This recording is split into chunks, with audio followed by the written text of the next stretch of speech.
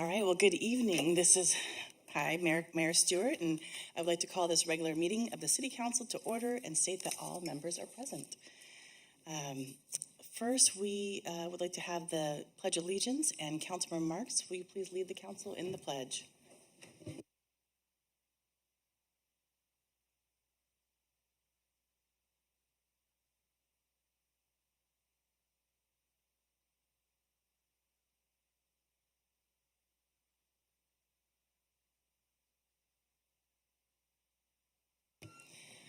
Thank you, Councilmember Marks.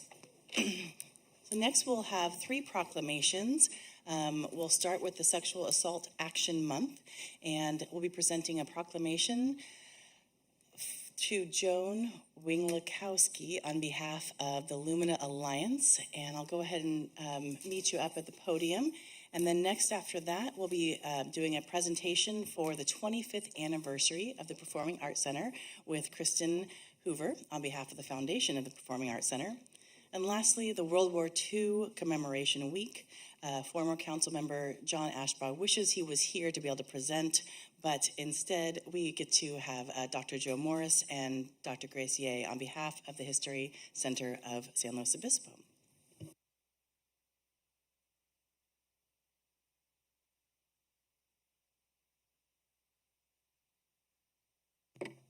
I always feel like I should have 3 minutes when I'm here. All right, so whereas Sexual Assault Action Month calls attention to the fact that sexual and intimate partner violence is widespread and impacts every person in San Luis Obispo. And whereas Rise and Stand Strong officially merged on July 1st, 2021 to form Lumina Alliance, an agency that serves survivors of sexual and intimate partner violence throughout all of San Luis Obispo County. And whereas although progress has been made toward preventing and ending sexual violence and providing support to survivors and their families, important work remains to be done. Whereas there is a need to focus on the individualized needs of sexual violence survivors, whereas the marginalization of certain groups in society, including undocumented individuals, transgender individuals, and those living with disabilities, increases their vulnerability to sexual violence. And whereas Lumina Alliance continues to provide a safe environment to those affected by sexual violence with crisis intervention, counseling education, legal services, and emergency safe housing with the help of dedicated volunteers and professionals.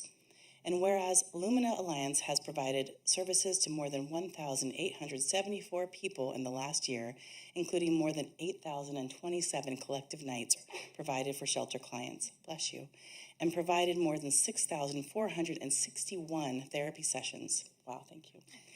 And whereas Lumina Alliance encourages the community to recognize our collective power to create a culture that simultaneously supports survivors and nurtures a world where everyone can live free from violence, San Luis Obispo strongly supports the efforts of Lumina Alliance, how every segment of our society can work together to better address sexual violence and how to help survivors connected with services. And now, therefore, I, Erica A., Mayor of the City of San Luis Obispo, on behalf of the entire City Council and the citizens of San Luis Obispo, in recognition of the important work done by sexual violence programs, do therefore proclaim the month of April to be National Sexual Assault Action Month. Thank you. Yes, please. Okay. Thank you, Mayor Stewart and the City Council for this proclamation. My name is Joan Winglikowski. I'm on the board of Lumina Alliance, and as Mayor Stewart previously mentioned, Lumina Alliance is a nonprofit organization created by the merger of Rise and Stand Strong last summer. Our mission is to empower those impacted by sexual and intimate partner violence through advocacy, healing, and prevention programs. During the month of April, we look to engage our community in conversation, education, to dispel myths about sexual assault, and to foster a culture that supports survivors. We are saddened to hear about the multiple sexual assaults that have been shared by dozens of survivors on our local media recently. This only illustrates what we know to be true, that sexual assault is underreported and it can take months, years, if not even decades, to disclose.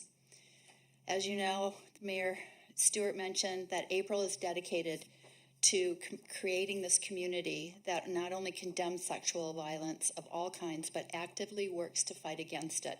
Throughout the month, there are many opportunities for community members across the county to learn more about sexual violence and actions that can help them take action to prevent.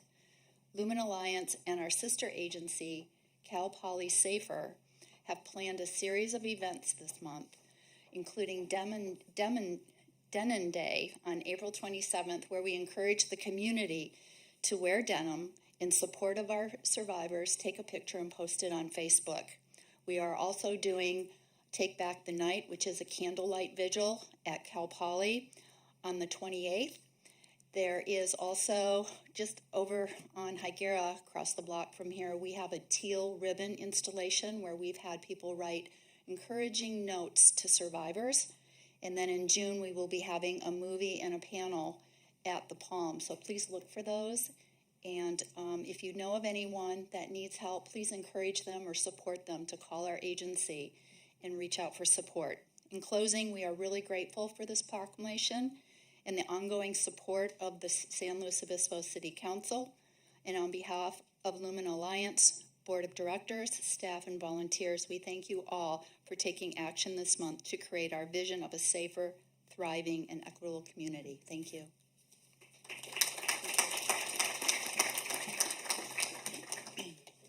Thank you so much, Joan. And just as a reminder that, if you do know of something and see something, please contact the non-emergency dispatch number, and unless it is an emergency at that moment, and please let someone know. Well, hello, Kristen Hoover. It's so nice to see you.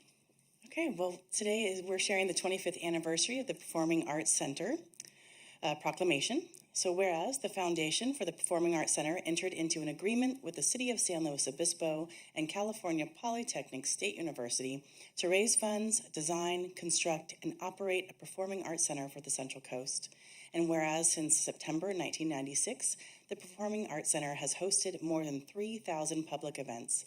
And whereas the Performing Arts Center has welcomed more than 1.5 million patrons through its doors.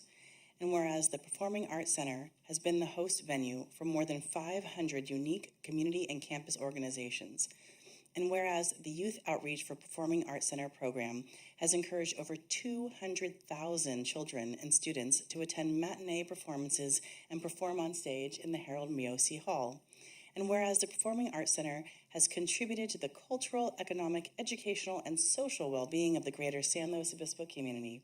Now, therefore, I, Erica A. Stewart, Mayor of the City of San Luis Obispo, on behalf of the entire City Council, do hereby acknowledge the unique partner agreement to design, construct, and operate the Performing Arts Center and its 25 years of great performances and successful operation. Thank you so much. Thank you. Thank you, Mayor Stewart and the entire council. We're really happy to be here to speak about this. So in 1986, the idea for a performing arts venue began to blossom. And through the foundation, which is the Foundation for the Performing Arts Center, we had generous community members donate $12.5 million. And that was part of the over $30 million that it took to construct the building. The partnership between the foundation, the City of San Luis Obispo, and Cal Poly did not stop once the building was completed. All partners agreed that each year they would collectively fund the maintenance and upkeep of the PAC in perpetuity. This is an incredible commitment by all partners, and we have yet to find another performing arts venue with this type of unique partnership. The PAC has provided a venue that enables our resident performing arts groups to grow and mature in sophistication, capability, and now they are able to routinely execute world-class events. The exhilaration of performing in the Harold J. Miosi Hall is an unforgettable experience for our community artists. We strive to keep the hall as affordable and accessible as possible for community groups and audience members while keeping the facility in an impeccable condition. We celebrate 25 years of the PAC, showcasing sweeping Broadway musicals, famous artists, and cutting-edge music for over 25 years. If you've never been to the PAC, you might not be aware of the many venues that exist inside it. The PAC includes the majestic 1,286-seat Harold J. Miosi Hall, the 498-seat Alex and Faye Spanos Theater, the 180-seat Classroom Phillips Hall, and the multi-purpose pavilion, which holds about 400 people. The PAC enriches the cultural lives of theater goers, including offering a free matinee program for thousands and thousands of local students across several counties. This opportunity has given school-age children a chance to experience artistic greatness firsthand. I can attest that the sheer energy and delight of the children experiencing the PAC for the very first time is so moving and reminds me why art is so important in all of our lives. Today, we honor the continued partnership and invite our entire community to a very special celebration this Saturday, April 23rd, at the Performing Arts Center. 3 years ago, our foundation embarked on the process of making a documentary film to tell the history and stories of the Performing Arts Center. The film was completed about 6 weeks ago, and we are thrilled to premiere it for the very first time this Saturday. Even the cast has not seen the film yet. You will recognize some local residents, including our very own City Manager Derek Johnson and former City Manager John Dunn.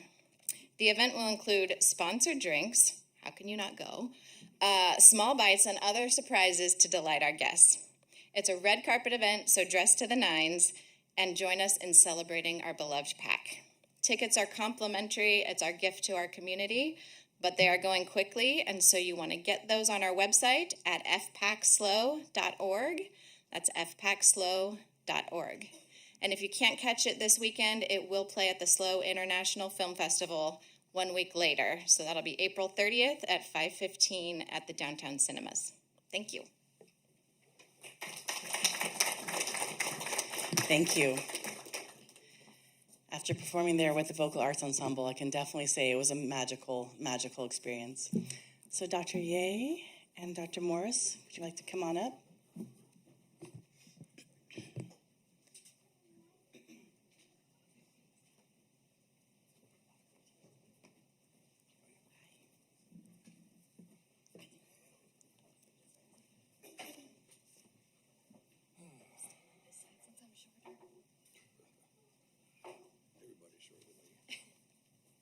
Thank you. All right, World War II Commemoration Week, April 24th through 30th, 2022. So whereas World War II irrevocably transformed San Luis Obispo as this community mobilized for war, and whereas Camp San Luis Obispo was a training base during the war for 9 divisions of infantry that prepared over 140,000 soldiers for combat. And whereas the Veterans Memorial Building in San Luis Obispo honors the memory of those who served in World War II, as well as other conflicts in which our nation has been engaged. And whereas in April 1942, the federal government expelled hundreds of local Japanese Americans from their homes and businesses in SLO County to remote and desolate internment camps for the duration of the conflict. And whereas in April 1942, the 54th Coast Artillery, a black regiment, arrived in SLO with 8 155 millimeter artillery guns to protect critical oil terminals here. And whereas in April 1942, thousands of Filipino Americans in the Central Coast enlisted and reported for duty to Camp San Luis Obispo in numbers far exceeding recruitment goals, forming 2 full regiments that fought bravely throughout the Pacific. And whereas the last week in April 2022 is a meaningful time to consider a time when our nation struggled to overcome the forces of authoritarian enemies and to foster a commitment to human rights and respect for the common aspirations of humanity. Now, therefore, I, Erica A. Stewart, on behalf of the entire San Luis Obispo City Council, hereby proclaim the last week of April as World War II Commemoration Week, joining with the History Center of San Luis Obispo County and other museums throughout the county to sponsor free public events to honor the brave Americans of that era, men and women of all races and national origin who sacrificed their property, their liberty, and in many cases their lives to achieve victory in World War II, kindling our hopes even unto this hour for lasting peace. Well, thank you so much.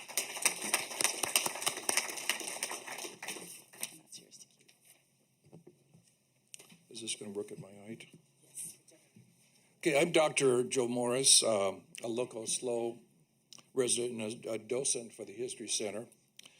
Starting this coming Sunday, we'll be leading 9 events over the next week to commemorate the experiences of World War II in this community. This particular week, we deliberately chose because it is the exact 80th anniversary of the forced eviction of our Japanese American neighbors here in April 1942. By order of President Roosevelt, they moved to detention camps, living in primitive barracks until the war ended. At a time of public hysteria after the Pearl Harbor attack, they were forced to leave. They could take only the possessions they could carry. We did little here to challenge this injustice.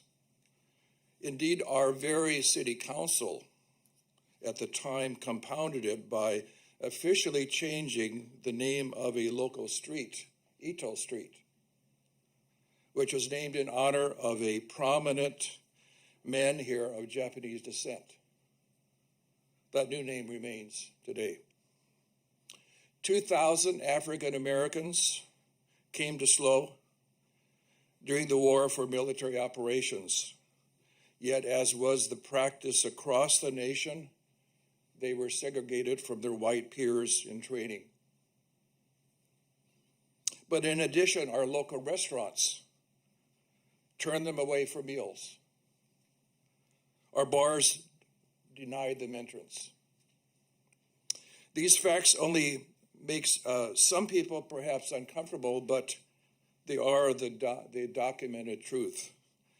In many ways, our citizens did contribute impressively to the war effort. Thousands served as volunteers. Nearly 1 million men were trained as soldiers, Camp San Obispo and Camp Roberts. But that generation, 80 years on, is now passing out of existence. It is important for us to honor and learn from their struggles to safeguard our democracy, which remains in danger even today.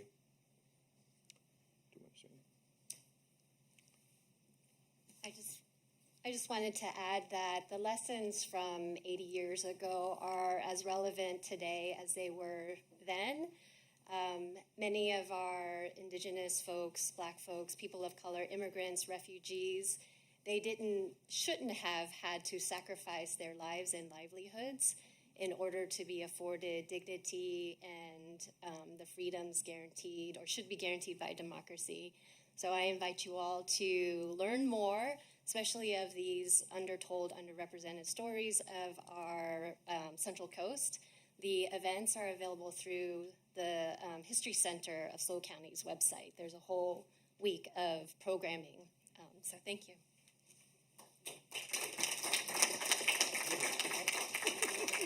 Thank you, Dr. Morris. Thank you.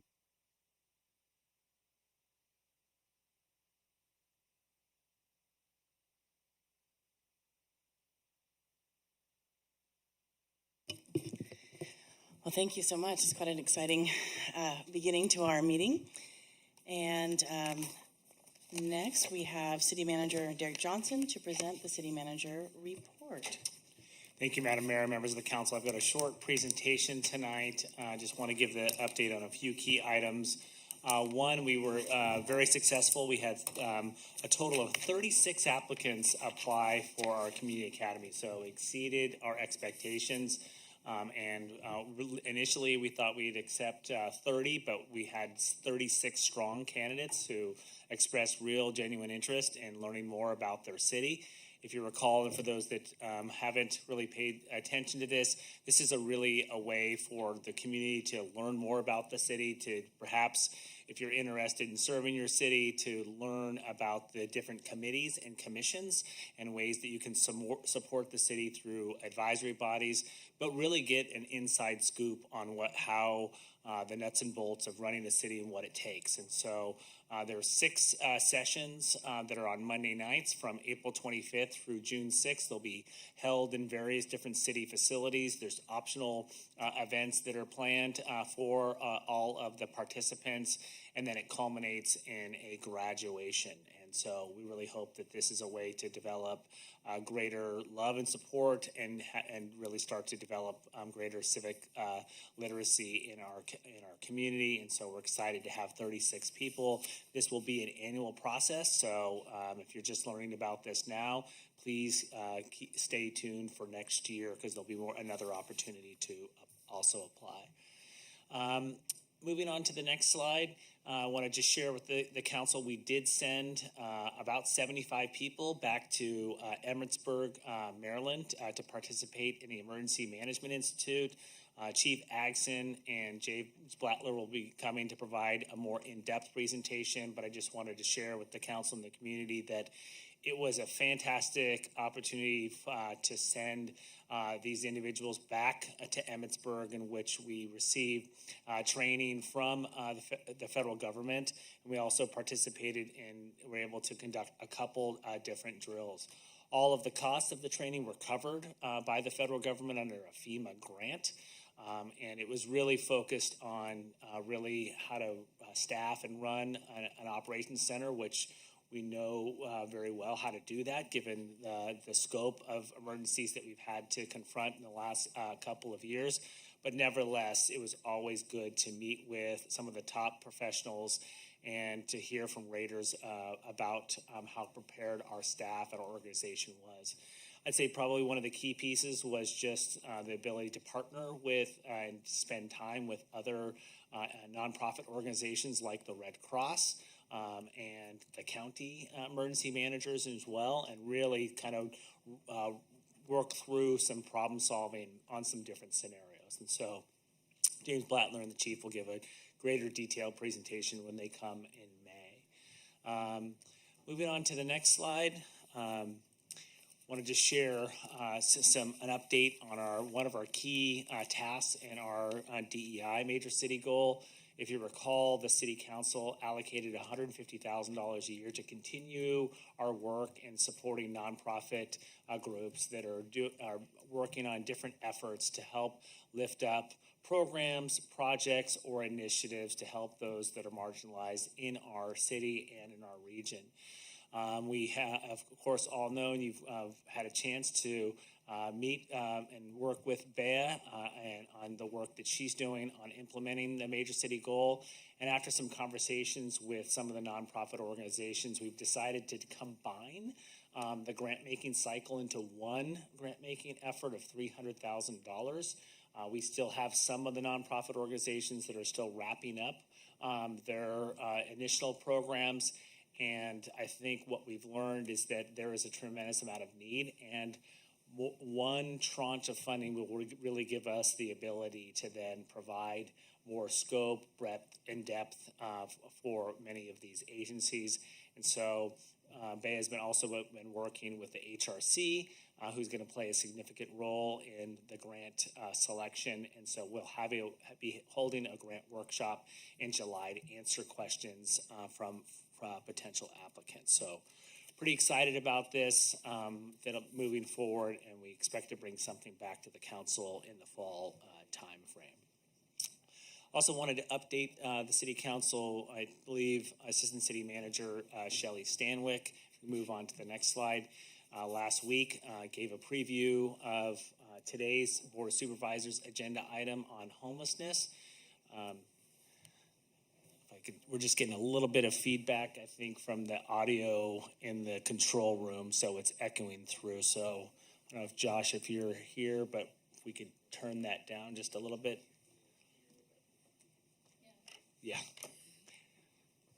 Sorry for that. We'll just a little delay here.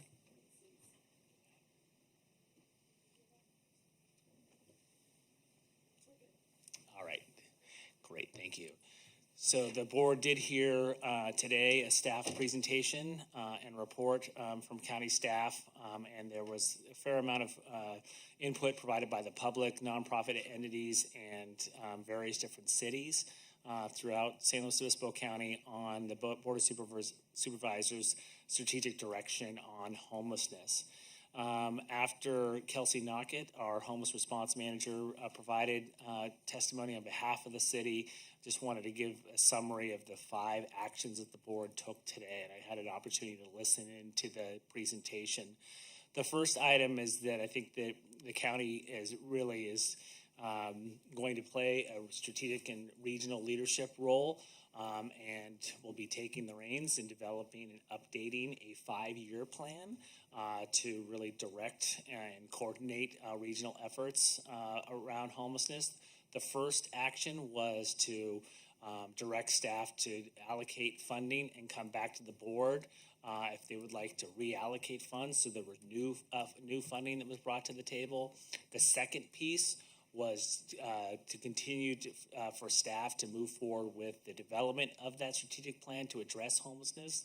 And we heard from Susan Funk, who's the chair of the Homeless Services Oversight Committee. She gave an update on some of the strategies that were contained in the plan, and the board concurred with the focus and the direction of the update of the 5-year plan. They directed staff to evaluate the development of a county homeless operations coordination center. So the county is going to be looking at potentially repurposing the building out on Oklahoma Avenue as a potential coordinated location for homeless response.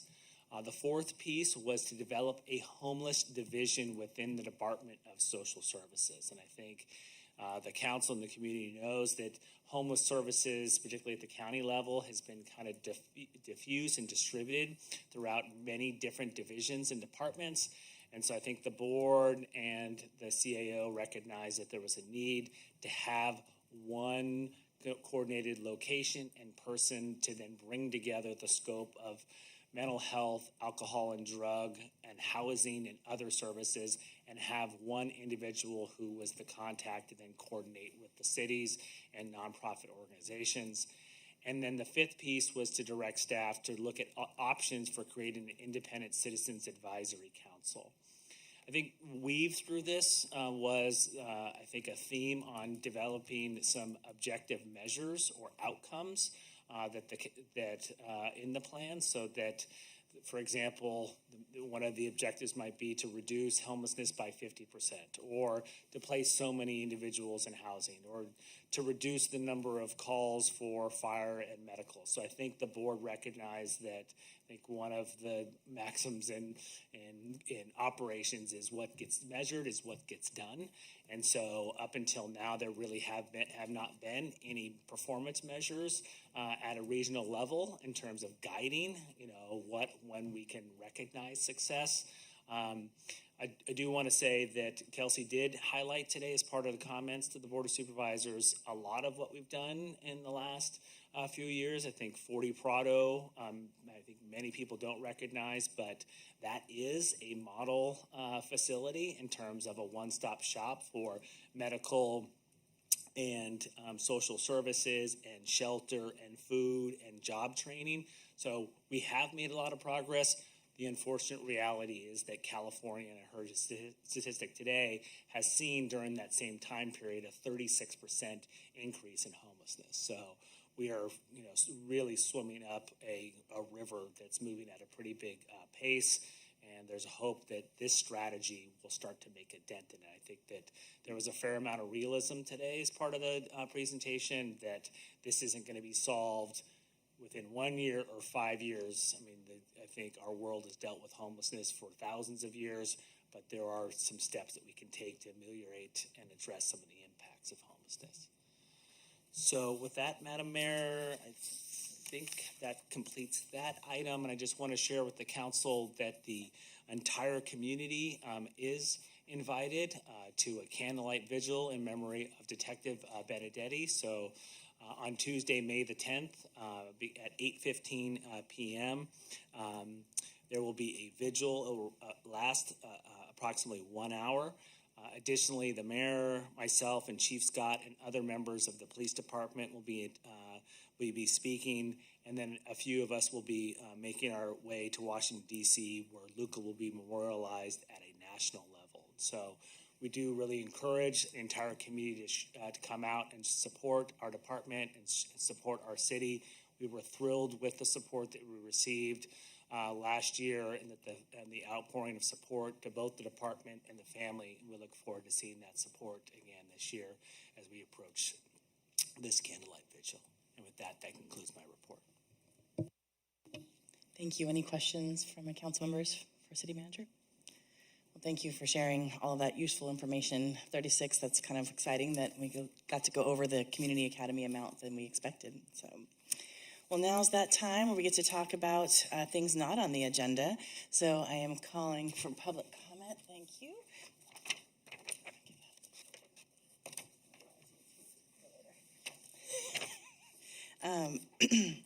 So if you would like to provide public comment and have not given us one of these yellow cards yet, this is that time. Please go ahead and turn it into the city clerk right here. So at this time, I have Ninja May. If you'd like to come to the podium, and you'll have 3 minutes.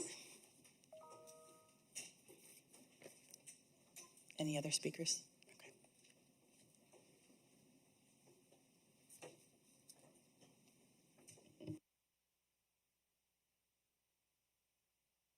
Go ahead and press that button right on the bottom there. Yeah. Hello. Awesome. That slide actually answered my issue, and the council already know my problem. So I would like to actually read a speech that I have.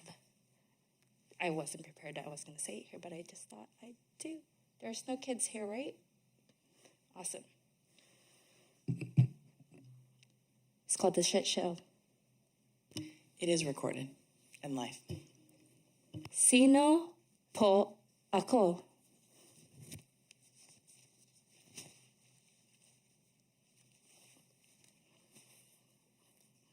Who am I? Marian Talino ang pangalan ko po. Google Translate says Talino means talented, intelligent, brains. But the truth is, matigas ang ulo ko po. I am just hard-headed and stubborn. Determined to be free from utang na loob, a debt of one's inner self. Most of my teens were spent sweating for scholarships to study at UCLA, only to become, in my 20s, a sassy social scientist, storyteller, specializing on situationships. So let me show you. This is my get your shit together list. The easy shit, like support the next gens. 7 years I've been dismantling systemic racism in Hollywood. The tough shit. Decolonization through cross-cultural storytelling.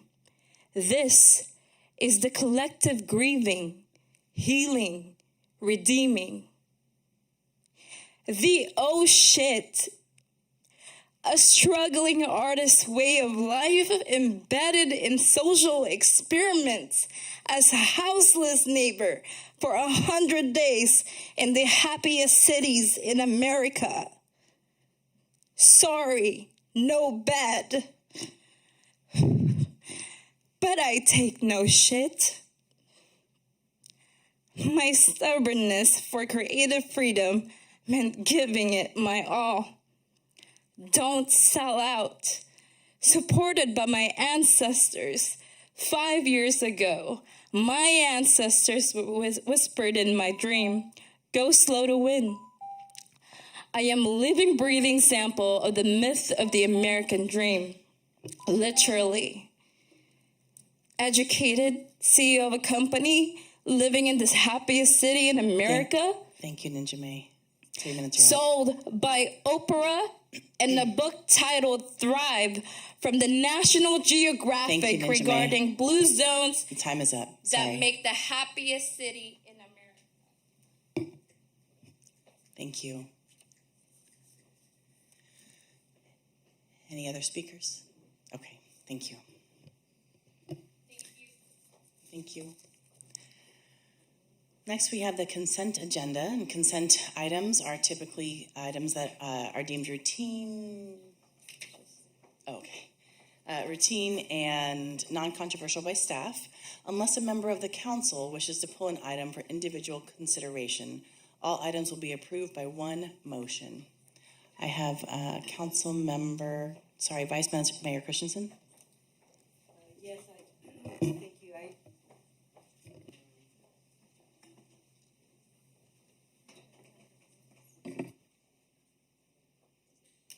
All right. Yes, I need to recuse myself from item 5K because it's about TEMA, where I work.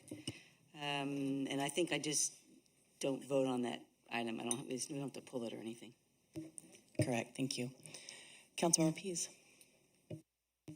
Thank you. I'll recuse on item 5H, which is the Dana Street project, since my office is still there. And I would like to pull the, there are so many, the legislative platform for a discussion, brief discussion.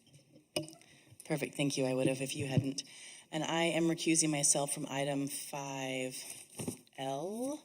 The reimbursement agreement between the city and Connect Slow Partners. The project is within 500 feet of my residence. So beyond that, the consent items, do we have a motion? Oh, sorry. Do we have anyone who would like to provide public comment on the consent agenda? Please go ahead and turn in your yellow cards. And at this time, we have Scott Smith to talk about the Anderson Hotel funding.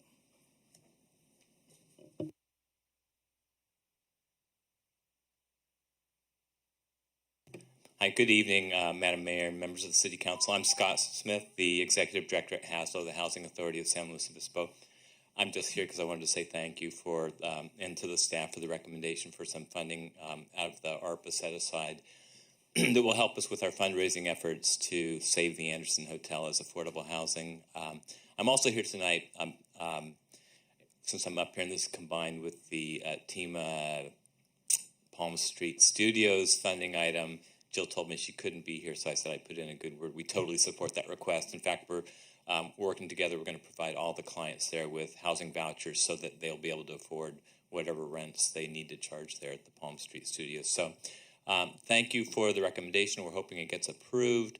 The county has provided approximately the same amount of money as, and Friday we're meeting with Congressman Carbajal, who has been successful in getting $2 million directly appropriated by Congress in the budget. So those are our building blocks for acquiring and renovating. The renovations are going to be steep, and we've set sort of a minimum benchmark that's acceptable for us to step in as owners and fill that role. And it's a minimum of $22 million, and we still have probably an $8 million gap to get there. But we're confident we can raise that with these to go out and start leveraging. So I'm here tonight and wanted to say thank you for that. Thank you so much. We're excited about that project. Any other council? Okay.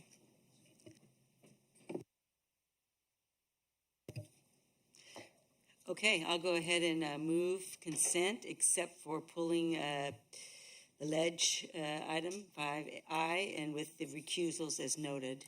Hopefully you got those when you recused. All right. Thank you. Councilmember Marks. I'd like to second that. Thank you. Councilmember Pease, did you have? Okay, no. City Clerk, would you like to call roll, please? Vice Mayor Christensen, Yes, except for K for me. Councilmember Marks, Yes. Councilmember Pease, Yes. Councilmember Shorsman, Yes. Mayor Stewart. Yes, except for L for me. Motion passes. All right, moving forward to the ledge action item. Do I need to call public comment separately on that? Okay. If there's any public comment on the legislative action item, please go ahead and share that now with the city clerk. All right, moving forward. Councilmember Pease. Thank you so much. I did just want to, lift up this item. The legislative platform is a really interesting document that provides the framework for the city and the staff to be able to make positions on county, state, and federal legislation that's going forward.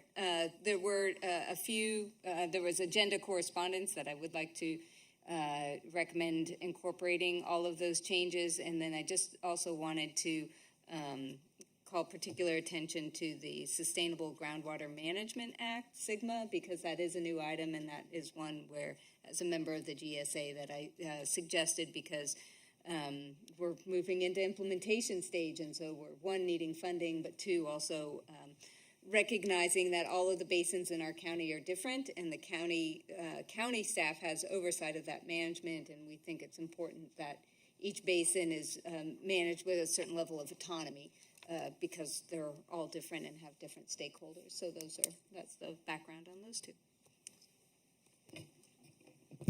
Great, thank you. Councilmember Marks. Well, it was my pleasure to work with Councilmember Shorsman to put this together, and I think the changes as proposed are just fine. I have no problem at all, so it sounds good to me. Thanks.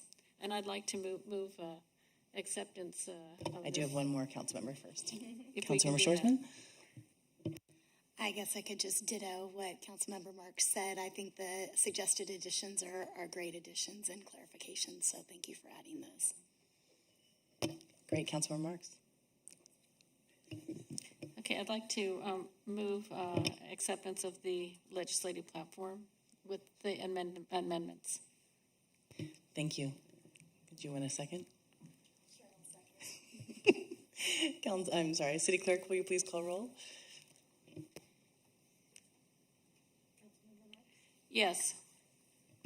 Councilmember Shorsman? Yes. Councilmember Pease? Yes. Vice Mayor Christensen? Yes. Mayor Stewart? Yes, and thank you for all of your work. I know doing the subcommittee work is extra, and I really appreciate your time. This allows us to move faster, which is difficult in government, and that's a wonderful thing.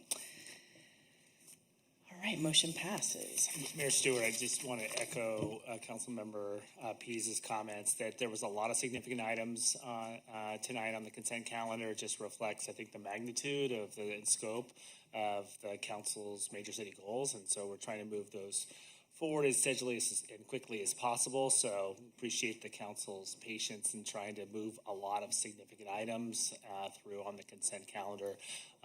This will be likely kind of the pace for the next few months because we've got a lot in store for the council, I think all the way through the July timeframe as the council and I think the community. And so I just offer this for the community who's watching tonight and here. There's in the audience, you're going to see a lot of items on consent, and that's just because we really have an impacted forecast all the way through the summer schedule.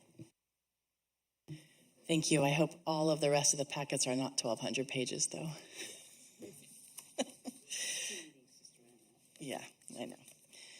Okay, so the next business item before us is to receive and file the 2021 General Plan Annual Report. Would Deputy Director of Community Development Tyler Corey and Assistant Planner Graham Bultima please present the report? All right. Well, thank you, Mayor Stewart, members of the council. We're pleased to be here tonight to present the city's General Plan Annual Report. Just want to introduce Graham. He was the author or producer of the report, coordinating with all the city departments to get the information to us and to you in a timely way.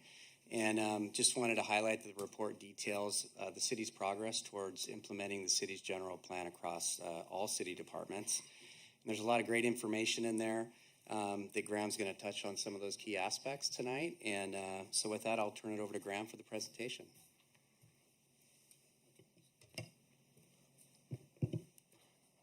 Thank you. Good evening, Mayor Stewart and members of the City Council. My name is Graham Bultima, and the item I'm presenting to you today is consideration of the 2021 General Plan Annual Report.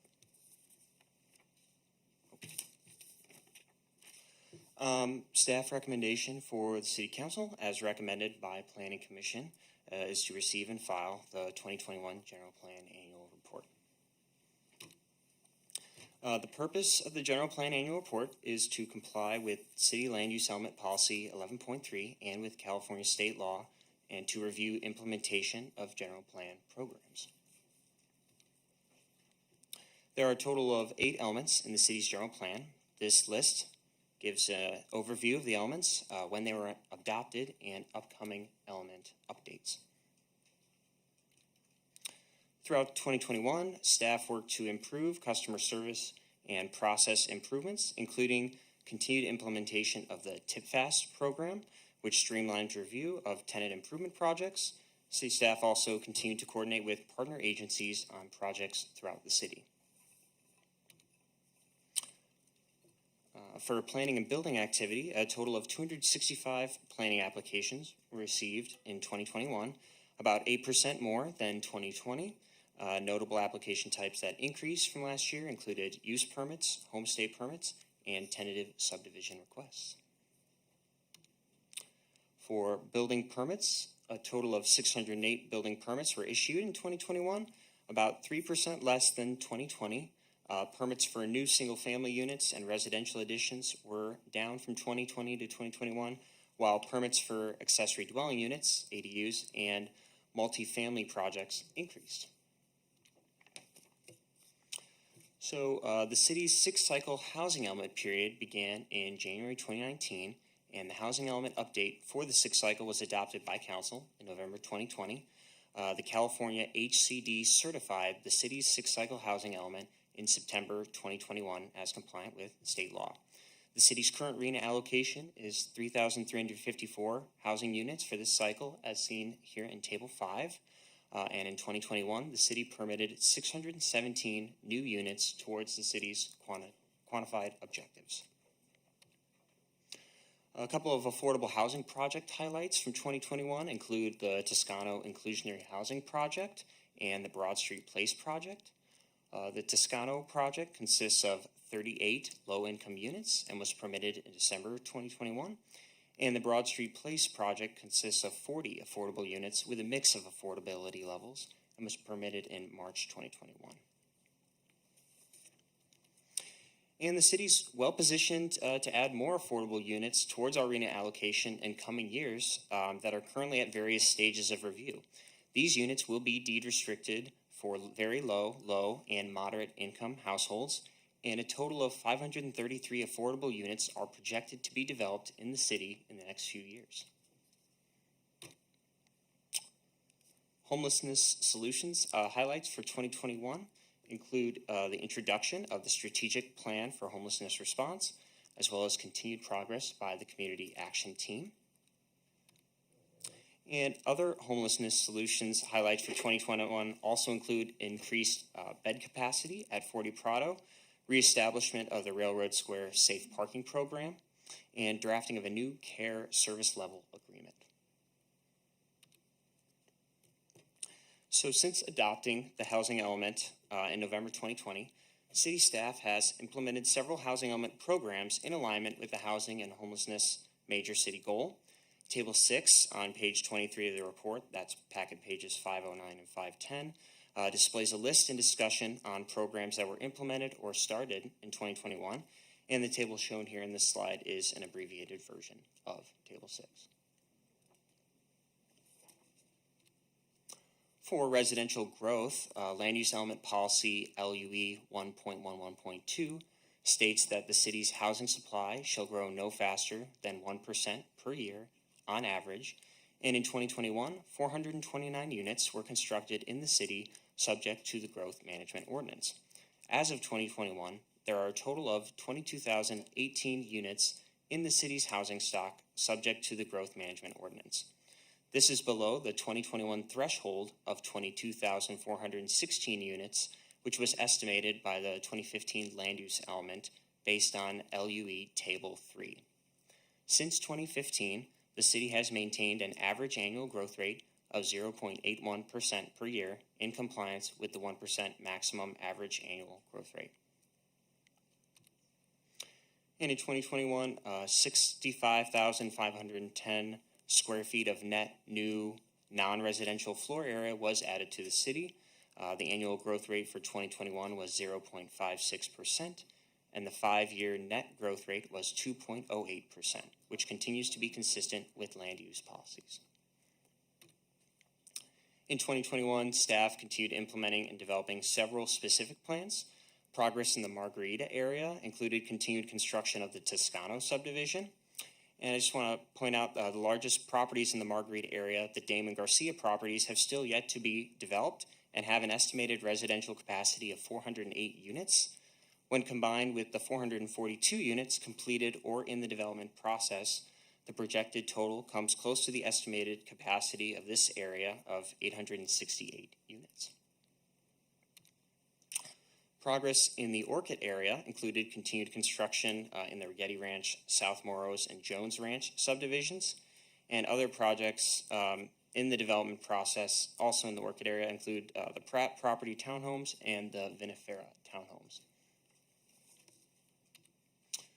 In the airport area, many large projects are currently in various stages of the development review process, including Avila Ranch, as well as the 600 Tank Farm project. And in Froome Ranch, an annexation application was filed in February 2021 and was approved by LAFCO in October 2021. Oh, sorry. Did I go the wrong way? Nope, we're in the right spot. Good. In San Luis Ranch, multiple projects are currently in process with a total of 654 units. The city has entitled all residential development in San Luis Ranch, and progress in 2021 included completed planning entitlements of the proposed Agricultural Heritage and Learning Center, shown here.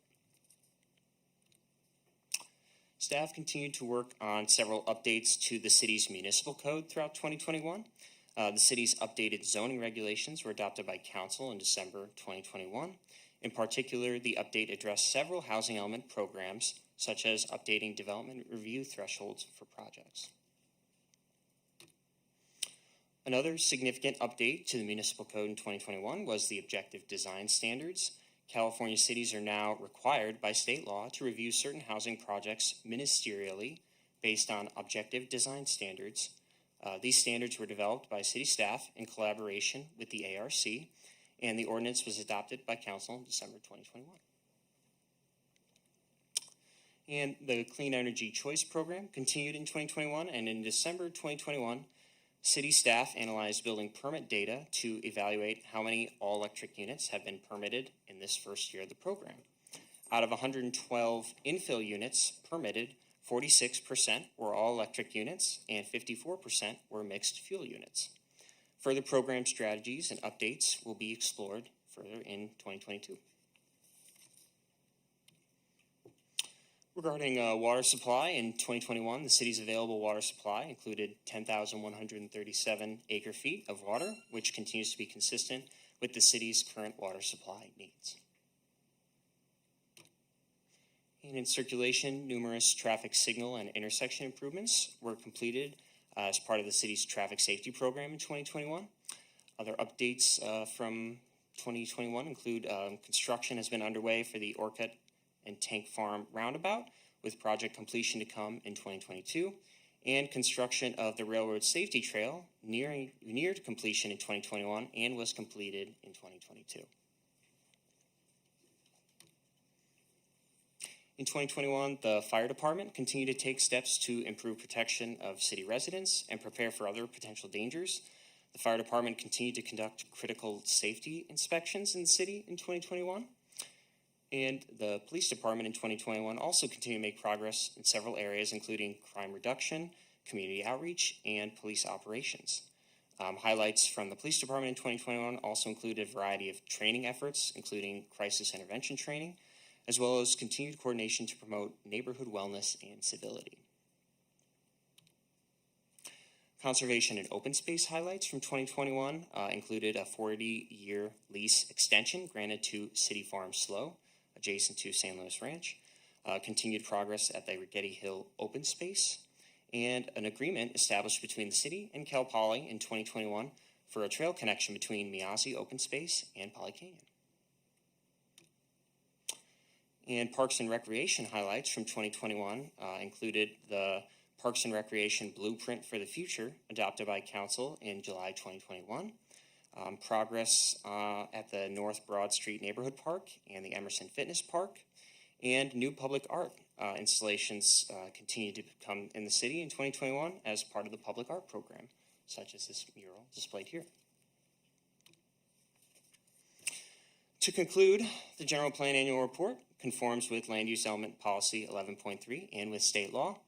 The General Plan Annual Report also provides you, the Council, with an opportunity to review implementation of general plan programs in 2021.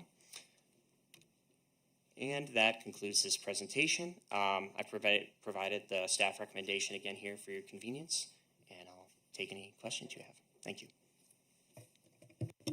Thank you so much. Councilmember Marks. Thank you. Yeah, I had a question about the noise element. The last time it was updated was in 1996. I was actually on the Planning Commission, believe it or not, in 1996. And I think it's time for an update. And so my question is, are we planning to update the noise element?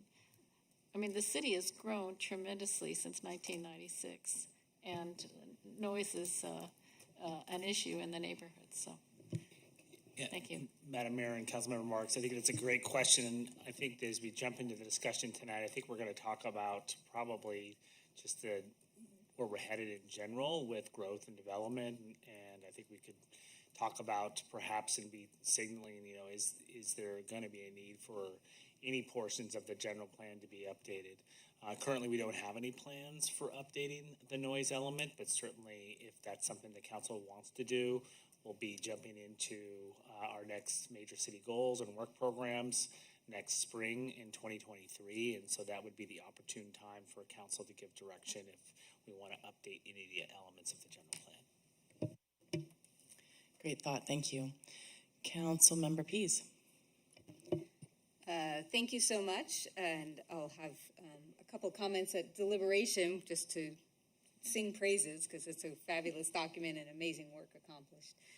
My question is, and City Manager Johnson alluded to it, just in terms of the residential growth, awesome to see the affordable housing and a lot of the policies that have been put in place years ago are bearing fruit in terms of having developers be able to bring these kinds of affordable projects together. So I guess a couple of questions are, at what point are we starting to come to, will we be outpacing what's in our land use element in terms of that residential growth?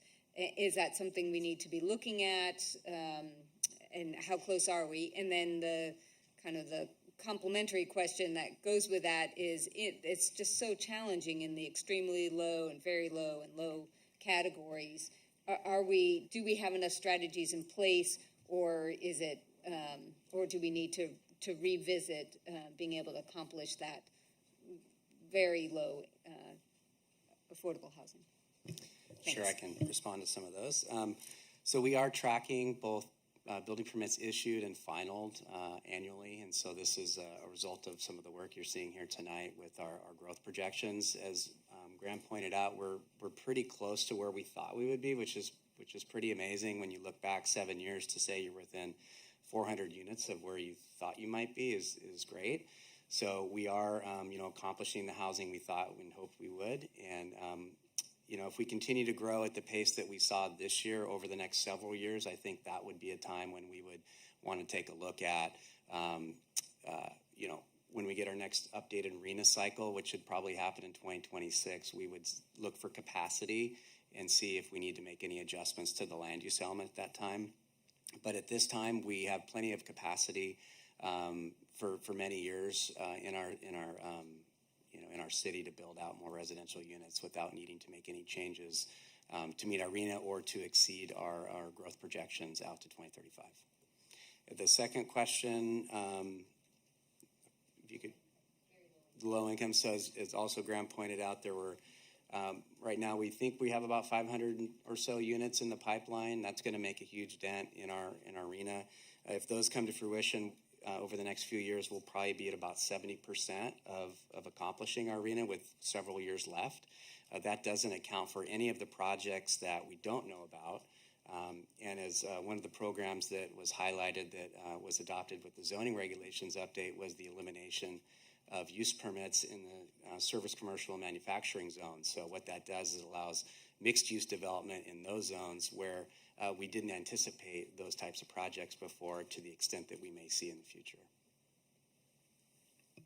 And Madam Mayor and Councilmember Pease, I think the question begs, I think probably when we get into deliberations, probably a policy discussion, because during agenda review today, we had a little bit of a discussion around what we could see, and I think, Tyler can jump into it more, kind of the forecast of where we are in terms of growth management and probably the next RENA cycle. We went through a land use and circulation element update in 2013 all the way through 2015. We are pacing in a way where we're hitting the production that we anticipated, but just seeing the appetite at the state HCD level, probably we're going to be faced with probably having to take some action with just the production of housing to probably create more capacity. And I think that we shouldn't do that in isolation. We should probably do that comprehensively. And so as you get into deliberations tonight, we want to talk about that perhaps, so we can tee up and have some thinking put in place for our next budget cycle.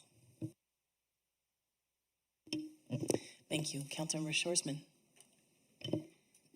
Thank you. Yeah, my question kind of piggybacks on Councilmember Pease's question.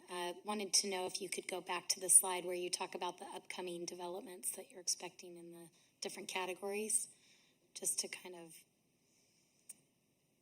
it went by quickly. Yes.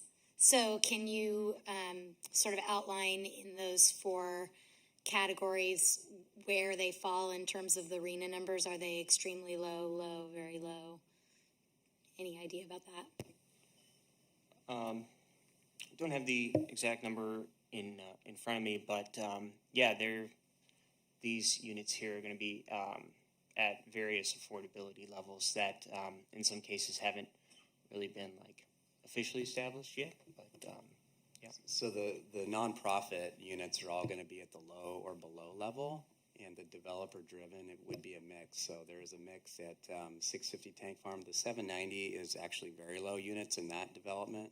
650 Tank Farm has a mix of affordability, and I'm not 100% clear on the 24 affordable and the Avila, what level those are at, but we can follow up on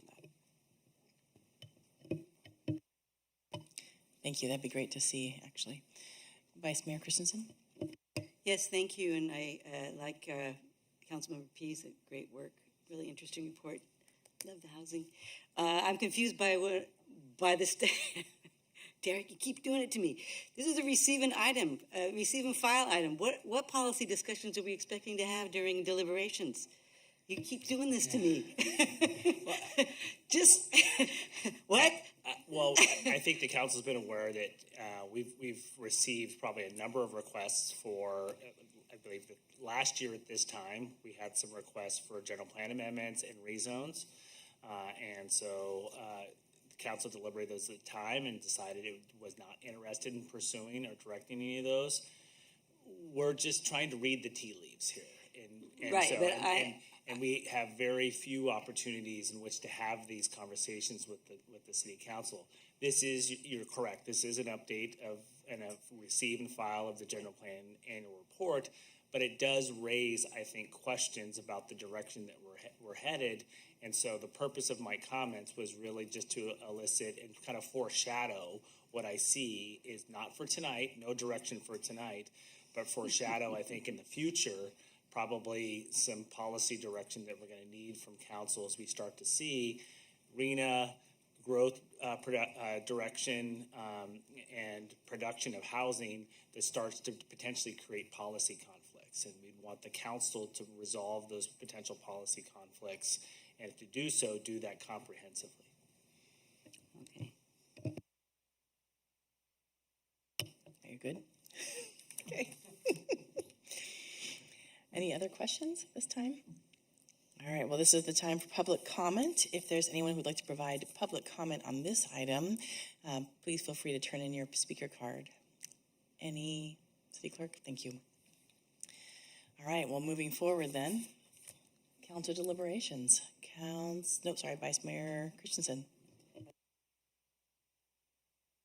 Okay, Councilmember Pease.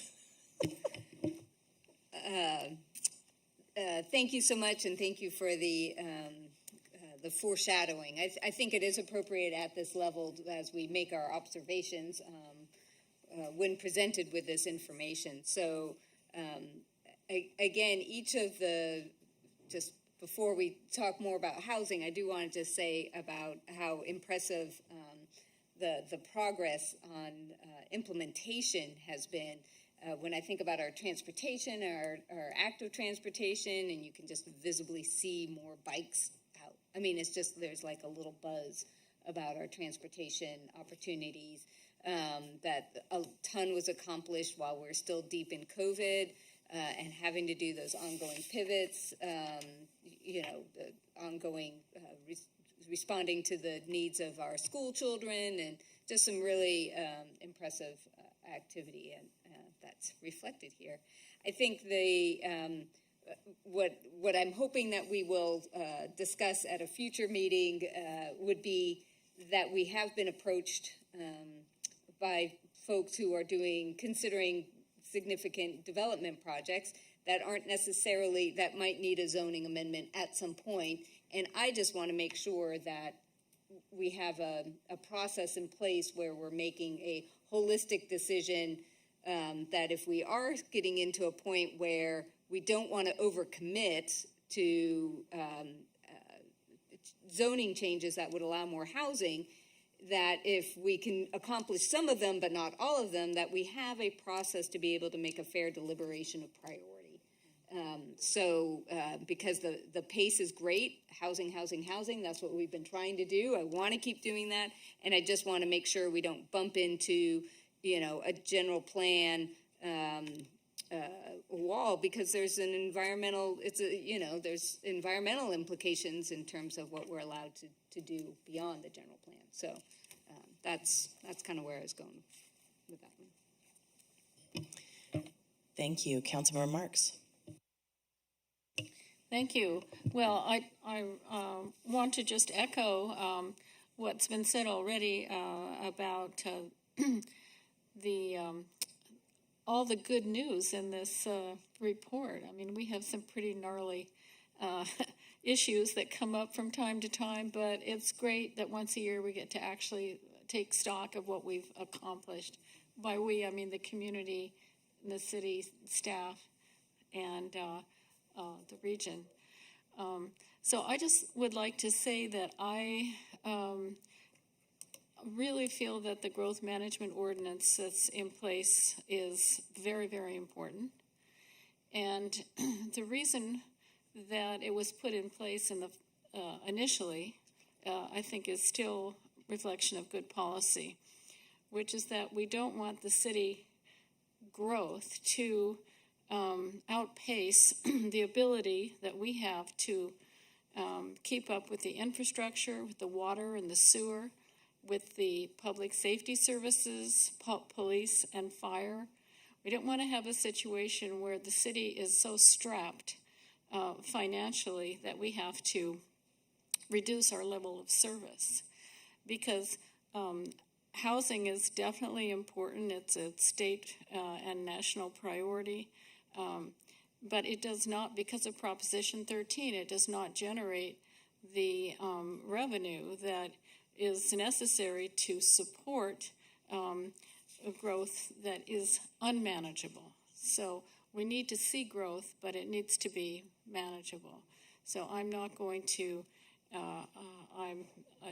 to provide any tea leaves. I just want to say that in general, this community wants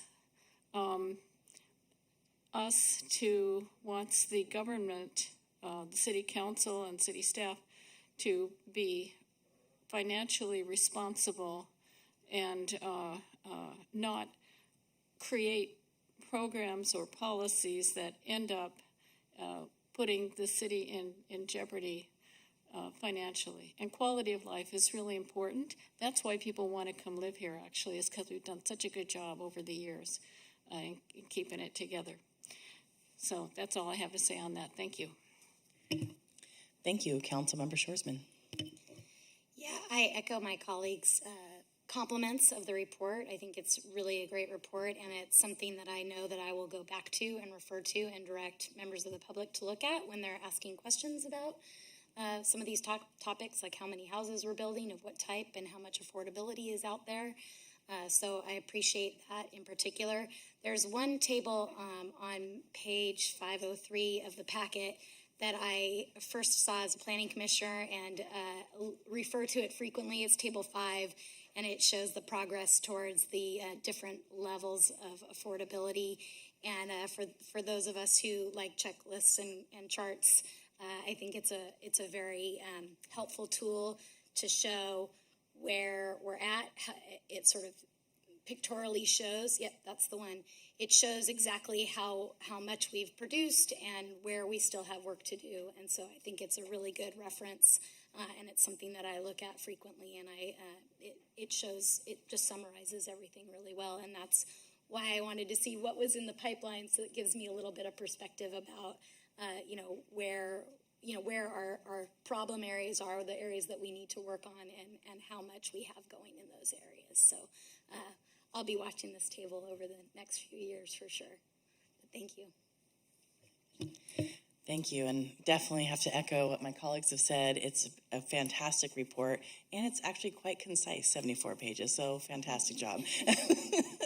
And yes, I think that if people are interested in housing, this is a bookmarking opportunity on the website. I know this will be one I'm actually, people printing out in paper, because I can use this as a reference often. So thank you very much. Also really appreciated the slide in the page around the gas versus electric dwellings. That was really helpful, and also to see the ADUs. So I think as we continue seeing what the very low income and low income spread out breakout is in the other page you showed, that would be great to see.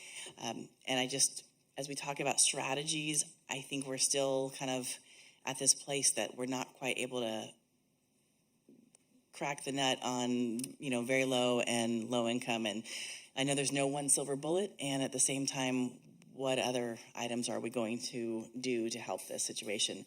So I also think, again, to remember that we are staying within those growth expectations is great to see.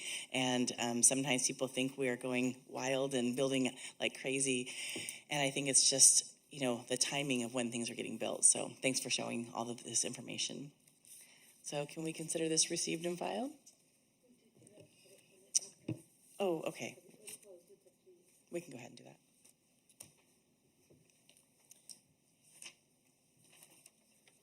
Okay, we do have one more public comment, and that is, I think, Ethan.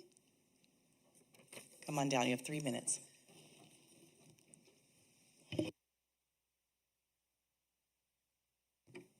I apologize. Ooh, that's loud. I apologize for going not in the right time. I'm a new around these parts. I'm a student at Cal Poly, and I think the student housing crisis, it's frankly disturbing. I'm taking a full course load, and it's 25 to 35 hours of work a week. It's not a joke. It's a lot of work. And looking for housing, it's like another job. I looked for 10 hours a week, and thank God I found a place. It's pretty expensive. Thank God I have some sort of college savings. If I didn't, I don't know what I'd do. But there are people who live 4 or 5 people in a bedroom, and it's depressing. It's probably unhealthy, definitely mentally. I don't know about physically, but maybe. So is there any plans for this? I guess this is more of a question, but is there any plans for the city to focus on student housing in specific? Either allotting more money or funds for the university to build more student housing, or for the city itself to provide some sort of student housing? Because it's definitely a crisis. And that's it. Thank you. Thank you so much. And I do encourage you to look at the masterplan.calpoly.edu, because there are some student housing plans on the Cal Poly site. Do you want to answer? Yeah, thank you, Madam Mayor, and appreciate the comment. The mayor did allude to the Cal Poly Master Plan, which I think today, just to share perspective, I think Cal Poly, out of all the 22 CSU campuses, houses the greatest percentage of university students. Yet we know it's not enough, and so that's why this city, through the city council, through essentially the objectives that the council established for staff and commenting on the master plan, really encouraged Cal Poly to pursue a strategy to maximize housing on campus. The goal is to house nearly 70% of students on campus. I think the exact goal is 67%. The mayor and I have had some conversations with the university about coming to the city council. We'll look into placing them on the forecast to talk a little bit about their progress on the master plan and give an update on the master plan, and probably revisit on enrollment and future enrollment projections, because those tie to housing demand. I think the city has historically wanted to try to make sure that we're producing housing for our community and students, but really focus on community members and try to see if the university can house more of its student population on campus, and also perhaps faculty and staff as well. The council was probably aware that we did reach agreement. We brought some agreements to the city council, I think it was about 2 years ago, for water and wastewater capacity tied to the university master plan. And I know in speaking with President Armstrong and his team that they are going to be moving forward with a few housing projects. And some of those projects will require us to revisit other areas of city services, such as public transportation and our bus services. Thank you so much. And thank you very much. And with that, we're going to take a 10-minute break before we start talking about garbage.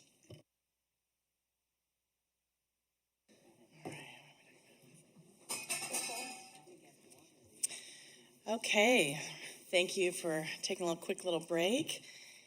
And today we're going to introduce an ordinance to amend and restate an existing franchise with the San Luis Garbage Company to implement Senate Bill 1383 requirements. And would staff present the report? Thank you. Good evening, Mayor and members of the City Council. My name is Rebecca Bernstorff, and I'm the Business Services and Administrative Manager for the Community Services Group. As a part of my role, I assist in oversight and support of the solid waste and recycling program, as it has grown in complexity just a little bit over the last year or so. The item before you for consideration, as you mentioned, Mayor, is an introduction of an ordinance amending the city's 3 franchise agreements with San Luis Garbage Company, required as a part of the new Organics Recycling Law, Senate Bill 1383. With that said, I'm going to turn it over to Tina Clark, Solid Waste and Recycling Coordinator, to lead us through the presentation. Thank you. Good evening, Madam Mayor and council members. The item before you tonight is to introduce an ordinance to amend the city's 3 franchise agreements with San Luis Garbage as part of the city's compliance with Senate Bill 1383, California's short-lived climate pollution reduction law. Therefore, tonight's recommendation is to introduce an ordinance amending and restating the city's existing franchise with San Luis Garbage Company to implement Senate Bill 1383 requirements. Senate Bill 1383 is a broad law that establishes methane reduction targets for California. Methane is a greenhouse gas over 80 more times potent than carbon dioxide, and landfills are the 3rd largest source of methane gas in California. Thus, SB 1383 calls for a 75% reduction in the amount of organic waste disposed in landfills by 2025. This is the reason why SB 1383 is often referred to as the Organics Recycling Law. I want to mention that SB 1383 is a comprehensive law with a great number of mandates, and that tonight I am only going to be talking about the ones specifically related to the city's franchise agreements. So why does the city need to amend its agreements with San Luis Garbage? Because SB 1383's supporting regulations require all jurisdictions that contract out for discarded materials collection services to include specific provisions of the law in their agreements. In addition, the law also allows cities to delegate some of their additional SB 1383 responsibilities to their franchised hauler. When it came down to negotiating the franchise agreement amendments with San Luis Garbage, whose parent corporation is Waste Connections, staff took a regional approach. We held joint meetings with neighboring Waste Connection franchise cities and took advantage of the services offered by the Integrated Waste Management Authority's hired consultant, Hilton Farnkoff and Hobson. The city has 3 separate franchise agreements with San Luis Garbage, one for solid waste collection services, one for recycling collection services, and one for organic food and green waste. The 15-year terms of the solid waste and recycling agreements end in 2025. The term of the organic materials agreement ends on the 20th anniversary of the startup date of the Hitachi Zenosa Innova digester facility, what we call the local HCI compost facility. Because of the different contract terms, staff was not able to consolidate the 3 agreements into a single document. I am now going to review the highlights of the proposed amendments by focusing on 6 key areas. The first is program expansion. Organic materials recycling is no longer voluntary. All residents and businesses must participate in it. This means that unless a customer requests and qualifies for a city-issued waiver, the hauler must provide all residential and commercial customers with 3 container collection services, one for trash, one for mixed recyclables, and one for green organic food and green waste. The second key area I'm going to focus on is disposal. All source-separated collected materials must be taken to an approved organics and recycling materials processing facilities. The city uses the Cold Canyon Materials Recovery Facility for recyclables and the HCI Compost Facility for food and green waste. If HCI is at capacity or temporarily unable to accept materials, the overflow can no longer be ground into mulch and applied for land recovery at the landfill. It's now going to have to be taken to Angle and Gray Compost Facility in Santa Maria. The third key area of the amendments is public education. Residential carts and commercial bins must adhere to statewide uniform color and content labeling rules. Black signifies trash, blue mixed recyclables, and green organics. San Luis Garbage will also be helping us expand public education efforts through an annual education mailer and through periodic city-provided utility bill inserts. The amendments also address increased record-keeping and reporting required by the state to show the city's compliance with the SB 1383 mandates. Along this same line, enforcement is also a key area of SB 1383 regulation. The law's contamination monitoring and documentation requirements mean that San Luis Garbage must enhance their container contamination tagging notices, customer outreach efforts, and documentation procedures. Procurement is the final SB 1383 area the amendments address. The city has been assigned an organic materials procurement target of 3,685 tons per year. In addition to compost, the items that we procure can also include renewable natural gas, RNG. San Luis Garbage will assist us in meeting state organics material procurement mandates by delivering compost materials for city use and public giveaway events, as well as by using RNG in their collection vehicles when it becomes available.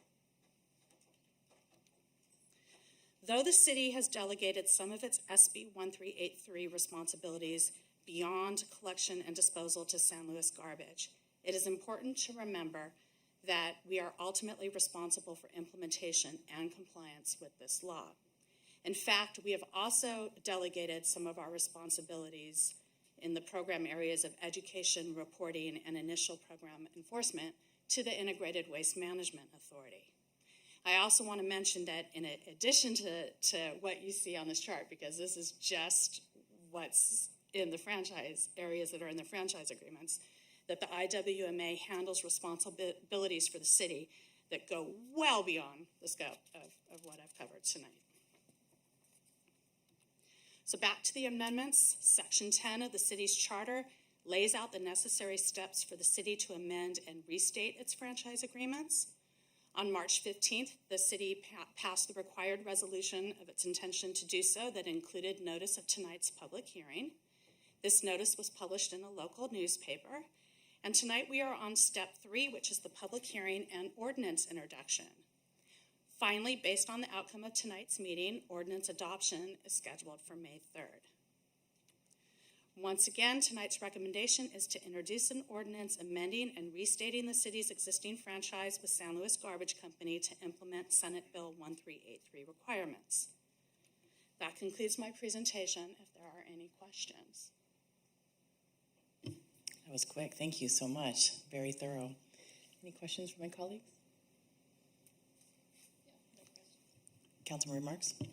Yeah, thank you. I'm just curious if you could tell us about the negotiations with San Luis Garbage Company. I assume that there were some negotiations, some conversations before coming up with these amendments. Is that correct? Yes, and this was something that occurred over months and even prior to my starting with the city. And as I mentioned, we took a regional approach because there are other Waste Connection contract cities in our region. It made sense that we all sit down at the table and work out the key operation issues, and that's exactly what we did. And as I mentioned, the IWMA had Hilton Farmcoff and Hobson assist and facilitate those meetings. Councilmember Pease? Thank you so much. What is going to be the process? This is new for our residents to, although we've had the ability, thankfully we've been ahead of the game to actually do collection of food waste, but still we keep bumping into folks who really had no idea. So I'm wondering what the process is for getting updates on tracking, how it's going in terms of education. Are we getting the quantities? Are we procuring what we need? I know that the 1383 has kind of this year doesn't have penalties, but in subsequent years it will. So when do you come back to us and see how we're doing? So this year we're rolling out, and one of the responsibilities that we delegated to the Integrated Waste Management Authority is that they're going to be doing route monitoring and actually flipping lids. And this is education, education, education. Ultimately, we are going to have to enforce, but right now we want to use this year and next year to really educate and get people to understand how the program works. Great. So food waste goes in the green bin. All of it. Yes. Okay, great. Thank you. You're welcome. Thank you. And I wonder about the education as well, because we're still talking about wish cycling, and I'm thankful for IWMA, sharing about that on social media, et cetera, but it's very confusing still. Which number is it, and what's the little, under the symbol, and how to recycle. So when we were at the Digester, and I just want to say thank you so much for the tour, and it was just an amazing process. And yet it was interesting that, okay, wait, the bio bag, that's why it can't go in. So I think we see compostable utensils everywhere. So how do we really get this full public education when people think they're doing a good thing with the compostable or biodegradable, whatever they're buying? And we're working on it. I actually talked to staff at the IWMA today to talk about how we can send a consistent, clear, uniform message as recycling markets, particularly for plastics, are growing. And it's a tough, challenging issue because a market could appear and be short term and then drop away, and then we have a lot of residuals. So it's an ongoing process, but I want to assure you this is right now, in the next few months, everything is coming together, and we're really working hard to roll out a very clear, uniform program.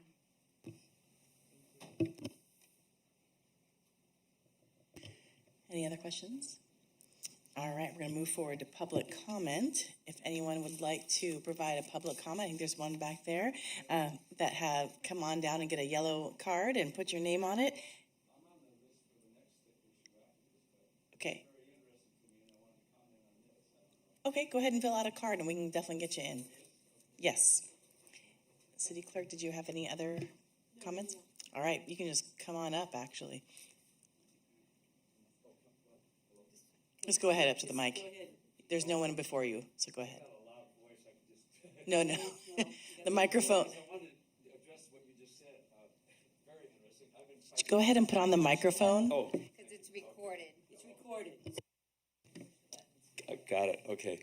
Yeah, so very interesting. And I've gone to the recycling, had questions to everybody down here. Why aren't we more conscientious of all this? If you go to Europe, Germany separates their paper, cardboard, glass, metal. They do all the work for you. You get fined if you don't wash out your, like a spaghetti jar or your milk cartons with the cottage cheesy kind of thing. Why aren't we doing that? I don't know if that would save time and make the public just be responsible for that. And if you go to places like hospitals, they have these recycling things. Nobody gets this stuff in the right bin. The best one, Sierra Vista Hospital is the best one I've seen. That's not even good. But French is like, everything's put here and there and everywhere. So I'm very interested in helping out with that on the side. So I'd like to talk to you more.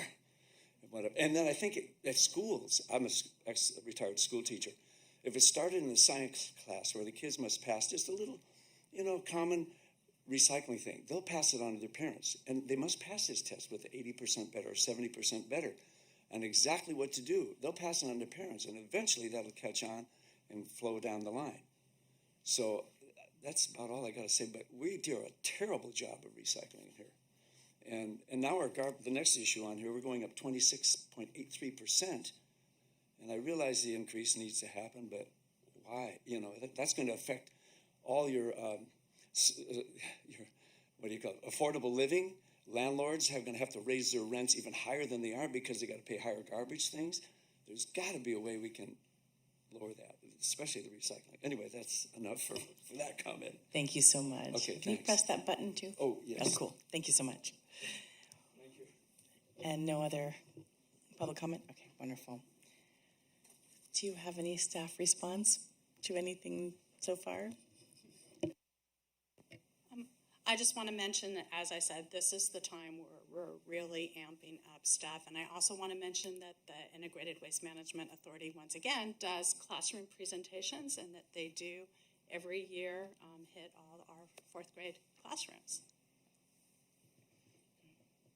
Thank you. I do have one more question too, around the multifamily units, just knowing how that's been a challenge in the past to get even green waste at some of the multifamily units. What's the thoughts on the next steps? Well, the IWMA, once again, we delegated some of our responsibilities to them.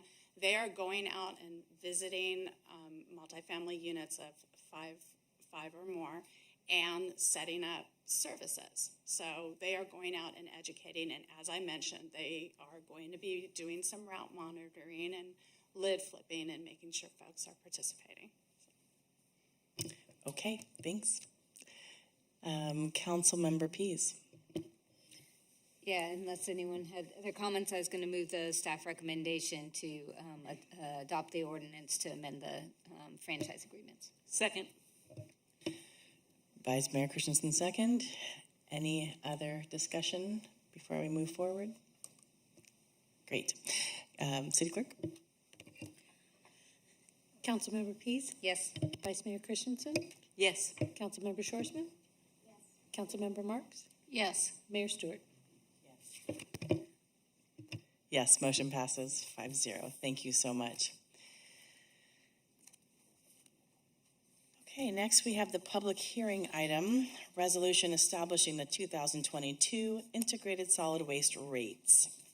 And Rebecca's still here, and Jordan Lane. Nice to see you back.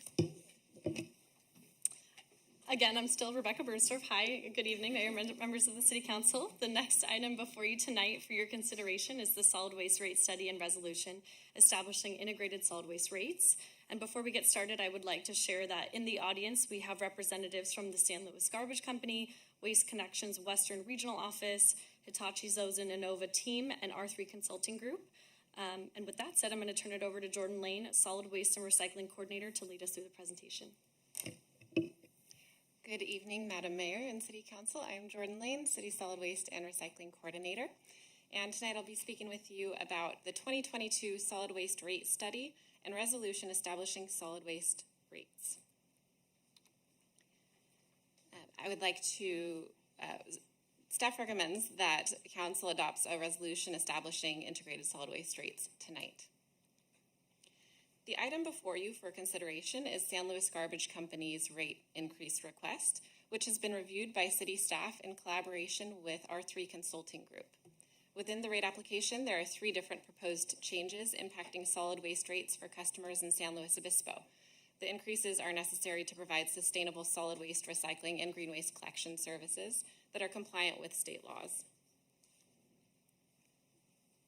Rate setting in the city occurs over a 3-year application period, and we are currently in base year 2022. Our rate setting is governed by the City of San Luis Obispo Rate Setting Process and Methodology Manual, as well as California's Proposition 218. Prop 218 ensures property owners are not charged a property-related fee that is imposed for a service that's not used by or immediately available to a property owner. It also requires that the city notifies customers 45 days in advance of the council hearing that they have the ability to protest the proposed rates. San Luis Garbage Company mailed over 12,000 notices on March 5th. They also posted the Prop 218 notices to their website, and the city has a solid waste rates page that we posted the notices to as well, and we included some frequently asked questions. A successful protest tonight would be considered if there were 6,117 written protests received by the city. As of 3 p.m. today, the total number of valid protests received by the city was 31, meaning that the rate increase has not been rejected and can be heard by council tonight.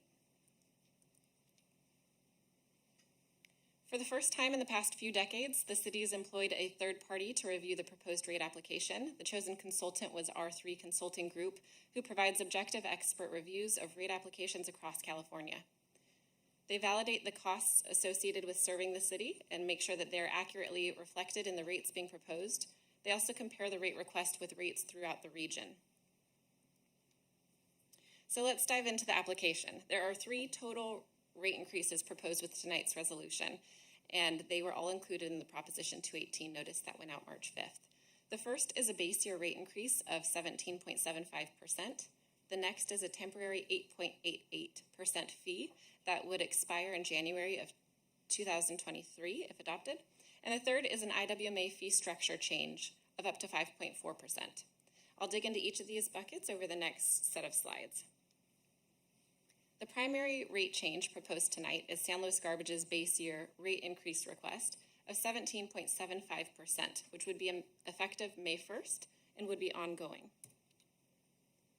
The base year request accounts for increases in costs related to capital investment, the Hitachi Zosen Innova digester, labor, insurance, the city's franchise and AB 939 and SB 1383 fees, as well as other general costs. Within capital investment, the garbage company has had to purchase new trucks to be compliant with California specifications. Each of these new trucks costs about $400,000. The benefit to the community of having these trucks on the road is decreased emissions and also high quality service. Other equipment and container replacements fall into this category, as does capital to support increased demand of food and organics, so new containers, and that's all based on implementation of SB 1383. The Hitachi Zosen Innova digester is our local processing plant for organic waste. It has now been fully operational and serving the city since late 2018. The facility was the first of its kind built in the United States, so there have been a few unanticipated challenges that have come with time, including permit constraints related to incoming material, plant modification like new screening mechanisms, and waste stream improvements like new fats, oils, and grease equipment. The maintenance of the plant, along with increases in labor, equates to approximately $457,000 in new costs. It's led to increases in the plant's fees, which are then passed on through garbage rates. The facility is really important. It plays a major role in the city's ability to reduce greenhouse gas emissions locally, and it gets us closer to reaching carbon neutrality. The success of our programs rely heavily on the facility operating properly and processing all incoming food and yard waste. Next is the labor segment. Employers throughout the country are facing challenges with hiring and retaining qualified labor right now. San Luis Garbage is no exception, and they have found that positions that require commercial driver's licenses, customer service representatives, and mechanics are especially difficult to hire and retain. So as a result, the proposed rate increase accounts for an increase of $2 per hour and 5% salary of non-management employees to help attract and retain qualified employees to deliver safe and quality service. So we want our drivers and our customer service people to be supported and compensated fairly. Franchise fees are allotted through our franchise agreements with San Luis Garbage, and they are paid to the city to cover impacts to the city's infrastructure, primarily to our roads. AB 939 and SB 1383 fees are the state's way of allowing cities to fund mandated programs for recycling and organics, because as a local jurisdiction, we have responsibilities appointed to us through the laws that are often unfunded by the state. Some of the responsibilities we've been able to designate to the IWMA and to our hauler, as you saw in the last item, but others like reporting, infrastructure improvements, and enforcement are costs to the city. In order to expand our solid waste and recycling program to a full-time staff of 2, we've requested an increase in these rates. Staff in this section are working diligently to improve on our diversion from the landfill locally, to enforce against contamination, to work with developers and businesses to create sufficient space for recycling and organics, and to provide outreach and education related to sustainability. The idea here is that as the program expands, so will our impact on reducing waste and meeting compliance with state mandates, collectively reducing greenhouse gas emissions and prolonging the life of our landfill. The other general costs category refers to the operating deficit of San Luis Garbage Company. Not only have landfill and processing fees gone up, but general costs of business have also increased according to an increase in the Consumer Price Index over the last year of 5.3%. The second component to tonight's rate increase is a temporary 8.88% rate, which would be effective May 1st, and it would expire on January 1st of 2023. The temporary rate increase accounts for a period of uncollected revenues from January 1st to May 1st of this year, and it's required by the garbage company to fund operations over the next year. The delay in rate adoption was caused by the timing of the county's withdrawal from the IWMA in relation to the effective date of SB 1383 regulations. So SB 1383, as you've heard now over and over and over again, has created costs for not only us, but the hauler and the IWMA. The county's departure from the organization impacted the fiscal and operational scope of the IWMA, and that fiscal impact of them leaving was not fully known in time for rate adoption on January 1st of this year, as we would have liked to see. According to the city's rate setting manual, the value of revenue lost due to that delay should be included in the base year application, which is why you're seeing it tonight. In order to have a complete and sufficient study of the total rate package, we needed to wait until that IWMA rate was adopted to come before you tonight with a full rate resolution. Which brings us to the third component to tonight's increase, which is an increase adopted by our regional JPA, the SLO County Integrated Waste Management Authority, also known as the IWMA. The IWMA works with the city of SLO, along with 5 other cities and 11 special districts, to plan and implement programs for hazardous waste, universal waste, solid waste, recycling, and organics programs.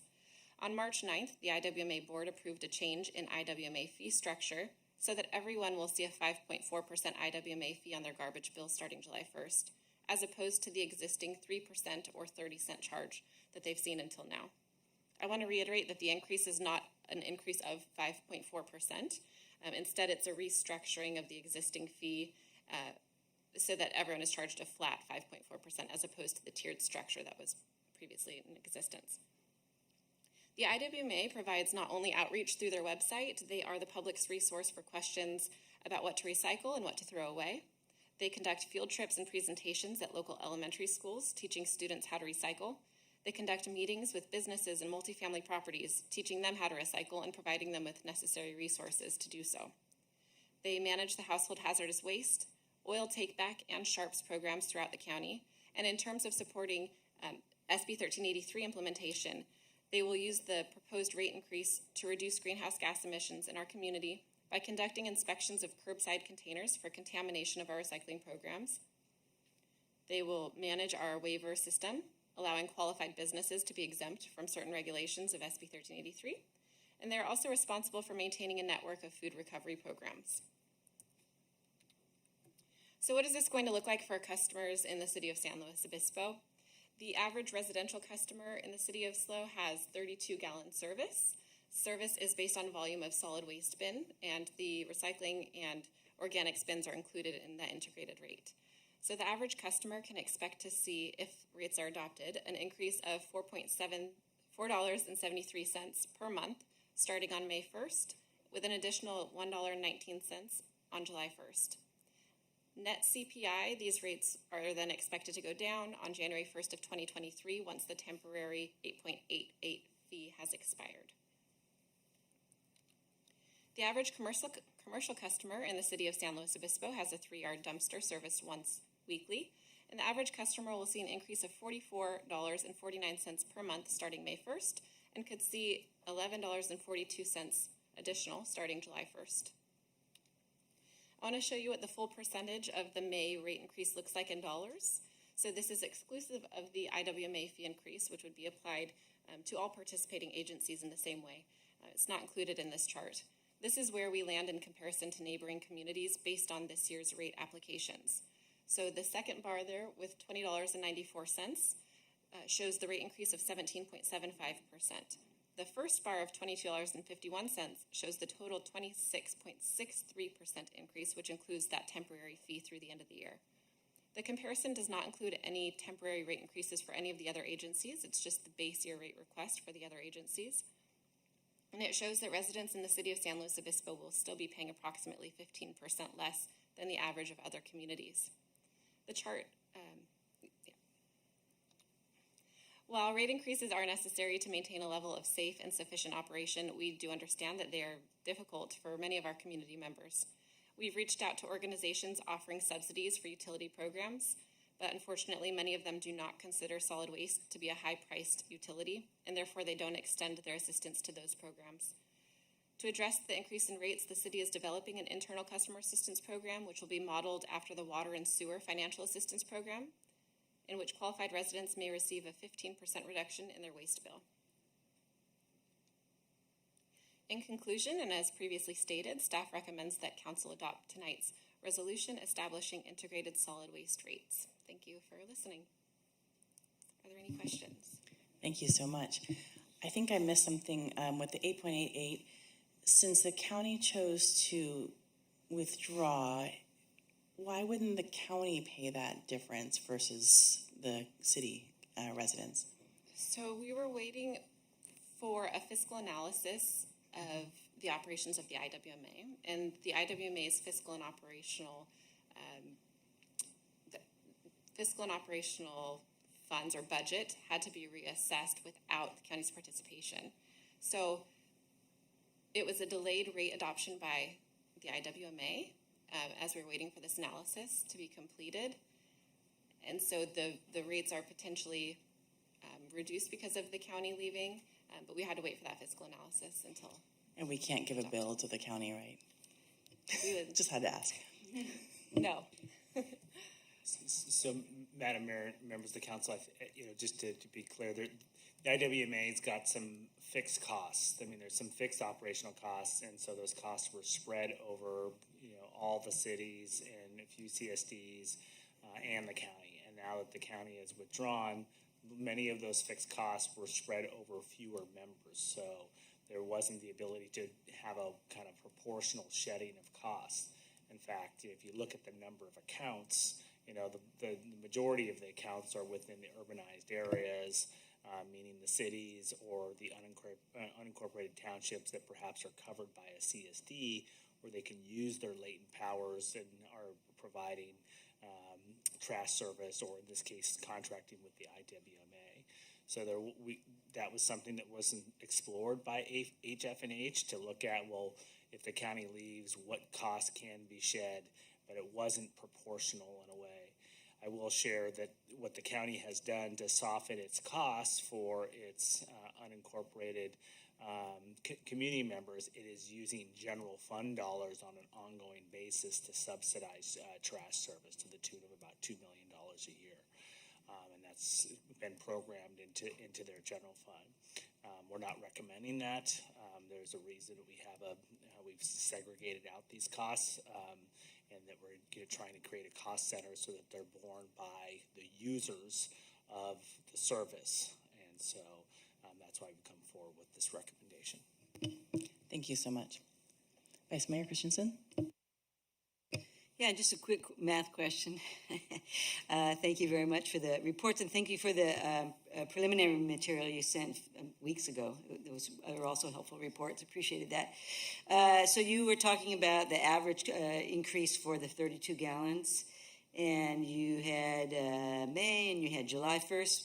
But what's it going to be on January 1, 2023, when part of this goes away?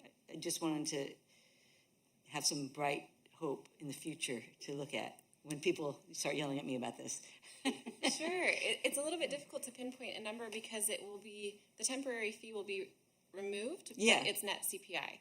So there will be an Oh, okay. Right, So and you can't don't really predict it. know, but Right. it will be less. It will be less. Okay. Yes. All right. That's good to know. So it's going to go up, but it'll go down again a little bit in January. Okay. That's what we expect. That's yes. good enough for most people in terms of their math skills, too. Thank you. Thank you. Good question. Councilmember Shorsman? Yeah, thank you. Just to follow up on Mayor Stewart's question, the impact of the county leaving the IWMA would be seen in the 5.4% that's going to hit in July 1st, right? Not the 8.8% that falls in on May 1st. Am I understanding that correctly from the charts in the report? And maybe just to provide a little bit of a higher understanding, the 8.88% wasn't directly related to the cost of the IW or the county withdrawing from the organization. It was the delay of the implementation of the rate. So it's just kind of a cost recovery mechanism in that point. The IWMA rate does cover the impact of the withdrawal and the smaller JPA member agencies. Thank you for that clarification. Councilmember Pease? Thank you, and I wanted to, while we have this up, just confirm, an individual residents can pick whichever of these rates is the best, whichever of these sizes is the best fit, right? So if they're doing less waste, if they can be more concise with their waste, they can drop to the smaller size, but they still get the recycling and the green waste, right? Absolutely. Yeah. The more diligent that a customer is with their recycling and organics, the more likely they can accommodate their waste stream with a smaller trash bin. And so as I mentioned, the rate for your solid waste service is based on that trash bin size. Yeah. All right. I'm going to step up to the challenge. Nice. It's a good incentive to spread our trash a little bit further. Did you have a question, City Manager? I was just going to make a comment when the council's done with deliberations. We're happy to do so now. This would share the... Yeah, let's do public comment first. And then. Okay, if you would like to do public comment and you've not turned in a speaker's card, this is the time. City Clerk, thank you.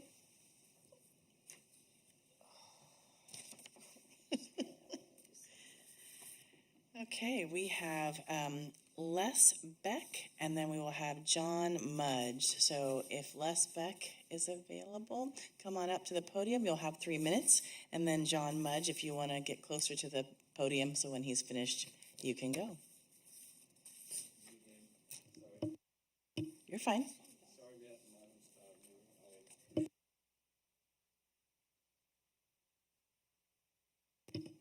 That's okay, thank you. Anyway, so on the 8.8%, that goes up May 1st, you said? The 8 point, and then the 5.4 isn't, so We got 17.75 plus 8.8, 26.83. And then an additional 5.4 on top of that, bring it to 33 some percent that the public's responsible for. We can have the staff kind of give a response at the end of this of the comments. So if you want to just go ahead and share your thoughts. And then My thoughts go back to I was surprised when I read this, that the percent, we all know that, especially for seniors, your car insurance goes up, your Medicare goes up, your drugs goes up, your everything goes up. And then, of course, with the raise in prices, generally right now, the gas and the food and et cetera, I was surprised at 26.83%. On top of that, I'm going, way back when COVID started, I think March 2020, they were saying, don't anybody raise any more than 10%. Everybody wanted to raise because they're losing employees and blah, blah, blah. And now, it just seems outrageous. I just wondered, and you said that some people are exempt from it. What organizations or people might be exempt from it? Would it be people on fixed incomes that don't, they don't have any more money than Social Security, and then with all these raises, what do they do? My mom was one of those, had to drop her long-term care cuts because everything went up so much, she couldn't afford that. And so I just wonder and that's going to affect everything, this increase. I think that, like I mentioned, the student housing, if the landlords or I don't know if Cal Poly's exempt, but maybe their garbage rates go up and they have to charge more for students to live. The landlords might have to charge more. I'm a landlord, and I might have to charge more because my rate's gone up. And the tenants, it's hard to get them on that recycling thing. Hopefully they'll learn how to recycle. And would recycling, if everything goes through really good, would that save you guys money overall? Would that save the garbage company not to have to sort and blah, blah, blah, maybe get it directly to places? We can't even take aluminum cans now and get money back for that. The people that save money or whatever. There's no recycling centers that will give you money right away, even though I think grocery stores are responsible for that. They don't maybe know that. But what are your thoughts on that? Is there any way we can cut this down, or especially the people on fixed income? Well, thank you for your comments and your questions that will definitely be answered after all of the public comment is over. Appreciate it. Thank you so much. So I'd like to. Okay, and I hope I got this correct. John Mudge or Mulch? Okay, Mudge, okay. And then next will be Jeff Claren. Okay. Les, would you go ahead and sit down, and then we'll do it after. Thanks. That's okay, thank you. Yeah, there we go. Thank you very much for the opportunity. My name is John Mudge, and I am here on behalf of 237 of your residents. I'm the HOA manager for Shumash Village Homeowners Association on South Higuera. As the previous speaker was talking about, as you can imagine, we're a senior community. Average age of our community is 77 years old or older. It's a very older community. The challenge that we're faced with, I know there's increases every time we turn around. I'll cut to one portion of it. It's timing more than anything else. Because we are an HOA by state law, we cannot increase mid-year. And what I see here is proposing a rate increase on the 19th of the month to go into effect less than 2 weeks from now. We have no way to go to our homeowners and increase their dues to offset that. That's just against the law. We also, with that size of rate increase, we cannot increase our HOA dues more than 20% every year. That means the size of this increase, it's going to take us 2 years to get to the point where we can offset that rate. We're also faced, as every resident is here in the state of California, quite frankly, gas rates that are through the roof, right? Our January bill used to be an average of about $6,000, $7,000 a month. Our January bill was $21,000. And we have to absorb that because we didn't know about this proposed rate prior to putting our new budget in place. We have to absorb it by cutting other services and other benefits to our community. That's really difficult, beyond difficult, for senior residents that are on Social Security or pensions. Just to give you another offset, other background, senior community I talked about, fixed incomes. We also, unfortunately, suffered, when I came on board about 4.5 years ago, found that San Luis Garbage was unfortunately overbilling Shumash Village in a large way over 5+ years. I worked very closely with the city and staff to try to rectify that on behalf of the board of directors and all community members, and the discount that we received, or rebate that we received, did not offset that. So you can get a sense for the mindset of our residents going into this, and that's a difficult increase for us to absorb. I would recommend, understand that we can't increase our rates for a period of time. Maybe consideration should be given to phasing in these increases rather than 14 days from now, a longer period of time. And I did do as requested. The protest is in writing with some additional details for the council if necessary. Thank you very much. Thank you. Actually, it's perfect that you mentioned that. We do have one more speaker, but after that, you do have an ability to submit your protest letter if you have not submitted it yet to the city clerk right here. So if there are any other protests, feel free to bring those up as well. So Jeff Claren, would you like to, oh, there you are. Thank you.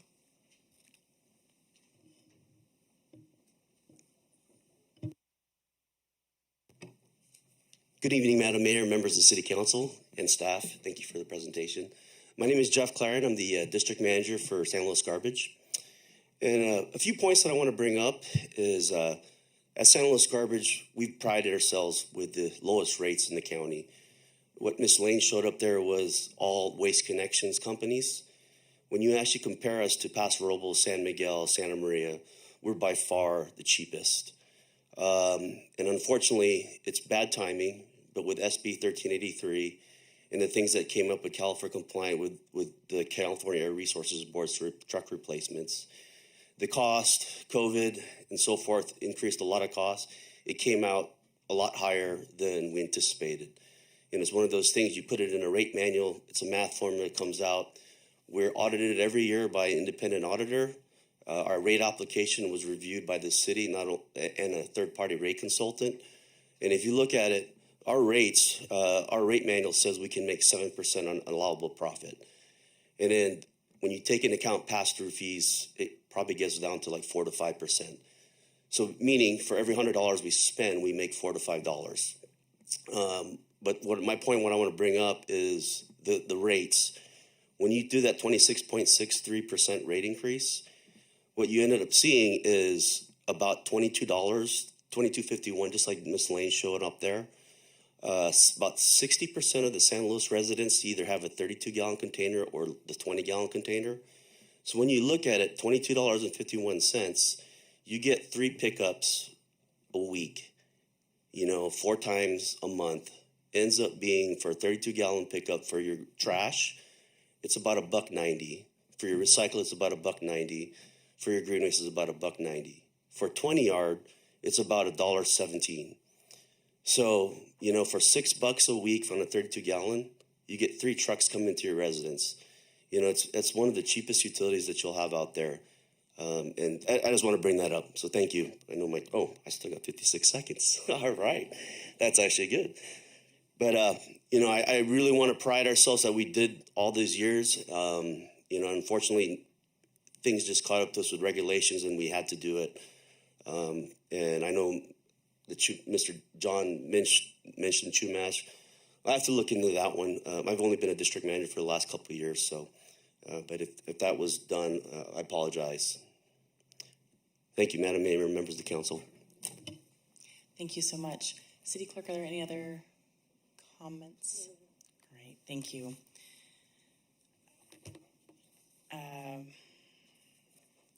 Sorry, just to make sure if anyone else has a protest letter, this is the time to bring it up. So public comment for this item is now closed, and City Clerk Teresa Purington, will you please report the number of written protests received and confirm the total number of valid protests? with the one we just received, that would make 32 valid protests that we received. We would have needed to have over 6,100 for there to be a valid protest. So we did not have enough protests received. Great, thank you. I will now bring this back to council for further discussion and action. I do have one more question. The subsidy, I'm really glad that you're looking into the low-income subsidies, since there isn't that availability, and I was so thrilled when you did that as well with the water department. In a situation like Shumash, for example, if someone is on a fixed income and yet they're kind of all rolled into one ball with that rate, how can they come in and ask for some low-income help? So the 15% reduction would be applied to the entire bill. The rate that you see on your bill is a bundled rate, so there is no way we wouldn't separate out services. Also, all three streams are required. They're mandated locally and by the state. So we wouldn't have an option to, say, subscribe to just two different types of service and not the third, but we will reduce the entire bill.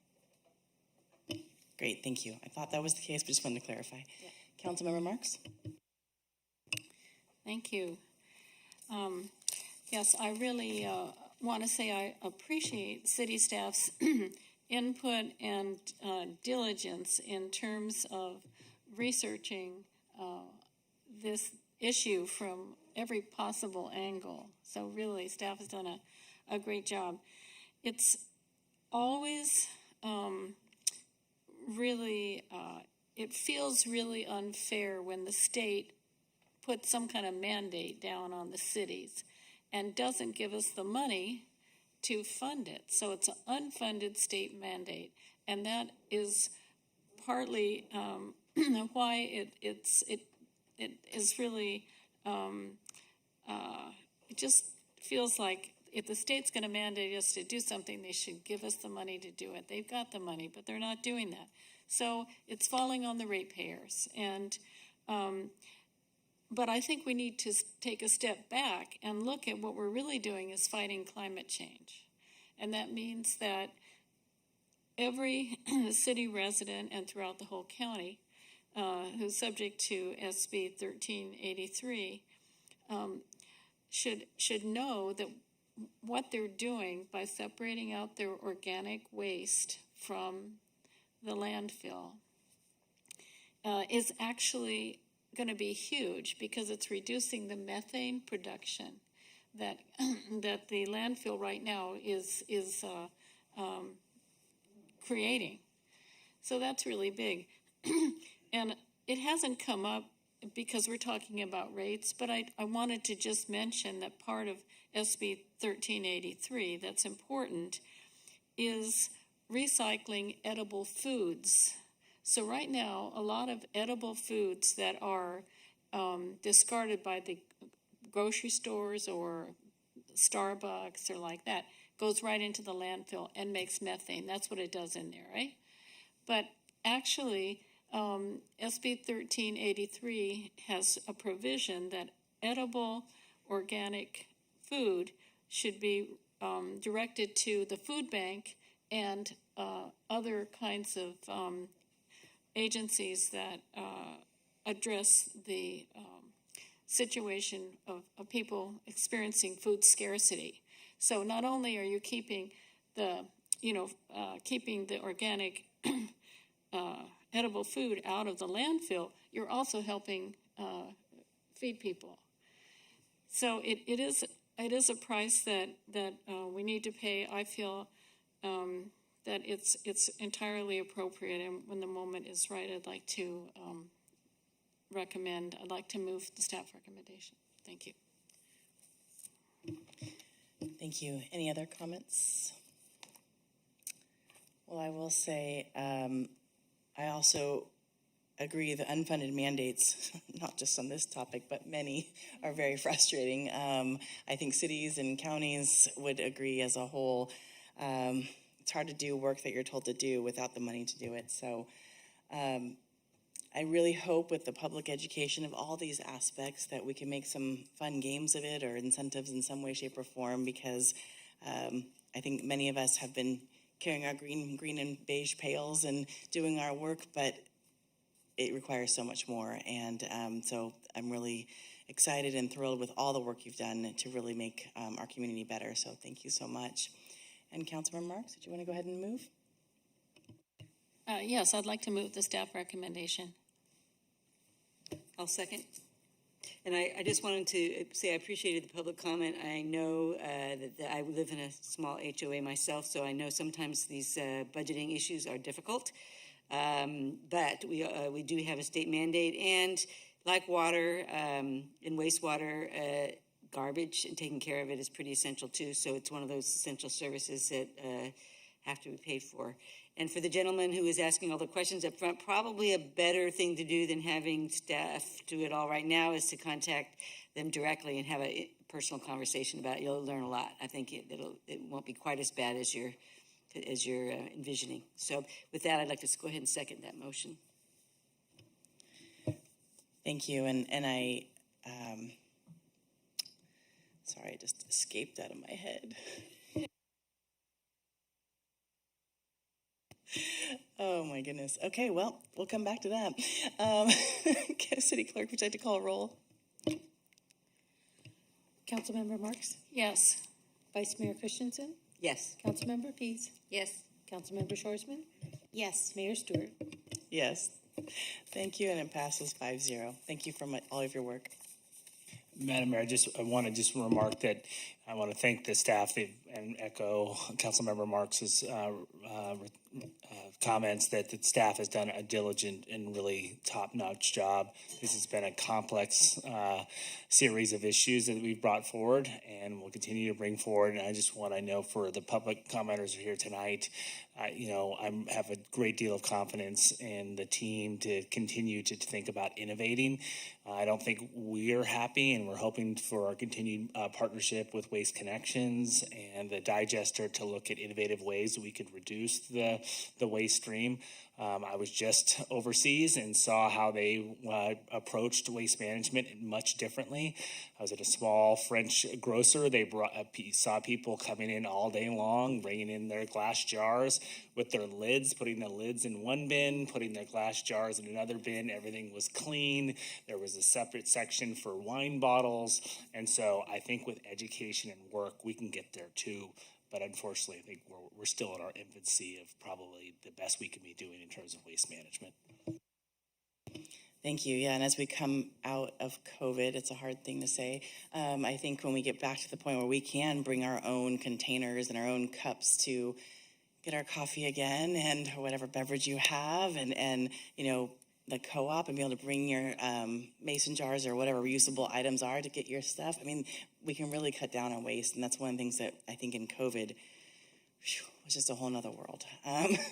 What I was going to say that I'd lost my mind for a moment was, one of the frustrations I have when I first came on to the council was the timing of the utilities as a whole with all the different rates and all the different sections is it feels like out of nowhere for the general public. And yet there is actually this rhythm to when it comes back to the council or when it comes to the council. And unfortunately, I'm going to say that it probably always is an increase. I mean, I'd love to look back at time and yeah, that's true. January 1st of 2023, a little decrease. But in general, it seems as though it kind of always goes up because that's inflation in life. And so would love to be able to help the community be able to plan more as we go forward. And I think especially for the students who kind of come in to the community and are kind of surprised by life that's happening here in SLO, they're not part of it in the previous June. It's like I wish there was a way to help them plan a little bit more too as they become residents in our community. So anyway, off the soapbox, moving on to 6D. Wow, have we received a lot of public comment on this one, so looking forward to this conversation. This business item is to authorize the staff and many people to negotiate a community workforce agreement with the Tri-Counties Building and Construction Trades Council. Looking forward to Brian Nelson and Matt Horn and others to give the report.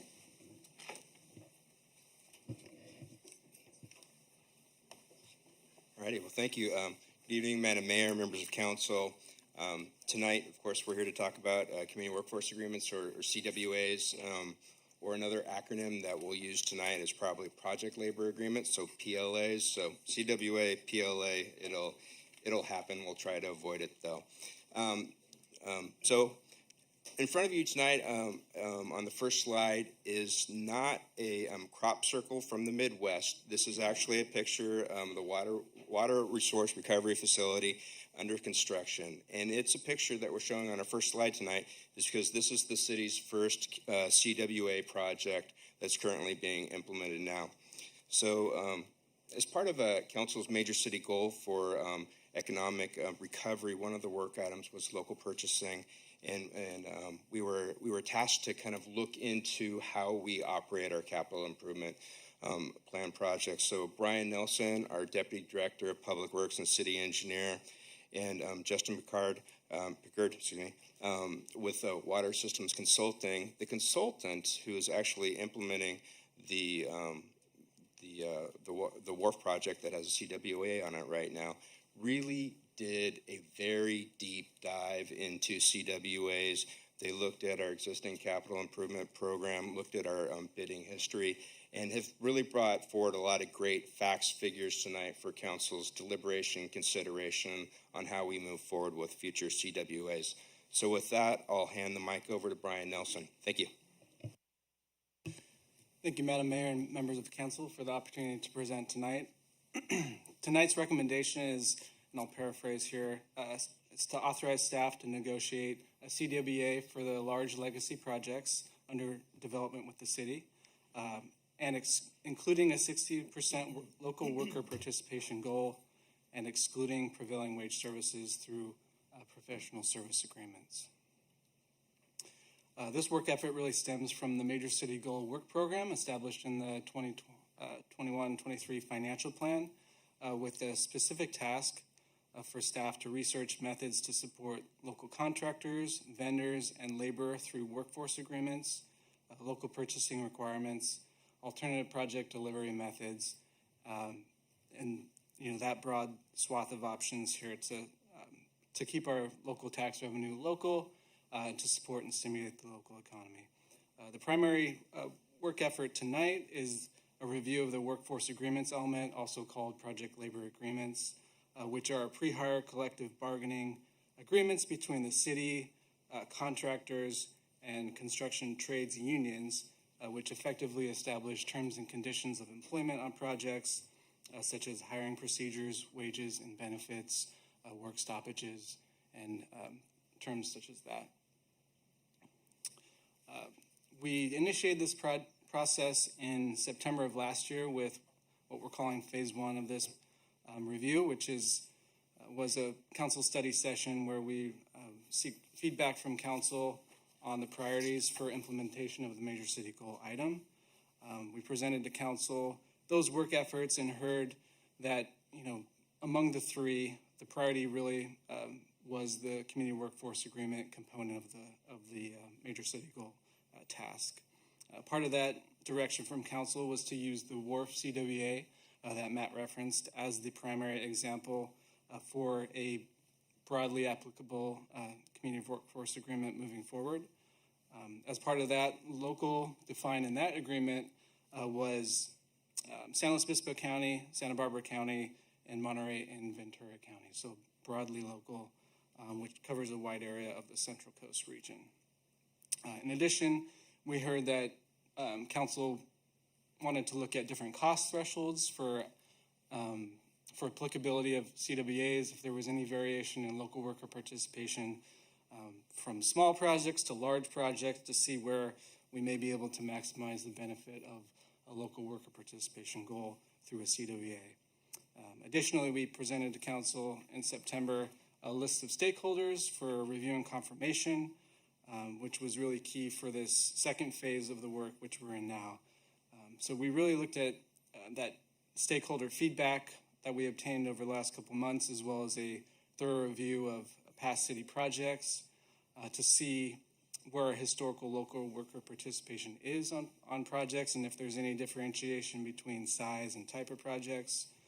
We also looked through the fiscal analysis of what it would take to implement a CWA through negotiation and through contract execution through the term of a project, which, all those elements really culminated in staff's recommendation tonight.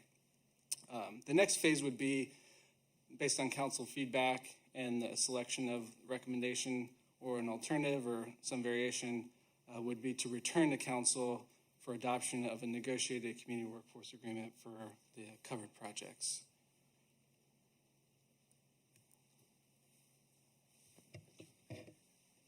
Good evening, Mayor Stewart, members of council. The stakeholder outreach process was really a critical component of the CWA evaluation effort that staff was engaged with over the past 6 months or so. It was really important for us to understand how the implementation of a CWA would affect stakeholders so that we could tailor our recommendations to meet council's objective of prioritizing the employment of local workers while minimizing any unintended impacts. So at the start of the outreach process, we prepared a stakeholder outreach plan to formalize our outreach strategy and also to establish our outreach objectives, which were to inform stakeholders of city efforts to advance the major city goal of economic recovery, resiliency, and fiscal sustainability.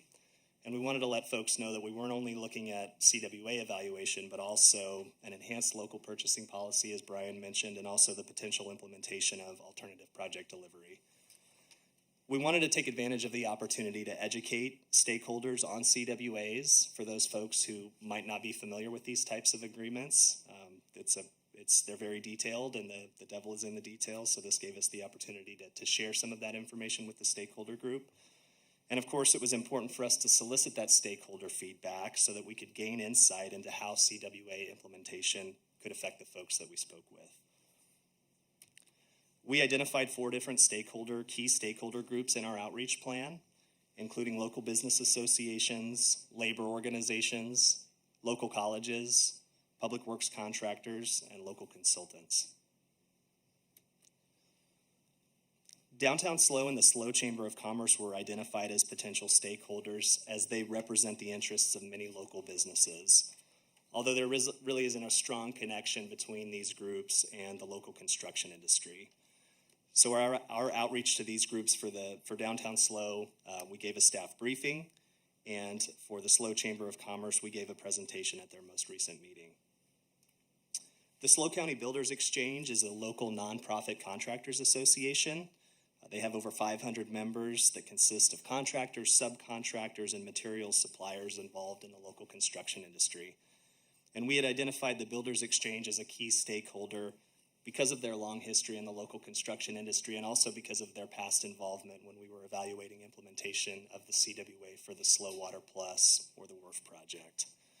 And staff gave a presentation to the executive director and several officers of the Builders Exchange earlier this year. In general, the Builders Exchange did not support implementation of a CWA. They cited concerns with potential impacts to their membership, and we spent some time talking about that in the staff report.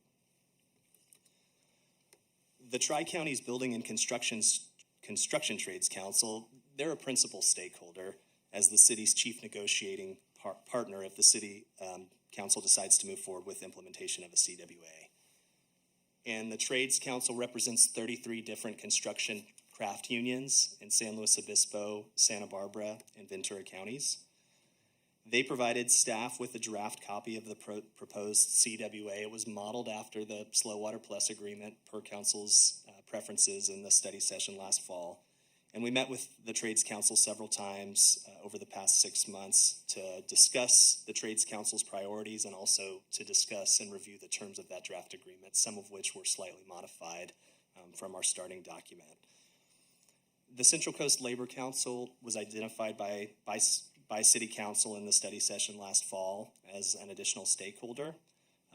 We reached out to the Labor Council and learned that they're really a labor advocacy group. They don't represent their construction trades membership. That's really the role of the Tri-Counties Building Trades, but they work towards advancing the interests of organized labor.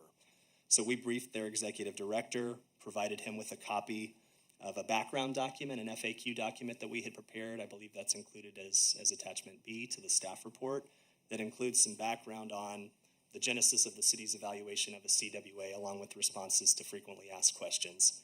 And that was a document that came in handy throughout the course of our outreach effort. We shared that with multiple stakeholders to educate them on what the city was doing. Local colleges were also identified as potential stakeholders, with the thought being that there could be some intersection between CWA implementation and existing programs or initiatives for career development or job placement. So we shared our FAQ document with Cal Poly, Cuesta, and Allen Hancock, and we believe that there's an opportunity to further engage in outreach with these local colleges if council decides to move forward with negotiating an agreement, because we got limited feedback during the outreach process. We spent most of our time outreaching to public works contractors and local consultants. These are the companies who provide craft labor and services to build city projects, and they would be most affected by implementation of a CWA. So to garner feedback from public works contractors, we put together a brief survey. And to identify a representative group of contractors to contact, we tabulated all bidder information for city projects that were awarded between January 2018 and September 2021. We categorized projects by different types as described in the staff report, such as street improvements, wet utilities, parks and recreation. And then we also grouped those projects by cost. And then we identified 16 contractors who had built projects of different types and sizes over that 3.5-year period. And we contacted 16 contractors, 12 agreed to participate in our survey. And collectively, these 12 contractors built 40 of the 78 projects constructed by the city, again, during that 3.5+ year period. So we felt like we got a good representative group of contractors that we spoke with. We started our survey by asking a series of questions that was really intended to determine the respondents' familiarity with CWAs. If they weren't familiar with CWAs, we took advantage of that opportunity again to educate, provide additional background. And then we also wanted to understand the contractor's union affiliation. And this is important, and we describe this more in attachment A to the staff report, but CWAs can affect non-union contractors more than they do union contractors. So based on that response, that helped us guide and gauge responses to the subsequent questions in the survey. So 83% of the contractors we spoke with were familiar with CWAs. 42% had previously worked on a project that was subject to the requirements of a CWA. And 58% of the contractors we talked to were signatory, union signatory, some only to a single trade and others to multiple construction trades. We wanted to understand whether a CWA would impact contractor interest in bidding future city projects. 59% indicated they'd be less likely, and 67% indicated that a CWA would increase their bid price. And we provide some of the feedback that we received in response to these questions also in the staff report. And because council's primary objective in considering CWA is the employment of local workers, it was important for us to understand where the employees of these contractors lived. And the CWA uses a tiered system, as Brian described, to prioritize the dispatch of workers from the union hiring halls. So the highest tier, the highest priority preference is given to City of SLO residents, and then County of San Luis Obispo, followed by Monterey and Santa Barbara counties, and then finally Ventura County. And any worker that resides in those locations is considered a local worker as defined in the CWA. And so what we heard from the contractors that we spoke with, approximately 89% of their craft workers resided in the local area as defined by the CWA. And then finally, the last question we asked was whether respondents believed a CWA benefited the covered project. And this question was really intended to give folks the opportunity to provide some open-ended feedback. And again, we try to present that in the staff report. 67% of the contractors we spoke with believed that CWAs do not benefit the covered projects. So in summary, we heard most of the contractors indicated they'd be less likely to bid city projects if covered by a CWA. Most respondents indicated that a CWA would increase their bid price. About 89% of the craft worker employees of the contractors we spoke with would be considered local as defined by the CWA. And Of the concerns that we heard from the survey respondents, the two key issues that we heard repeatedly were concerns related to utilization of core workers and CWA benefits requirements, and I have a slide dedicated to that topic here shortly. We employed a very similar approach to our local consultant outreach as we did with the public works contractors. We prepared a brief survey, very similar questions. We used Public Works on-call list for soils and materials testing, construction management, and land surveying firms. We contacted all 7 companies who were on Public Works on-call list for those 3 categories, and all 7 of those firms agreed to participate in the survey. 71% of the consultants we spoke with were familiar with CWAs, and 43% had worked on CWA-covered projects, and not necessarily CWAs that applied to their professional scope of services, but to the construction contractor and the construction craft workers. And none of the consultants we spoke with were signatory to any of the unions. 86% of the consultants we spoke with indicated they'd be less likely or unwilling to participate in city projects or to provide professional services if the CWA requirements extended to their scope of work. And 71% indicated that a CWA would increase the cost of their services. Of the prevailing wage employees that would be subject to the requirements of a CWA, approximately 93% would be considered local as defined by the CWA, with 86% residing in the city of San Luis Obispo or the county of San Luis Obispo. So that was an interesting finding, lots of local folks there. And then finally, 71% of the consultants we spoke with did not believe that a CWA benefited the covered project. So again, to summarize, most respondents indicated they'd be less likely to participate in CWA-covered projects. They also indicated that a CWA would increase the cost of their services. A relatively high percentage of local workers as defined by the CWA, over 90%. And again, the key concerns of core worker limitations and benefits requirements per the CWA. So regarding core worker limitations, CWAs designate construction craft unions as the sole source of labor on the covered projects. So for union contractors, this is consistent with their normal hiring practices. Non-union contractors are limited in their ability to employ their long-standing workforce. So their workers have to meet several criteria that are defined in the CWA to be considered a core worker. And using the Slow Water Plus CWA as an example, they have to have worked at least 2,000 hours in the craft or the scope of work that they'd be performing on the project. They have to possess any required licenses by the state or the federal government. They have to have been on the contractor's payroll for 60 out of the last 100 days prior to the contract award. And then, of course, they have to be able to safely perform the duties that they've been assigned. And these are all criteria that would potentially be subject to negotiation with the building trades as a part of the CWA negotiation process. So for non-union contractors, if you're local, you can directly employ 3 of these long-standing core workers as the first 3 people that you hire.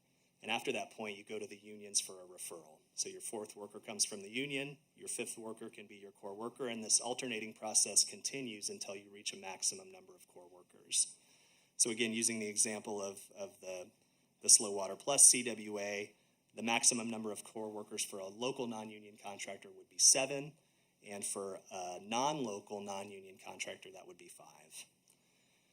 So we heard from both, as you might imagine, contractors and consultants that these limitations on the ability of companies to use their longstanding workforce would reduce efficiency and increase risk. Some of the consultants we spoke with noted that their professional office staff, the folks that are providing professional services, really rely on the skills of their prevailing wage field staff to fulfill their scope of services. So to use the example of a construction management firm, for example, you have a construction manager who is tasked with providing oversight of a construction project, quality assurance, and they're relying on a prevailing wage inspector to observe the contractor's work and confirm that it's being built in accordance with the contract requirements. So if a union referral doesn't have the specific experience necessary for the work being performed, which can vary widely depending on the project, the professional services provided by that salaried office staff could be impacted. And some of the consultants perceive that as an increased risk to potentially to a professional liability claim. So to mitigate these concerns, some of the respondents indicated that they would employ additional workers, additional oversight at additional cost. And I think it's really important to note here that this is not specific to a union referral. This could be anyone, any new employee of a consultant or a contractor that's being integrated into an existing workforce. There's going to be this learning curve. So this shouldn't be interpreted as qualifications of a union referral, but really to any new employee that doesn't have a prior work history with the employer. And we heard also from respondents that there'd be similar concerns regarding increased risk for workers' compensation claims for workers that were referred that maybe didn't go through the contractor's typical onboarding process and safety training. And regarding the benefit requirements, and so California law requires that prevailing wages be paid to craft workers on all public projects. So that's regardless of union status, regardless of the CWA. Prevailing wages are paid the same on all public projects. And these prevailing wage rates are established by the Department of Industrial Relations. So they consist of a base hourly rate and a fringe benefit package for health and welfare, vacation, pension, training, and other benefits. So on CWA-covered projects, contractors must pay this fringe benefit package to the union trust on behalf of the employee, with the exception of the training fund contribution that gets paid directly to the state. For union contractors, this is consistent with their normal business practice because they have existing union agreements in place that include these same requirements. Without a CWA, a non-union contractor can provide a benefit to their employee. It has to be of equivalent value to those fringe benefits that are established by the state. So if they're providing health insurance for their workers, it has to be of the same value of that published prevailing wage rate for health and welfare. And the same goes for a retirement benefit like a 401k match or something like that. Or they can also pay this fringe benefit amount directly to their employee in the form of wages on their paycheck. And then the employee can go out and invest in a retirement plan or purchase their own health insurance as they see fit, or not, for that matter.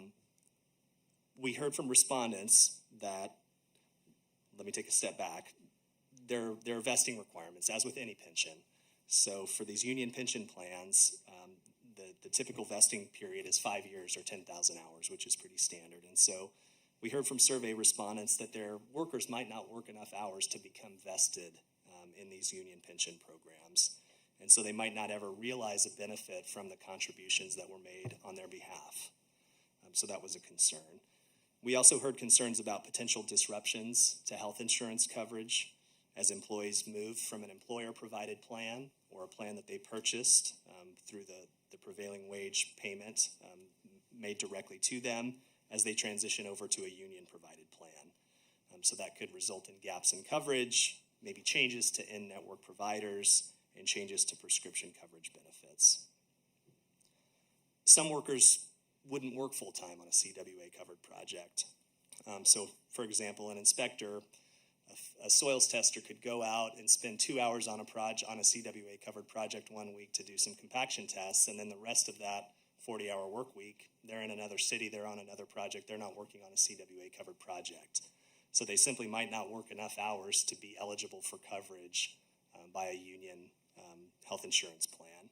And the same goes for a construction contractor. If you had a cement mason that came out for a big concrete placement and spent 8 hours one day on the CWA-covered project, they might spend the rest of their week working on, for a different city, a different project, on a private project, and potentially not eligible for coverage by a union-provided medical plan. So to address these issues, several respondents indicated they would continue providing retirement and health insurance benefits to their employees, in addition to making union trust fund contributions, which could potentially result in double payment and additional costs to the employer that would be passed on to the city. So we spent a lot of time on this because it was such a recurring theme in all of our outreach, and we spend more time on it in the staff report. And that concludes my portion of the presentation. I'll turn it back to Brian. Thanks, Justin. The second phase of this evaluation of CWAs was really a look into the history. You know, what we heard, the goal really was employment of local workers. So, you know, we have an ongoing history of capital projects, and we have a good data set to work from to really analyze and see, you know, what are we currently seeing? What's the recent history of local contractor involvement, local employee involvement in our capital projects? So we looked back through 14 specific projects back to 2018, which were selected as representative samples of the 78 that Justin mentioned previously that were awarded over that time period. So we looked at those projects, and we looked closely at the labor reports for those projects to determine what is the local worker participation that we are seeing currently, to determine, you know, is there a way in which a CWA could be applied to maximize a project participation from local workers that perhaps may not be seeing a high rate, the rate that we really want to see to keep our funding local. So we looked at the detail on those projects to really understand what the history is. And we also looked at some larger projects. So we have the ongoing Slow Water Plus, which is the Wharf project, which has the CWA, to look at, you know, what's the labor rate on that. And then a project completed in 2018, the LVR Overpass, which is $22 million in present day value. And typical kind of project we'll see in the next few years with the interchange and the Slow Creek Bridge replacement, to see what participation in contractor bidding and worker participation do we see on that project, which I'll get into in the following slide. One way of kind of slicing and dicing our projects is to look at new assets and asset maintenance and replacement projects. And new assets are new roads, new water, new sewer, you know, new infrastructure to support the growing population and expand to additional housing, that sort of thing. Asset maintenance is the bulk of our capital budget, which is really just maintaining our roadways, replacing water infrastructure, doing new sewer lining projects, keeping all of our current infrastructure in serviceable condition. So we looked at those categories there among those 12 projects, and the total was 37,000 hours of labor. And across those categories, the total percentage of local worker participation was 90%, so very high. And there wasn't much distinction between new assets and asset maintenance project. One interesting item that came from the data was that we noticed that 50% of our asset maintenance and replacement projects are actually constructed by contractors with the business based in the city. So that's a very high number, and, you know, worth mentioning here. 79% of those projects for asset maintenance and replacement were constructed by local contractors within the definition of local. And a majority of them come from, again, city, but county, San Luis Obispo County, and then sometimes the northern Santa Barbara County, Santa Maria area. Another way to look at the project types was to drill into a little bit more detail on the categories. So shown here, building and structures, bike paths, parks and recreation, utility replacements, street paving projects. Just to set it, see, is there a category of project that, you know, that we're not seeing representation from local labor? Across the board, they're very high. There was an outlier on the Parks and Rec projects that I'll just mention. Those were only 3 projects, so very small sample of projects back to 2018. The 3 projects were Mission Plaza railing replacement, Islay Park playground, and the Sinshammer irrigation and drainage projects. Now, one of those projects was bid from somebody in the Southern California region, and that was Sinshammer Park, but Islay Park was actually, the low bid was a local contractor, but they happened to be disqualified because they didn't meet some possibly more rigorous qualifications language in the bid package. But I would expect that the Parks and Recreation projects over the long term would be more in alignment with the other percentages that you see here. As council directed in September, we also looked at different cost thresholds to see, you know, is there local involvement from contractors, employees over a broad swath of different size projects? So we looked at projects below 250,000, 250 to $1 million, and 1 million to 5 million to see, is there any large discrepancy based on size? We didn't see much change. And a total of all, again, those 12 projects, there was 90% local worker participation. Looking at the larger projects, are the huge projects something that local contractors can't bid? We had a couple examples. The LOVR overpass project at the time of award was $18.5 million. That one was awarded to a local contractor without a community workforce agreement. And actually the 4 low bidders on that project were local contractors. So even if the low bid wasn't awarded, it would have been awarded to a local contractor, which is interesting. The Slow Water Plus project, the Wharf project, which has a CWA, we're seeing currently 79% local worker participation, which is much higher than the 30% goal for the CWA on that project. So one of the assumptions you could make is that local contractors are employing local workers and that non-local contractors are employing non-local workers. So we just wanted to vet that. So we looked at the projects that were awarded to local contractors, and we did confirm that local contractors are in fact employing local workers. It doesn't make a lot of sense for them to employ people from further away that are going to have to drive to the jobs and that sort of thing. There is a small percentage of non-local contractors that employ local workers, and that's largely due to elements of the project through subcontracting that require a local contractor. So it could be traffic control, management, and things that a local sub would be more capable of performing. So key findings from the data analysis was that 90% of all labor hours were performed by local workers. Local contractors are bidding most city projects, and as the previously shown slide shown the figures was that for the large portion, those local contractors are in fact employing local workers at 98%. And then we are seeing a high local worker participation despite the project sizes and the types that we reviewed, and just an asterisk there on that Parks and Rec project that I mentioned previously. Justin, Thank you. It was important for us as a part of the evaluation process to look at the fiscal analysis and the implementation costs of the CWA.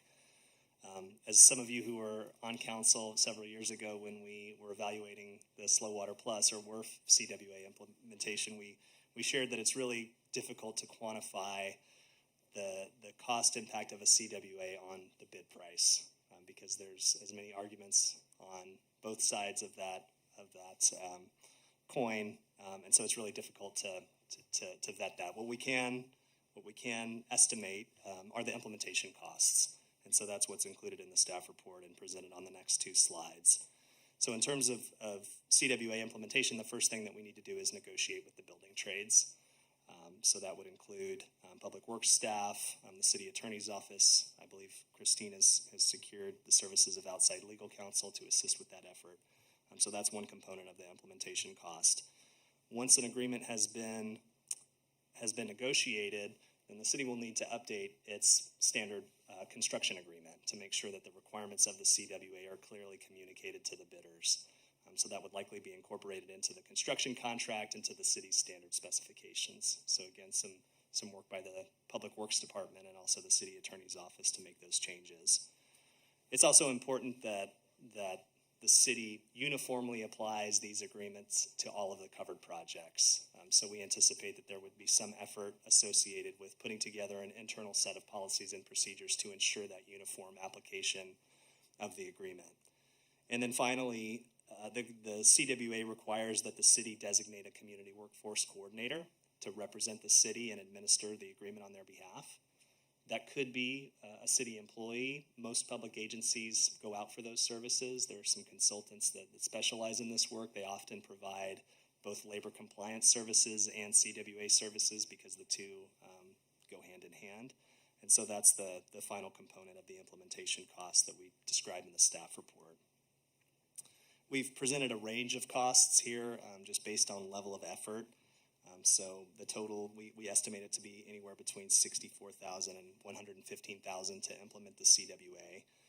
And then the CWA coordinator costs, this is also can be difficult to estimate because the cost of their services really depends on the duration of the project, because there's some recurring activities that they're doing every month in terms of reviewing certified payrolls, vetting core workers. And so the duration of a project, the number of sub-consultants, that can really impact the costs for the CWA coordinator. We spoke with several firms who specialize in this work, and we were presented with a range on the low end, about 0.25% of the construction cost, which is consistent with what we've seen for the Slow Water Plus project, about 0.3% for CWA implementation on that $112 million project, up to about 5%. So if we had a relatively small construction budget, there's going to be a floor to bring somebody on and have them administer the agreement. So it's a range. Based on the staff's recommendation for the 3 legacy projects, we assume that's going to be on the lower end of that range. So we estimated that at 0.25% of the total construction cost of those 3 legacy projects, which equates to $385,000.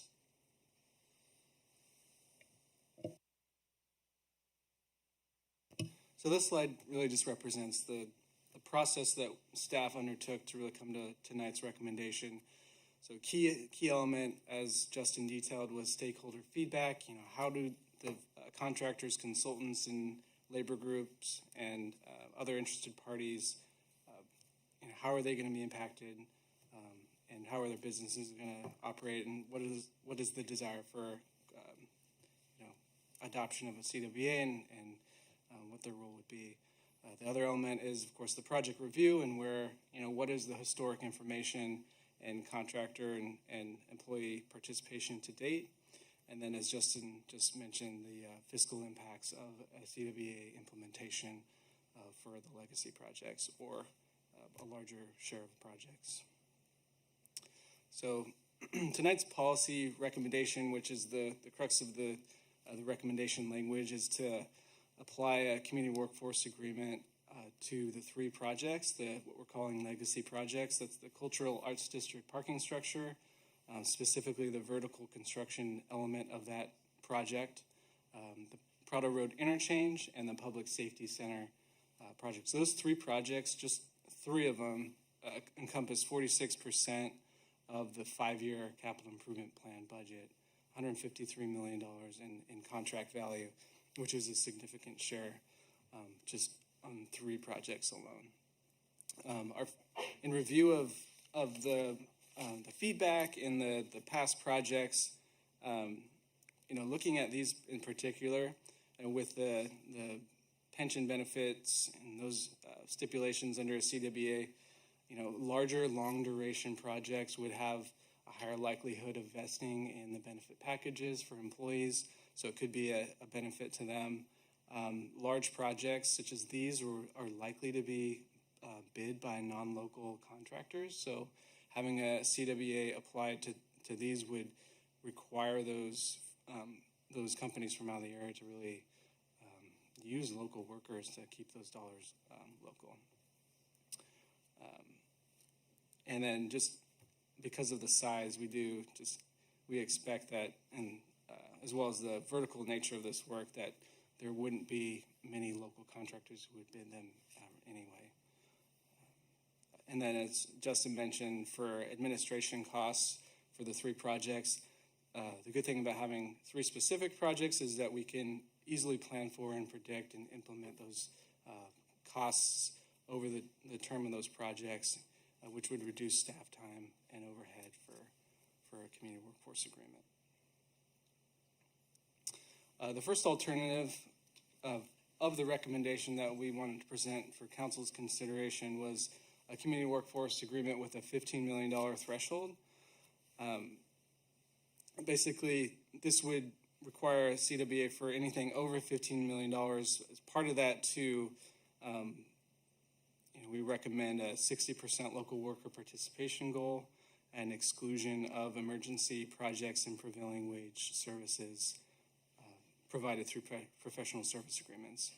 We don't recommend this alternative because it would include the large bridge project, the Prado Road Creek Bridge replacement. Looking back at the information I presented earlier for the LVR overpass, those are projects that received a high number of local contractors bidding it. So there's a lot of competition for bridge replacements and road projects currently without a community workforce agreement. And from the information Justin presented on the feedback, there's a likelihood that non-local or local non-union contractors would be perhaps less likely to bid on these projects, which could result in increased bid prices due to reduced competition and perhaps reduced local worker participation on the project as well. The second alternative is a CWA with a $5 million threshold. And that would also include the 60% local worker participation goal, would exclude the maintenance and rehabilitation projects and emergency projects, as well as the prevailing wage services through professional service agreements.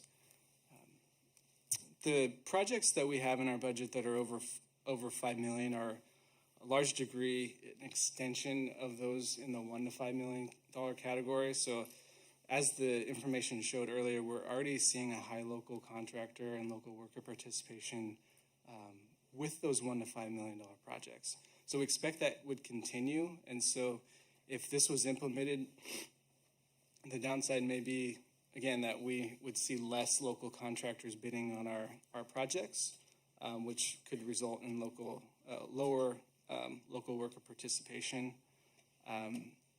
And the other element to this, too, is the exclusion of maintenance and rehab projects, which, as I presented earlier, that's a very high percentage of local contractors that would participate in those. And the third alternative is the alternative for no implementation of a CWA. We don't recommend this project or this alternative because, as mentioned previously, the large legacy projects would be highly likely to be constructed by non-local contractors. So just because of the high benefit of those three, there's a better alternative there for adopting staff's recommendation. But if council did choose to elect this alternative, staff could continue to monitor our local projects for local contractor participation, local employee participation, and kind of accumulate over the years the data that we presented earlier here. So every time we advertise a project, we get a list of contractors. One of them is the low bid, so we have an awarded contractor. And as that project's completed, we can review the certified payroll data to see if it remains true that those local contractors or low bidders are utilizing local workers. Embedded in the recommendation and the alternatives are negotiating objectives. The first one is exclusion of inspection, land surveying, and materials testing services. As Justin mentioned, and with the outreach and feedback we've received from those firms, there's a need to provide qualified professionals for these projects. It's a really critical quality assurance function that the city has control of. So we know these firms and we utilize them frequently for participation on our capital projects. So they are local and they're already working on our existing list of projects. If we were to adopt a CWA that included this provision, it would reduce the participation from local consultants, and it could have the opposite effect of actually bringing consultants from out of the area that are non-local to participate on those projects. And the second item is exclusion of emergency projects. And this is really important because, as a city responding to emergency, we need to do it very quickly and efficiently. If a CWA was applied to emergency projects, it would add administrative requirements that would slow down our response to those emergencies. The third is the exclusion of maintenance and rehabilitation projects. As I presented earlier, there's already a 95% local labor participation on those projects, so it's unlikely that a community workforce agreement would increase that by much. And it could, in fact, decrease local worker participation as local contractors provided feedback that they would be less likely to bid on projects that had a CWA. And the fourth one here is the inclusion of a 60% local worker participation goal. The WARF CWA has a 30% local worker goal. It's seeing a 79% local worker participation. And again, looking at all of our existing projects, we're already seeing a very high local worker participation. So we felt it was beneficial to include a higher goal because we're already seeing such a higher percentage than what the 30% goal is on the WARF. So next steps in the process, if directed by council, staff will negotiate a community workforce agreement with the Trades Council in accordance with the established negotiating objectives for the alternative. Staff will return to council with a CWA for review and approval if the agreement is reached. And this is important because schedule for the legacy projects is very important. So if we were to reach an agreement by August of 2022 for the Cultural Arts District parking structure, we could remain on schedule for the delivery of that project because every month that project's delay adds $200,000 in additional capital costs. So schedule is very important to maintain. Next item is staff, as Justin mentioned, procuring services of a community workforce coordinator to facilitate the implementation of a community workforce agreement and coordination with the public work staff and city attorney's office to develop those contract specifications and modifications to the city standard specs, which would occur after August if we were to stay on schedule. And then finally, we need to bring our internal staff up to speed on the CWA processes and procedures and make sure everybody's on the same page on how to acquire the community workforce agreement and oversee that contract during construction to ensure that the provisions are adhered to. And with that, I'll close with the recommendation again, which is to authorize staff to negotiate CWA with the Tri-Counties Building and Construction Trades Council for the parking structure, the interchange, the safety center project, and including that 60% local worker participation goal and excluding the prevailing wage services. And that's the end of the presentation. We'll close with questions. Thank you for that very thorough explanation, truly. And I mean, this is a complicated issue, and so I really appreciate it. Vice Mayor Christensen. Yes, indeed. I really do appreciate the exploration and data collection that has very, very thoroughly demonstrated that our local contractors employ local labor, which is something that we all thought, but we really do have data now that shows that, which is great. That was actually, as you noted, is not the point of the CWA, and that wasn't the point of the council's original direction, as you know. The original direction was about the fact that we do have projects where we use out of area contractors, and those who have also proven do not tend to use local labor. So voila. The question is, how do we use CWAs on projects that are going to be who are from out of area contractors, so we can make sure that they, instead of employing their out of area labor, they employ our local people, especially because they are large projects, and you do not want $140 million spent on people who live in Southern California or Northern California or Fresno or Texas or something. So that's the whole point of this entire exploration, and it really does help to have that data. And I know it wasn't the most exciting data, but it was really solid, and that's important. So my question basically says, of course, yes, your initial recommendation is right on, I think, where the council was going, the council that I was on that it started this off, was like, okay, focusing on projects that would use out-of-area contractors, which aren't very many, because as we see, most of our projects, our local people are perfectly capable of doing. So, 2 questions.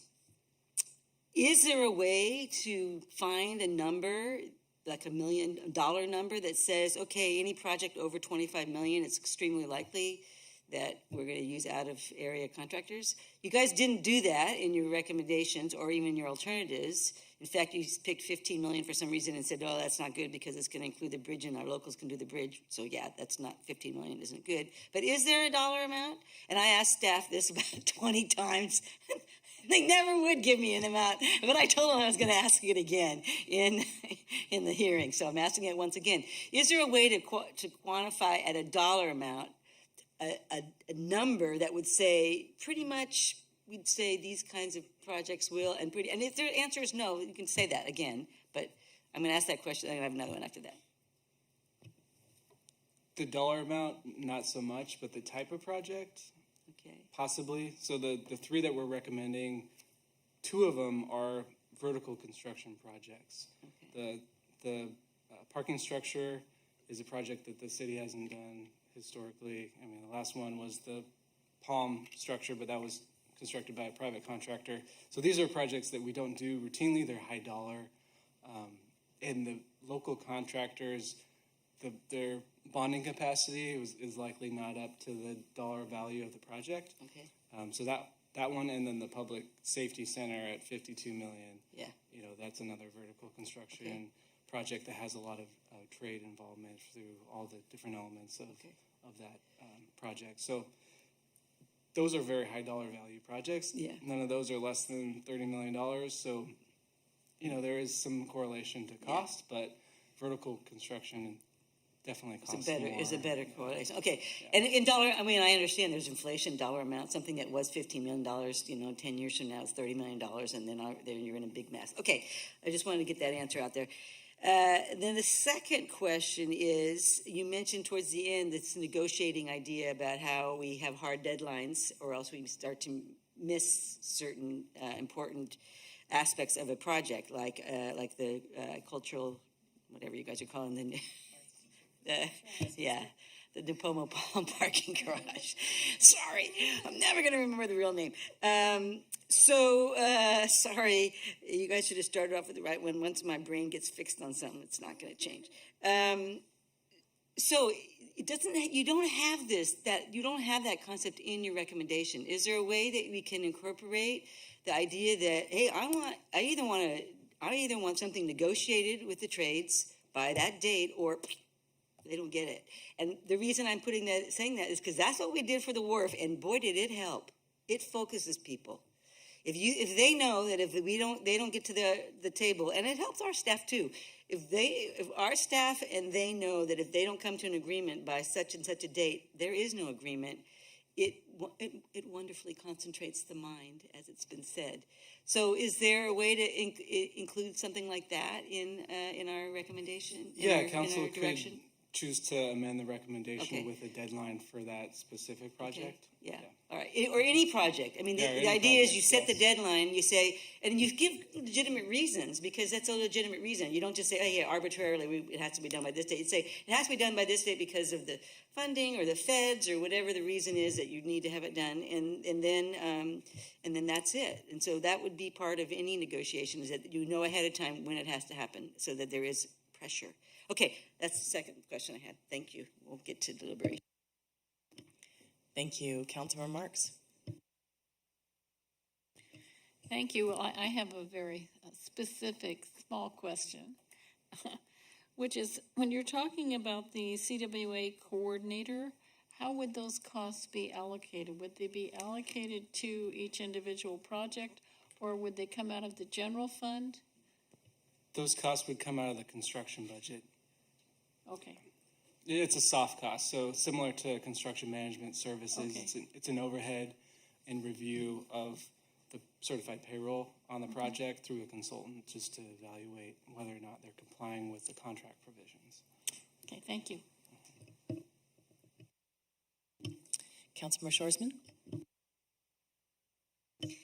Thank you. Yes, thank you again for the very thorough report and presentation.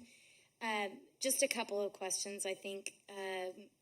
So if I understood correctly from your recommendation and the alternatives, if council chose to take your first recommendation in each of the alternative recommendations, except for I didn't see it in alternative one, you said you could monitor local worker participation. So if we chose recommendation number one, could you still, in all other projects besides the three that we committed to a CWA, continue to monitor local worker participation? Yeah, with council direction, we could do that across the board. That could be, something we revisit with the next financial plan as a new key performance indicator. So we're continuing to review, contractor and worker participation. So it could apply to any of them. Yeah. And then, secondly, I think in one or two of your alternatives, you were not recommending those options. One of the reasons was you thought they could actually reduce local participation. I'm trying to understand that a little bit. Is that just because the argument would be that if local firms are hiring local workers, then local firms were no longer interested in? Correct. Yeah. So they, okay. So it would, if the for those other thresholds, the projects within those thresholds are already participated on highly from local contractors. So if you have less local contractors bidding the project, you may have a non-local contractor bidding the project who is, bringing in non-local workers. And if it's the 60% goal that they're meeting versus we're already seeing a higher participation through non-local contractors, then that's where you could see less local worker participation. Okay. And then finally, and I mentioned this earlier today, I think, the 60% threshold, that's more of an arbitrary number. We're doing a lot better than 30% already, so let's push it to 60. Yeah. But we could possibly direct a higher.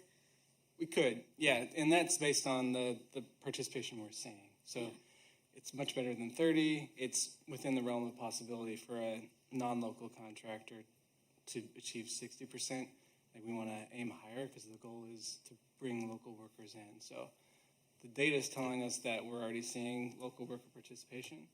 So if we're to implement a CWA, 30% is too low. It's not shooting very high. Yeah. And with the WRF project, it's 79%. Okay. So, yeah. Thank you.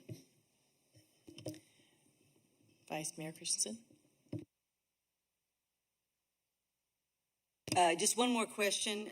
We talked about the carve-outs of excluding professional services agreements and that kind of thing, and that was kind of a given also. I never intended to include those kinds of folks.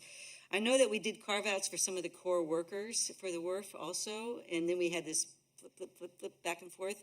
So is that kind of part of the negotiating with the Trades Council? Is this which core workers you're carving out and that kind of thing? We don't direct that. It's not needed that we direct that, or we should direct that, because your input on those issues would be very helpful. If you want similar numbers to the WRF, and if you have input as a consensus of the council direction as to whether or not those professional services subject to prevailing wage would be excluded. Okay. Okay. So the idea is staff has included in its recommendation this excluding a professional service agreement, but if we wanted to talk about excluding what key core key core workers, that would be something we could give you input on also. Okay. There weren't that many when we got down to it for the WRF at the end, but there were a couple. I believe the numbers were 5 and 7. And that's directly from the WRF. we prioritized a higher number of eligible core workers exempted for local contractors. Okay, all right. To maximize the use of that local workforce. All right, okay, thank you. Thank you. I have a few questions as well. I noticed that with the trades, there was inform and consult, and with the Central Coast Labor Council, it was just inform. And I was curious why that was the case. I know it said they would advocate to us, but I mean, it seemed odd that we would only inform them. With the tri-counties, they're the key negotiating partner, so we're consulting with them and collaborating with them. The Central Coast Labor Council was more of an advocacy group they're not directly involved in the terms and conditions of a formulation of an agreement. So we informed them. I think we reached out to them and got some feedback from them, but there was no lengthy discussions. They didn't appear, that they wanted to have a more detailed review of the terms or conditions of a CWA. Thanks. And then did you ask the actual wharf workers? I know it sounds odd. No, we did not. And then with the non-union employers that are giving money versus benefits, were you able to find out, and if they didn't share that with you, I totally understand, was the amount of money they were giving equal to benefits or just an amount that may go toward benefits? They have to provide a benefit that's of equivalent value to the prevailing wage amount established by the state. It has to be equal to or more than. So they don't have any ability to say we're providing health insurance. They have to go through a process whereby they prove that it's worth $12.57 an hour, which is what's published by the state. So there's a vetting process to confirm that they are providing benefits of equivalent value. Great, thank you. I knew the prevailing wage part, but I wasn't sure about the benefits. And then with the Cuesta, Cal Poly, Hancock, I saw that was like in the inform section, but if we were to go forward, it seemed like that would be a good consult option, not just inform. And also the high schools are going right into the trades versus necessarily the colleges. So whether it's Skills USA or one of the other programs, it seems like that would be a good program to talk to for the future. Madam Mayor, if I could offer just a little bit of Yes, suggestion on that. My suggestion would be that might be something that we negotiate with the trades to do rather than have staff doing directly, because private labor negotiation is not an expertise that your staff brings to the table. Absolutely fine with me. Makes logical sense. We're going for the subject matter experts, totally. And as far as in the negotiation process, the specific skilled individuals, that goes back to that professional services. Are there additional people that could be a very specific skill that may not be in the typical union base? Or is it just the professional services that you've identified, the inspectors, et cetera? It's specific to the professional services that provide field service. So the professionals that are in the field for quality assurance and surveying and inspection. So that's not in-office people, that's field people specifically that we looked. Okay, thank you. Sorry for the questions that seem obvious, but I just want to make sure I'm really understanding it.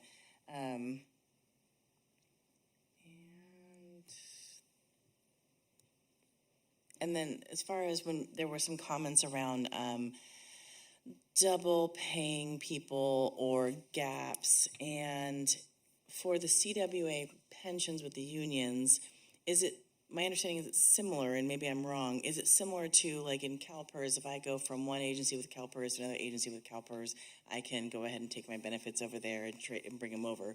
Can you do the same thing with the CWA if a tradesperson went from one CWA project to another PLA project, that it would trade over or transition over? My understanding is that those benefits are portable. Yeah, we're working toward meeting that vesting requirement. So as you move from project to project, as long as you're paying and making that contribution even if you switched employers, you're still paying into the union program, working towards that vesting requirement. Okay, that's what I thought. Thank you. Okay, that's my questions for now. All right, so let's move to public comment if there is any. Oh, look at that. Thank you. And this is the time for public comment, so if you have not put in your yellow card and you'd like to now, this is the time. So first we have Molly Kern, and then we will have David Van Munson? Moyden, thank you.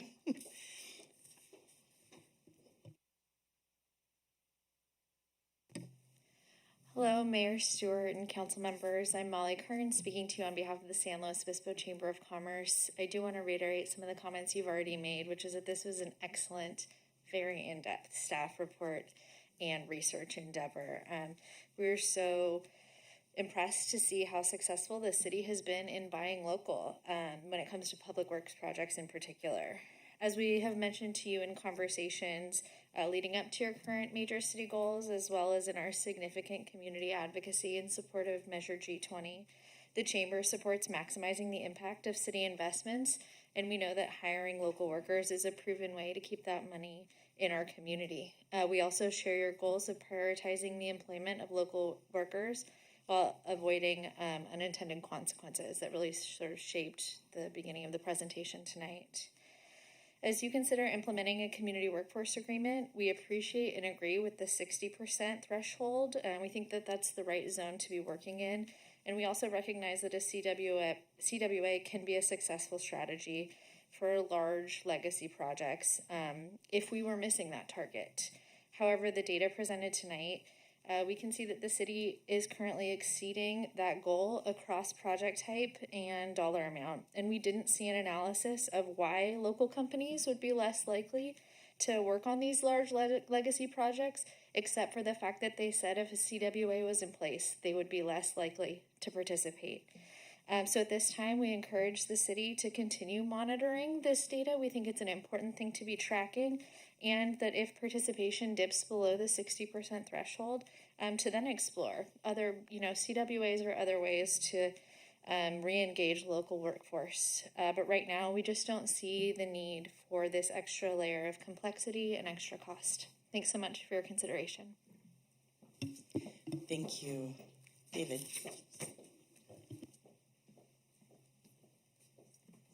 Well, good evening, Madam Mayor and council members. Thank you for having us here to provide comment and reiterate Molly's comments to the staff as well as very thorough. So we appreciate all the labor and effort that you went into that, including consulting local contractors like ourselves for the survey. So while we were not successful in any projects, I'm with Cal Portland Construction, by the way. In the last couple of years, we have been bidding and participating, including bidding on the LVR project a few years back.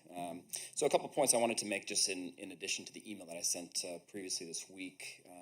We also see that the CWA is a solution to a problem that we don't really have, which is local workers and local contractors are participating in projects, especially those that fall within the typical heavy civil public works bridge projects.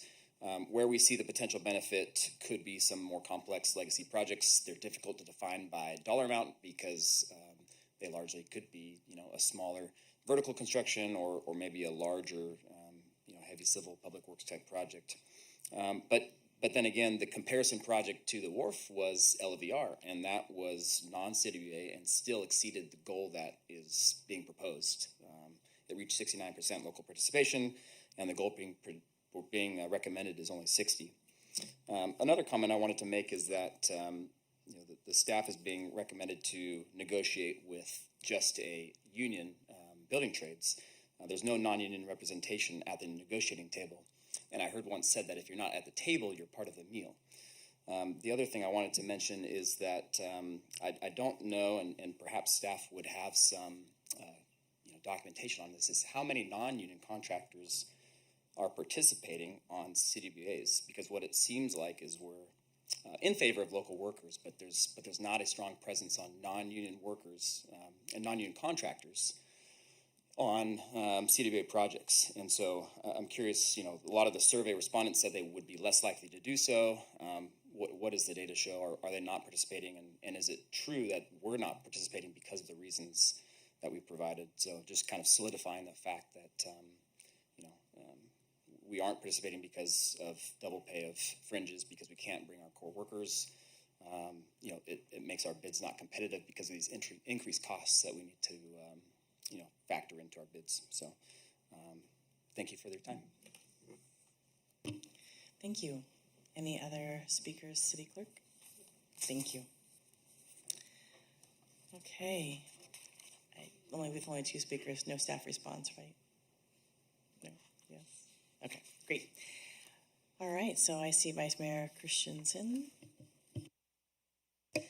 Yes, I'll respond a little bit to public comment, and that is the reason that we asked staff to explore the idea of a CWA is because when we do hire out of area contractors, in which we do very rarely, as you could tell from this data, they bring out of area workers with them, and that doesn't happen very often, but when it does, you saw the data, it said Southern California contractor, 32% local workers. That's why we're doing this, is because when we have to use an out-of-area contractor, they don't use local workers. That doesn't happen very often, so most of the time, everybody can just relax and not worry about it. We're not changing anything. We're just saying there's a couple places that we're going to need to think about this, and they are these big projects that local contractors cannot do. That was just what the staff said. Brian just said there's certain buildings, certain kinds of things our local contractors can't bond for it. They're too complex. They are not going to be bidding for it, and we're going to need to find people who do bigger projects, like the WRF was one of them. So that is why we're talking about this. It's just for a couple things, and that we know we are not going to be able to use local contractors, and so that we know we're going to have to use out-of-area contractors, which means we want to make sure that they come here and have to use local workers. So, good job on the recommendation to begin with. Because you narrowed it right down to exactly where the problem was, which is just a few projects that we are pretty darn sure our locals are not going to be able to work on. Nothing else will change for anybody else. So any of the local contractors that are listening or watching or been paying attention, or the chamber, don't worry about it. Nothing's going to happen. That's not what we're talking about. But these three legacy projects seem to be the three that staff has identified as extremely likely to be done by out-of-area contractors, and I think that we should stick with that. I think we need to have a part in there about making sure that there is an agreement. There's a deadline set for reaching agreement. I think we should make sure we have those 4 negotiating things in the direction about excluding professional service agreements, excluding emergency projects, excluding maintenance and whatever. And then there was a fourth one that I didn't write down. I think that we should include something about having similar approach to the WRF approach about key core workers, so that we acknowledge that a big contractor on a big project, of course, is going to have some core workers that they absolutely really need to have, but they can't just say, oh, all our workers are core workers, all 350 workers are core workers. So that's how we did it for the WRF, and that was successful, and that was a hard, long part of the negotiation. I remember I was in Christine's office and then over to the unions, back and forth, just listening. And that was very hard for both of our side and the union side, but it worked out. And that kind of, we need to talk about key core workers and have some flexibility there. I am fine with 60%, but other people might be wanting something else. And I want to have a provision about revisiting this, so that in 5 years or whenever we get to the end of these projects, if we have another big legacy project, they aren't going to be legacy projects, they're going to be new projects. What they might be, I have no idea. We're going to put solar over the entire city. Who knows? The same concern will arise. We do not want to spend millions and millions and tens of millions of city dollars, taxpayer dollars, on projects where the vast majority of the money goes to workers that aren't going to be local. That happened with a few projects in the past, and that was not good. And the CWA saved North County during the recession when they had the solar projects, which required local workers, and I believe it really helped the WRF also in terms of the timing of that coming through our little COVID problem. You never know the benefits of these kinds of things, but I think by focusing on some specific types of projects where we know our local contractors are not going to be the winning, they're not even going to try, then we can really do something good with our taxpayer money. Not only build a project, but keep our locals employed. So those are the things I want to have included in a recommendation, which isn't quite in there. So I will now be quiet. Thank you, Councilmember Pease. Thank you so much. Almost took that down. And I agree. I think that the research has come to a natural conclusion that I think does hit the right balance spot. I particularly appreciate that the parking structure, which is the most specialized and likely to have an outside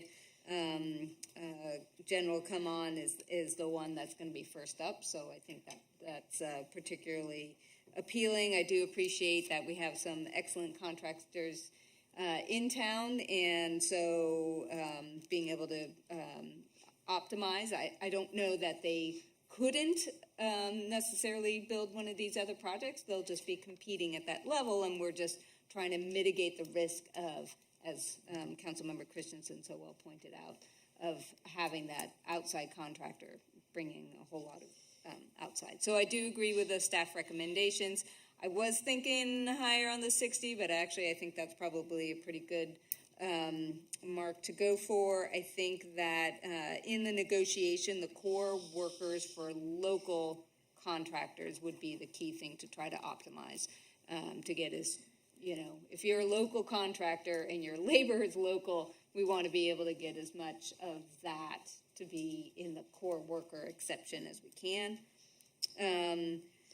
And, I think that big picture, our labor unions, we want a healthy, thriving local labor union. I think that has a larger benefit that we're not going to be able to tease that apart in the moment, but I think that we, as a nation, benefit from having labor. A lot of what we have accomplished and a lot of the standards that we're able to lift up are because of unions. Is it a perfect system? No. Are we on the same page with all the unions? No. So it's, there's a healthy tension there. But I do think that this is one of those areas where, it sets a bar for training and inclusion and keeping local and some of those real positives. So I support. I don't think I made any changes to the recommendations. Councilmember Christensen, you had also mentioned a deadline, and I'm not sure if that needs to get incorporated into a motion or if that's just kind of a good practice. Okay, so is there something that we can tie that to, or just to say establish a deadline as part of the negotiation? We've got a deadline in mind. It sounds like there's consensus moving forward. Do you want to, Mike? Sure, yeah. If council wanted to include a deadline, a good deadline for the city would be July 19th, 2022. And also thinking about it too, if we wanted to report out on future KPIs for local labor, if 3 of the 5 council members could tell us that as well, because it's not an insignificant work effort, but it's a great metric for the city to have. And in the future, if you wanted us to evaluate future projects as they come through, you might want to kind of just direct us to look at projects as developed with each 2-year financial plan as new capital projects come on board. that would be the time for staff to kind of give you their best estimate. It's a bit of an art and science on picking out these projects as what might be constructed by outside contractors. That recommendation would come through with each financial plan, the 2-year financial plan. Great, thank you. So I think we should add that deadline, July 19th. And could you clarify, is that then the specific CWA for the parking structure, or is that all 3 legacy projects are going to have a single CWA? It would be a single CWA for all the projects, but we would need it for the first one, and that would be In the order to parking have that structure. in place. Yeah. Okay, terrific. Yeah, so I'd add that, and I would support tracking the data for the local workers. I think that also has value for us. Unless staff comes back and says there's some barrier to that otherwise. Okay. Thank you. Councilmember Shorsman. Sorry, I'm getting a little bit, it's been a long night already. Thank you again for the report. I think I'll start with the obvious. The first question that you would want consensus on is, do we want, would we direct further review of local workers? And I think I'm in agreement with other council members that have spoken already on that. I probably implied that in my questions. I also would be interested, although I'm not sure if others are, in raising the local participation goal to 70%. It seems like 60 was a little bit a shot in the dark, and it's a reasonable goal, but in future non-local contractors, I would want them to shoot a little bit higher, and it seems like we've been able to meet that bar already, so why not, is sort of my feeling about it. When I came in here tonight, I was actually sort of leaning towards alternative 1, but I understand that there's some time sensitivity to what we need to do here, and so maybe the more thoughtful, time appropriate response is the original staff recommendation. I also had some concerns about alternative 1. I do want to continue to look at the professional services for future agreements. From my understanding, the reason they weren't included in the WRF agreement was because there had already been an agreement set up with outside contractors for that, and so we couldn't really go back and add them in later to the CWA. And I know we did hear some public comment that was not supportive of that, but I'd be interested in delving into that a little bit more.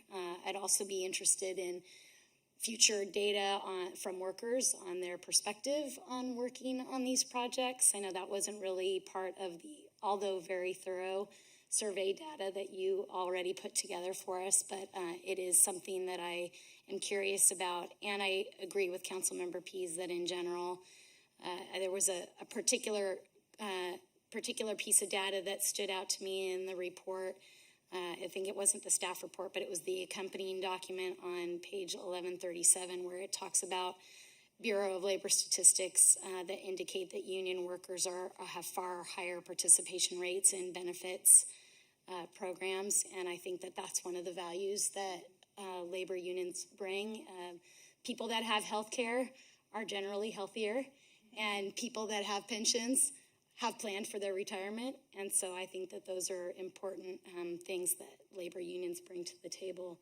So in summary, again, I support the current recommendation. I would like to raise the goal to 70%, but I also would like to look at some of the other alternatives and gather some more data for a future assessment beyond that.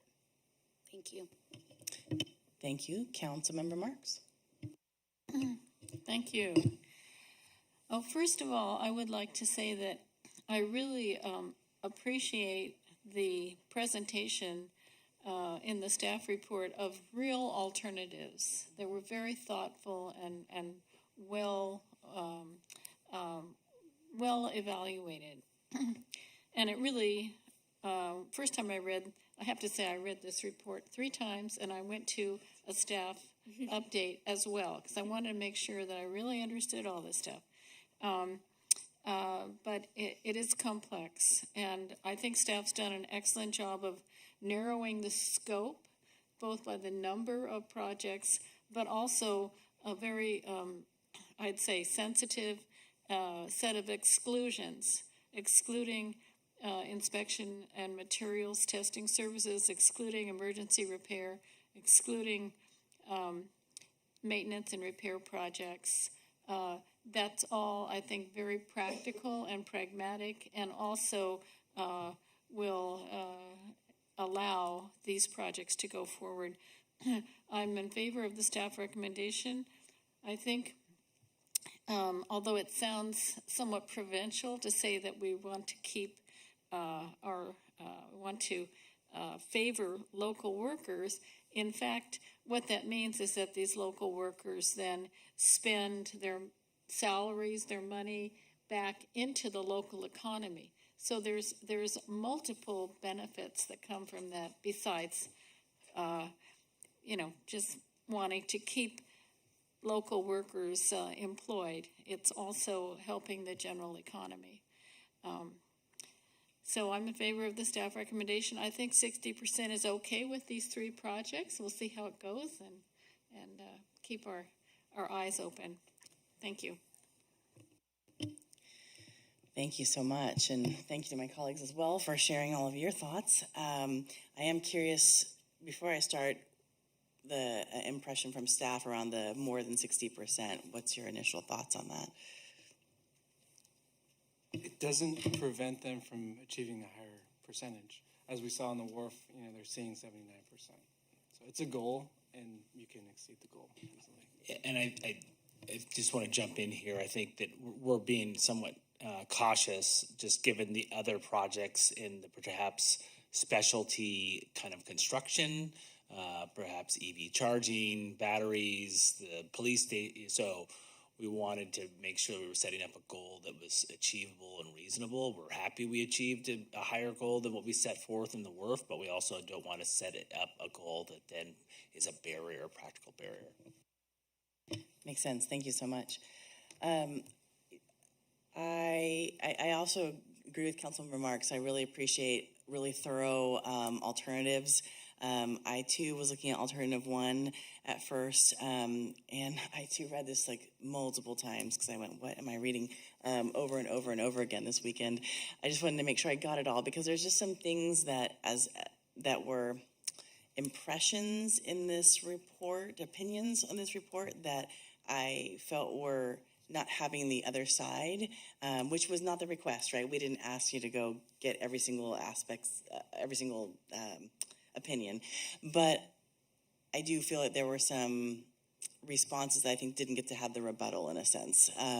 And just as someone who takes care of benefits on a regular basis in most of my jobs, there were some statements that I don't think was actually 100% correct. But that being said, I think what you have come up with in this recommendation is really good.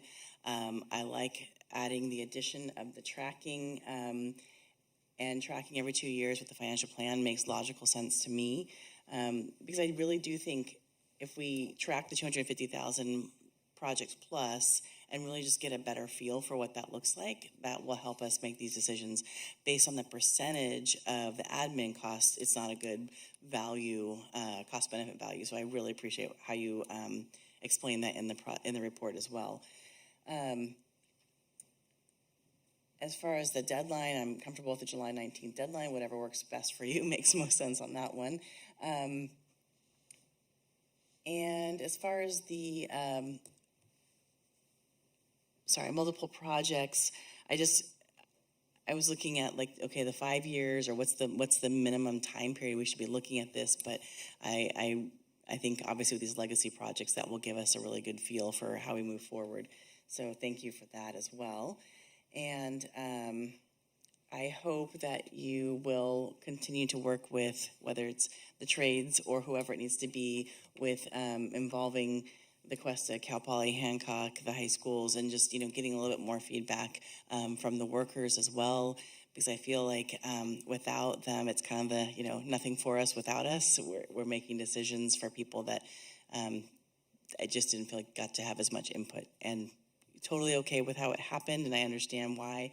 But I think that it would be better to have their input in going forward. So I am comfortable if you'd like to put together that motion.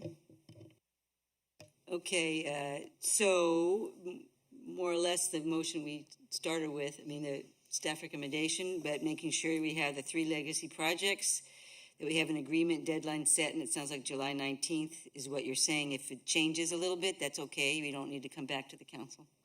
The negotiating carve-outs of the 4 you listed in the staff presentation is starting off with excluding the professional services agreements and the other 3. Focusing on the key core workers carve-outs, making sure that they are limited but a little flexible as needed. Revisit in 5 years. I got the 5 years from Christine originally, to just take a look at it in 5 years and see, is that...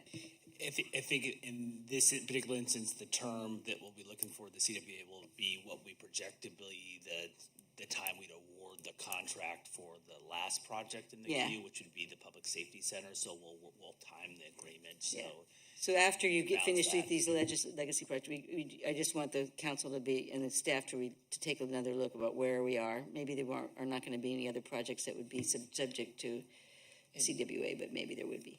Yeah, Madam Mayor, Vice Mayor, I think that we can negotiate a term that requires renegotiation within X amount of time prior to expiration of the agreement. So we'll have some flexibility.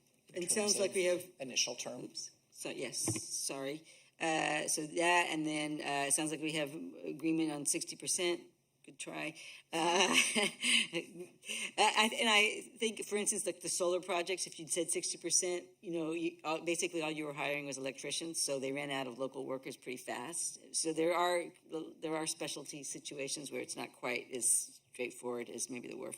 And the last thing was the local worker tracking numbers and doing that concurrently with the financial plan studies and efforts.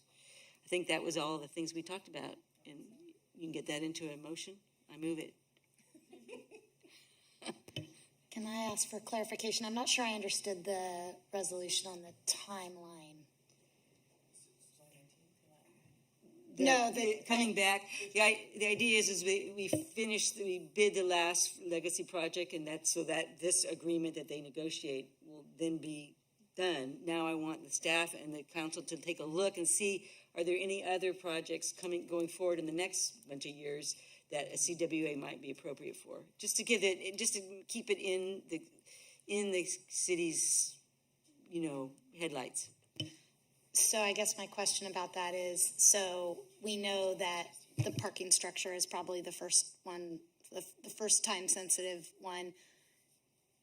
Do we know, there could be a big gap in the middle is what I guess I'm saying. Could there be other legacy projects that came up in between that we would then have to look at again, or any other large agreements that we might want to look at again, or is it just? Madam Mayor, Councilmember Shorsman, I don't want to speak for your Public Works Director, but I thought what I heard him saying was that we would evaluate that and during the 2-year budget cycle and review of the CIP, and if there were projects that we felt could benefit from the agreement, we would recommend to you that those come forward as an amendment. Yeah, so correct. We're right now, if we're thinking for the agreement, it would be specific to these 3 projects, and with the 23, 25, 25, 27, 27, 29 financial plans, the 2-year budgets with the 5-year look-aheads, we would identify projects that would likely benefit from a CWA. Agreement-wise, I don't know if we would amend our existing agreement to include those future projects in it or negotiate a new agreement, but that's the current thought process.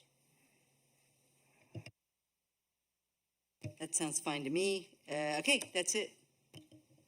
I'll second. Thank you. Any more discussion? Okay. City Clerk, will you call the roll? Vice Mayor Christensen? Yes. Councilmember Pease? Yes. Yes. Councilmember Marks? Yes. Councilmember Shorsman? Yes. Mayor Stewart? Yes, motion passes 5-0. Thank you so much for all of your hard work. And we are going to take just a 5-minute break. I know we only have one more item, but it's necessary. Oh, sorry. Yes, City Manager? Before you take a break, just wanted to hop in and just to set expectations. It's come up a couple times, I think, from a couple of the council members about surveying kind of the attitudes of, I think, some of the workers who were involved. We'll have to explore how we would do that, just to share that. I mean, we're kind of flummoxed right now about how do we get feedback from employees that are not our workers. And so, but just to make sure, just to set expectation, we'll see if there's a methodology, but just want expectations that I think it would be challenging for us to really get a sense of pulse. That was not part of the motion, Yeah. just so you know. Yeah, understand. And I mean, I think that's part of where the trades can come in and help you. So.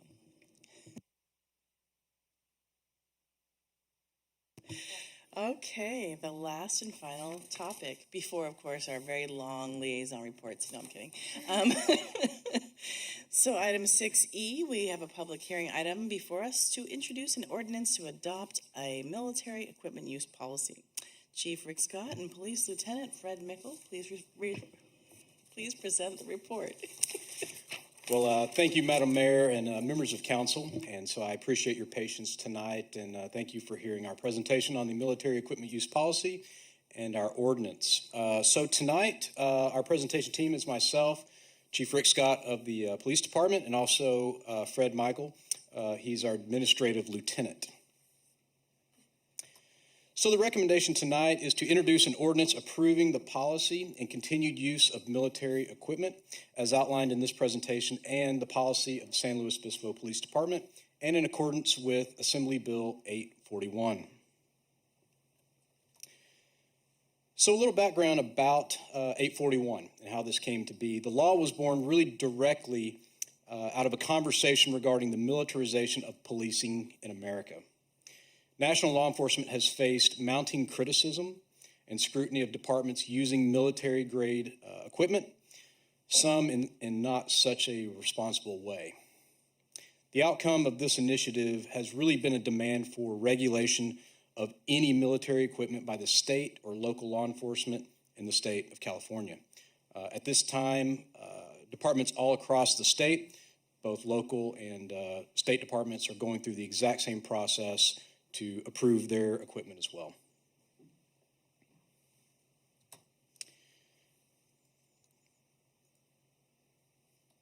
So I want to take a moment to talk about actual military equipment. This is equipment that's given to or loaned to law enforcement. This is done through the military's Defense Logistics Program, 1033, as it's known, or formerly known as DERMO. So you may hear some of these terms as we go through the presentation. Currently, the department has very little DERMO equipment. This is equipment that was given to us by the military. The equipment that we do have, none of which rises to the level of the new law as reportable, and absolutely none of this equipment is considered to be weapons, firearms, or anything of that nature.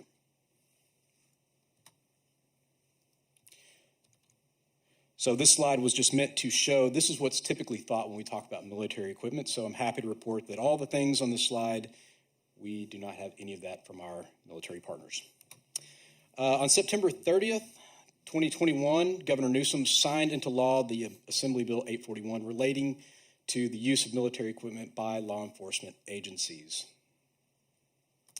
Some of the confusion around the law centers around the term military equipment, as I had just talked about. As defined by 841, the problem is that the equipment defined by the law does not necessarily indicate that the equipment was used or supplied to us by the military. Most of the equipment on the list just may have a military counterpart, or it may appear to be military in nature. And we'll talk more about that as we go through the presentation. All of our equipment on the list, with the exclusion of the 1033 equipment that I spoke about earlier, was purchased through standard civilian police suppliers or just regular community suppliers and retailers. Equipment items covered under the new law includes, but is not limited to, unmanned vehicles, armored vehicles, command vehicles, pepper balls, less lethal equipment, long-range acoustic devices, also known as LRADs. You'll see that a little bit later in the presentation, as well as diversionary or distraction devices. Assembly Bill 841 requires the department to obtain approval from the City Council via adoption of a military equipment use policy prior to funding, acquisition, and or using any equipment that's defined in this new law. According to the law, we must begin the ordinance adoption process by May 1st, 2022. And so that's why we're on the agenda here for you tonight. In order to continue using any of the existing equipment that we have in our inventory, or to purchase any new equipment that this law would cover. By honoring this process, we have submitted our use policy in advance to the council, and we've also posted it publicly, as well as you've received it in your agenda packet for discussion. Here's just a really quick breakdown on what our policy includes. It's a complete inventory of all qualifying equipment for the department. This is contained in our police policy manual under section 709.4. The department use policies shall be published on the department's internet website. This has already taken place. And any future acquisitions would require us to come back to council, have another public meeting, update our policy with your approval on any items that's referenced in this new law. This is not a one and done. So if we buy anything into the future, we'll go through this each and every time.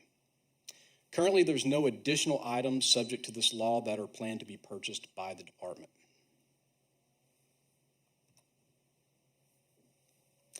So the department shall produce and submit an annual equipment report to council, and you'll hear a little bit more about this process. Each year, council will receive the annual report. You'll be able to review the ordinance, consider renewal and authorization for military equipment by the department, or you may modify the department's use policy. The department will hold a community engagement meeting, which is an opportunity for the community to weigh in on our policy prior to submitting our annual report each and every year back to council. Now I'd like to talk a little bit about some of the equipment that's defined under the law. This list is not all encompassing, and it may be a little bit rote as we go through this because I'm going to go in order as it's listed in the law. So on your screen before you, these are unmanned, remotely piloted, powered aerial or ground vehicles, also known as robots and drones. The department does have these items. This is pretty similar to what we do have in our inventory. This robot is used to go into places where it may not be safe for a police officer and to be able to manipulate locks or things like that. On the right, those are just regular drones, similar to what you would find at a regular retailer. Ours has some enhanced capabilities through additional cameras and things like that. Not going to spend a lot of time on this slide. We don't have an MRAP. This is a mine-resistant vehicle. The department does not have one of these, nor do we plan to acquire one. However, we do have a civilian-built armored vehicle. Essentially, this is an armored box placed on a Ford truck chassis. This is available by Linco. This is called a Bearcat. This is the actual picture of our vehicle, and this was used recently in the mudslides in Santa Barbara. This is a rescue-type vehicle, defensive, not offensive. I won't spend much time on this slide. We don't have any Humvees, and we don't plan on acquiring any Humvees. We don't have any tracked armored vehicles, nothing that provides ballistic protection or has weapons mounted to them.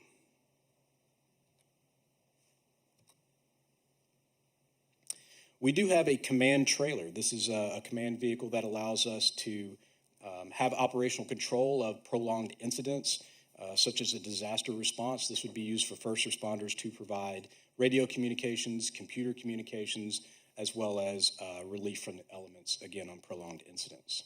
This is the actual picture of the trailer that we do use. No weaponized vehicles or aircraft of any kind. We won't discuss that. We do have a breaching tool, and that's what you're seeing in this photo. So we do have battering rams and breaching apparatus. So it looks like a weapon, but the round that this device takes is similar to a shotgun shell, It has a shotgun charge, but the projectile that comes out is frangible, and so meaning when it hits a lock or a hinge, it disintegrates, and it's safe to use around people on the other side. So this would be used if we had to enter a structure in a very quick way. It provides us the means to do that. Under no circumstances would this device ever be used against a person.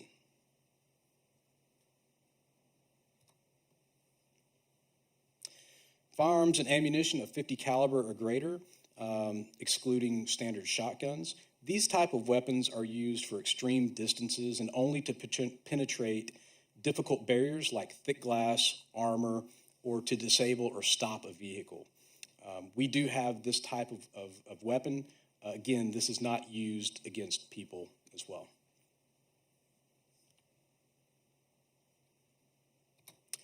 Specialized firearms and ammunition. This is anything under a .50 caliber, and this is including rifles defined as assault weapons by the state's penal code. And this really speaks to all the weapons, rifles that we own. They are in this configuration. This is our patrol type rifles, restricted rifles, semi-automatics, fully automatic AR-style rifles, and long-range precision rifles such as a .308 caliber.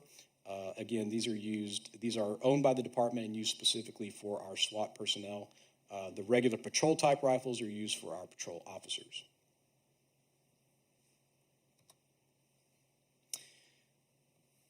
So this section speaks to any firearm or accessory that's designated to launch an explosive projectile. The department does not own or plan to own any of these devices. The next category is the flashbang or diversionary device. It's a noise flash device similar to a large firework. It's meant to distract a person, not meant to harm or disable them.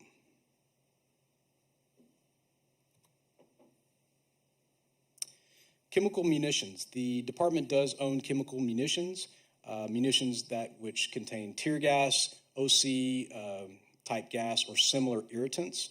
The department can only use these in extreme or extraordinary civil unrest circumstances, and only with command oversight, and again, only to protect life or prevent injury. The use of chemical munitions is outlined in the department's new First Amendment Assembly policy, which adheres to the new law AB 48 in the state's penal code.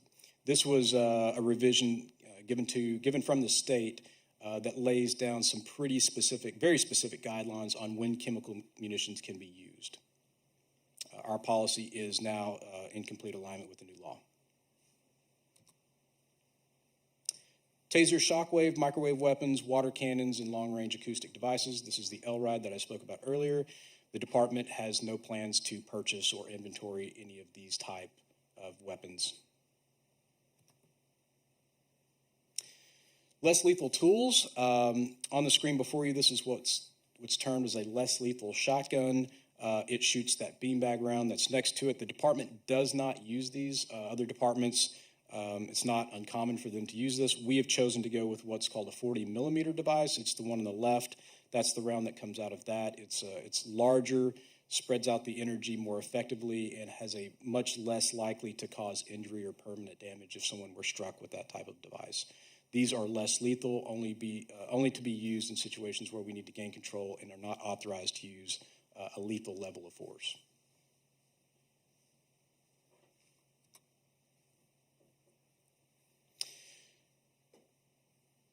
So this is under Section 15, and this is really the catch-all phrase. And this applies to any equipment that's determined by the governing body or the state agency that requires additional oversight or transparency by the department. During our inventory of the items that we possess, there's currently no other items that we identified that could or should fall into this inventory according to our assessment. So a little purpose behind our equipment military use policy. All of this equipment is defensive in nature. That means it's used to reduce risk to our community members as well as our police officers. This provides police officers in rare and extreme circumstances the ability to resolve volatile situations quickly and with the least amount of harm possible. This ensures safeguards, including transparency, oversight, and accountability to our community.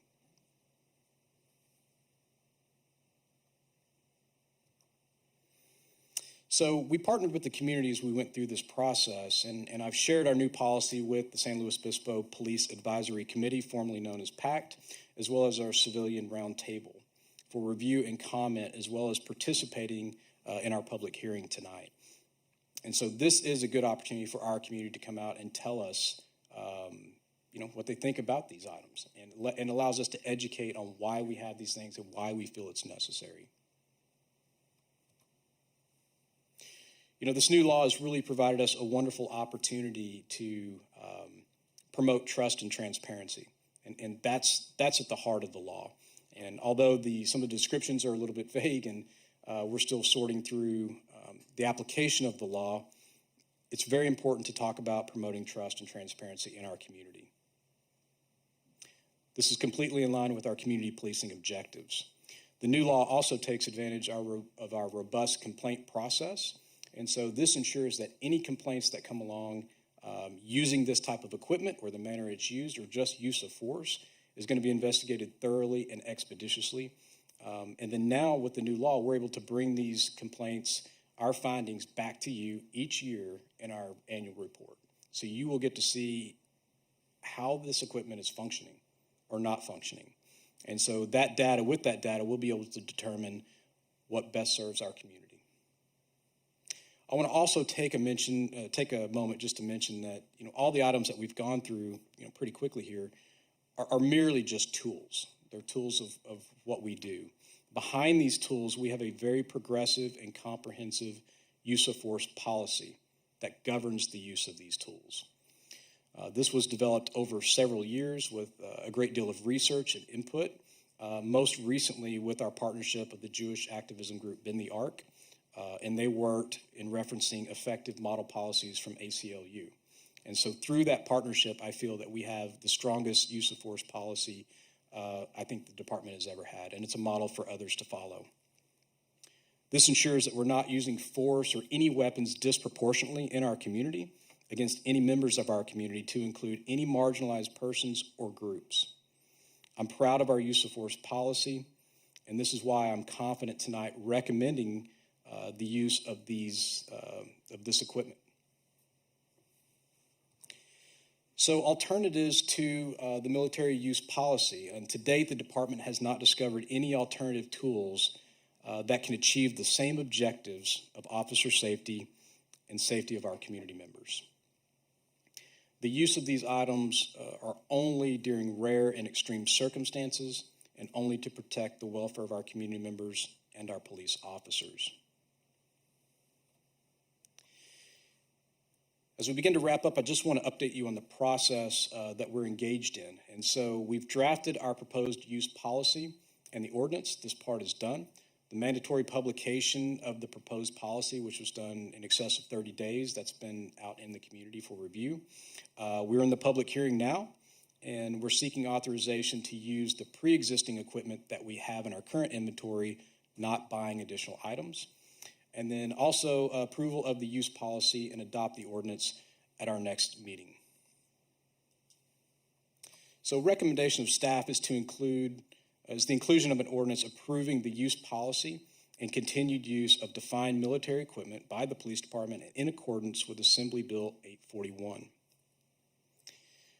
I greatly appreciate your time tonight. I know it's late. This concludes my presentation. I'm available for any questions that you may have of us. Thank you, Chief. And you shared already about the use of force. Can you also share a little bit about, and if I missed it, I'm sorry, the Lexipol policies and how you make them apply to here versus just the boilerplate policy? Yeah, thank you for the question. So, Madam Mayor, the Lexipol policies, it's a program that we subscribe to, that many agencies across the country also use the same system. And I will tell you, they're fairly well crafted out of the box, and so we get a canned policy to our department if we need a policy on any item, or take use of force, for example. They give you a generic policy.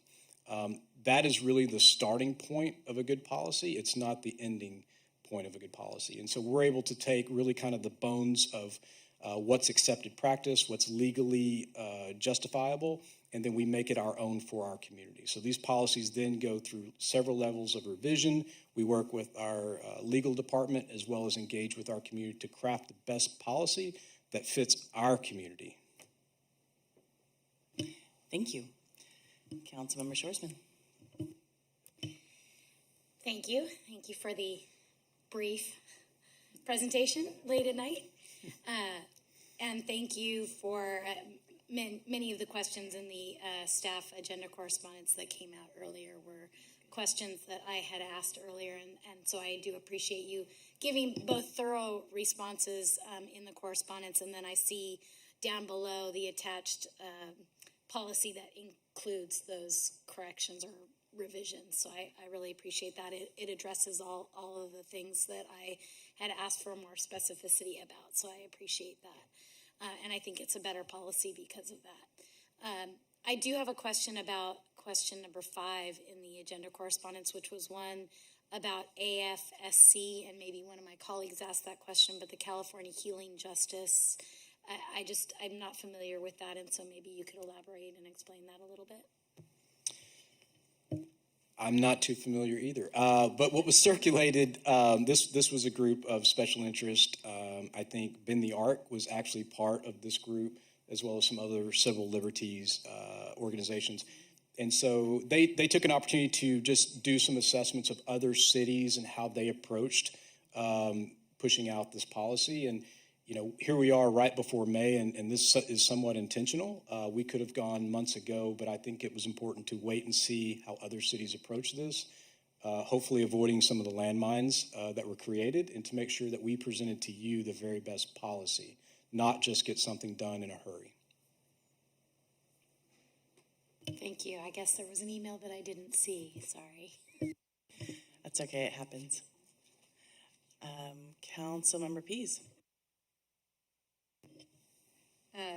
Thank you, and thank you for the correspondence. And I assume the introduction, this ordinance is as amended by the correspondence, which is adding the complaint process, correct? Were there other changes in the? What? Is that 4A you're talking about? 4A. In the correspondence? Sorry. That's okay. Just make sure I'm looking at the same thing.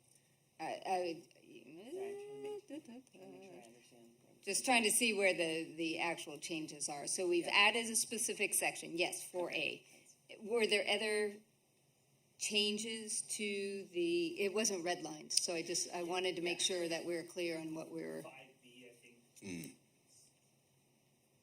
think. Describe it. Yes, there was one other change. We added, we actually named the equipment manager, which we did not in our first draft, and okay. We went ahead and named that person by position. Gotcha. Our administrative captain. Great. Okay, great, thank you. Let's see, and I wasn't clear, there was one of the slides where you were going through thank you for all the things we don't have. It's good to be reminded, because that was one of my earlier questions, was should we exclude things? And it's like, oh my gosh, there's a gazillion things that we happily are excluding. Flashbangs, is that something that we do have, though? Yes, we do have flashbang devices. Diversionary devices is what they're known as. Right. Can you just swing back to that slide a few back, because maybe it was the way that they're deployed, so that noise, flashbang, diversionary devices. So we don't have explosive breaching tools, but we do have flashbang. Correct. That's it's categories like this in the law, so that's why you're seeing it this way. But no explosive breaching tools, but we do have a flashbang device. Okay. Correct. Okay, thank you. And then, what happens during mutual aid events in other jurisdictions? How do you coordinate if we have fewer things than they have? Great, and that's a very good talking point, because one of the things that we're actively doing with all the law enforcement agencies in the region is trying to coordinate on this, because the way the law is written, the equipment that you authorize tonight is technically authorized for a jurisdiction that may be providing mutual aid. However, if they're bringing equipment that's not authorized tonight, then they're not technically allowed to use those devices in our jurisdiction. And so it's very important that we try to, for mutual aid, it's very important that we try to coordinate the items that are permitted across the jurisdictions. Yeah, that seems, I mean, you gotta make sure you have that like dialed in ahead of time. It is, and it's more important here because we do help each other, and we're just we have to rely on one another. Our city hosts the regional SWAT team, so we have members from several different cities. Basically, all the cities are part of our SWAT team together, as well as we work collaboratively with the sheriff's department, and so we back up each other on critical incidents. Great. It would be. I don't know if we need to wait for the whole next year or if there's something interim, but if other departments are including a lot of other, military rated devices, I think it would be good for us to know and make sure that that's clear. Anyway, we can talk about that during deliberation. And then, so in the actual the law, the 481, AB 481, there's a statement in there about get back to it. I mentioned and we've talked about that these are tools, but it recognizes that military equipment is more frequently deployed in low-income Black and Brown communities. And I'm just wanting to recognize trauma of past experience potentially, and that these that equipment could be triggering. And so, like the Bearcat, I mean, that struck me as scary. And I'm wondering if we're thinking of it as a rescue type vehicle. Could we like paint it yellow or something? I mean, it does look very military. So I'm wondering if there's some way to reframe that rescue-y, Yes. The short or answer. A stripe, I don't know, something, rainbows, flowers. Well, we could paint it red and put FD on it. I'm all about that. Slow FD. So just to address your point, and I certainly sympathize that seeing that vehicle could absolutely be triggering. However, the color of the vehicle and the stance and some other things provide us a tactical advantage. It operates typically at night on a critical incident, and so there are times when we don't want it to be seen, depending where it's positioned on a critical incident, because it could draw fire or put officers in danger. And so there are some reasons why it looks the way it looks, because it does provide a certain amount of tactical advantage. Okay. Talk about that as well. I think that's it. Thank you. Thank you, Councilmember Marks. Thank you. So I understand that you're asking authorization to use pre-existing equipment, that is equipment that the department already owns, right? So my question is, is there a shopping list? Are you thinking of getting something else? Is it in the budget, or that I'm not clear. I feel, that I'm clear about what you're asking in terms of what we already have. I'm not clear about, I started printing it out, and then I realized I was running out of paper. But, policy 709, on and on and on. I read it all, and I'm just wondering, what else do you want to buy to protect police officers and general citizens? I understand that that's the goal, but I'm hesitant about authorizing purchasing things that we don't know about tonight. You know what I'm saying? So I need some guidance there. Okay. Good. Let me clarify that. So everything on the list is again just equipment that we have. A lot of those items are wear pieces that will break that we have to replace. We do have to replenish ammunition, things like that. So those are things that we'll continue to buy annually that we have to. But we're not going to buy anything that's not on this list. We can't. If we decide to go out and buy something else that's covered under AB 481, we're going to come back and ask you for permission. So, Okay, so thank you. So it's narrowly limited to using items you already own or repairing or replacing them. Okay. Correct. Thanks for clarifying that. Okay.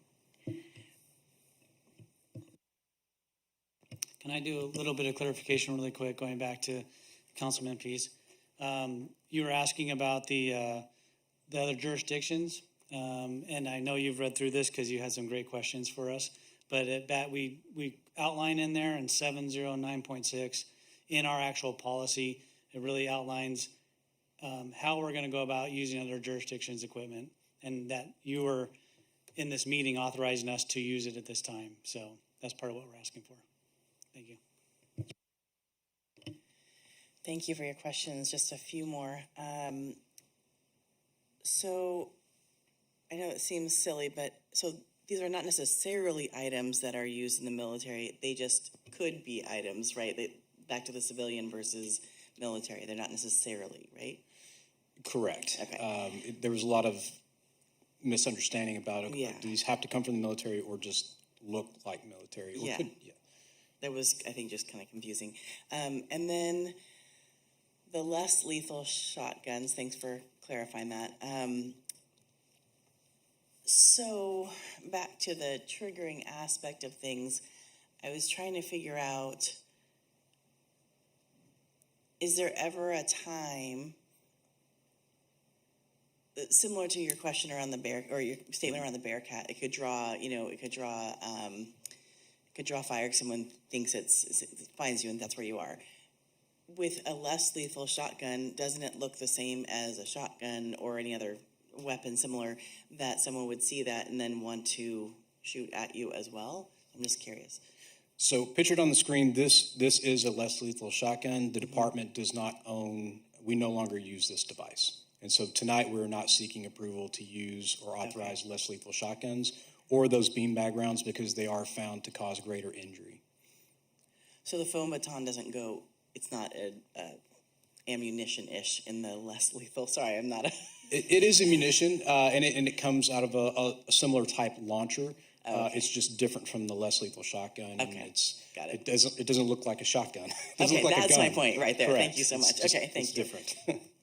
Sorry. I know.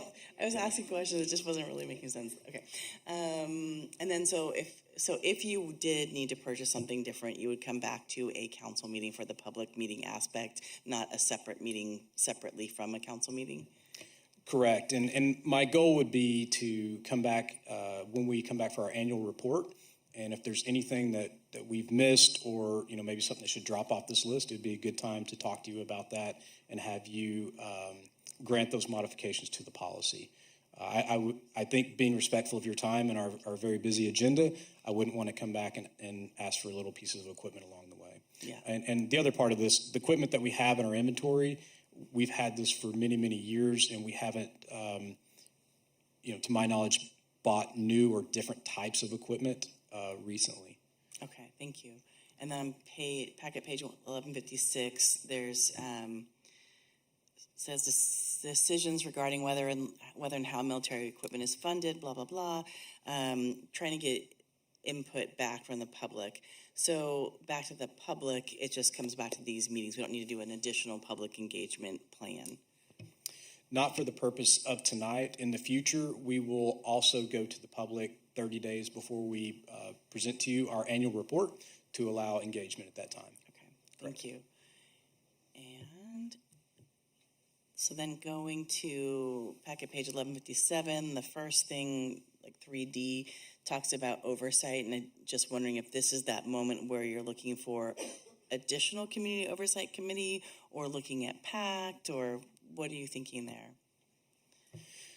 And so I talked a little bit earlier about the changing of PACT. So they're now our Police Advisory Council. Right. And we've talked before about having a handful of different advisory bodies so that we're getting good representation across our entire community. So I'm hoping to bring back a better plan in the future as part of our 5-year strategic plan. It's not going to take 5 years to do it, but it is an element that puts us on the right path for where we want to be in 5 years.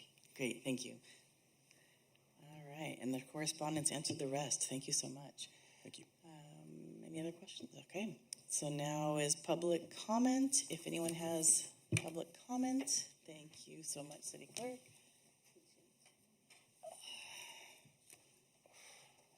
So first I have Sergio, next will be Ethan, so Sergio? No? Okay, all right, we'll come back to him another day. Ethan. And next will be Owen.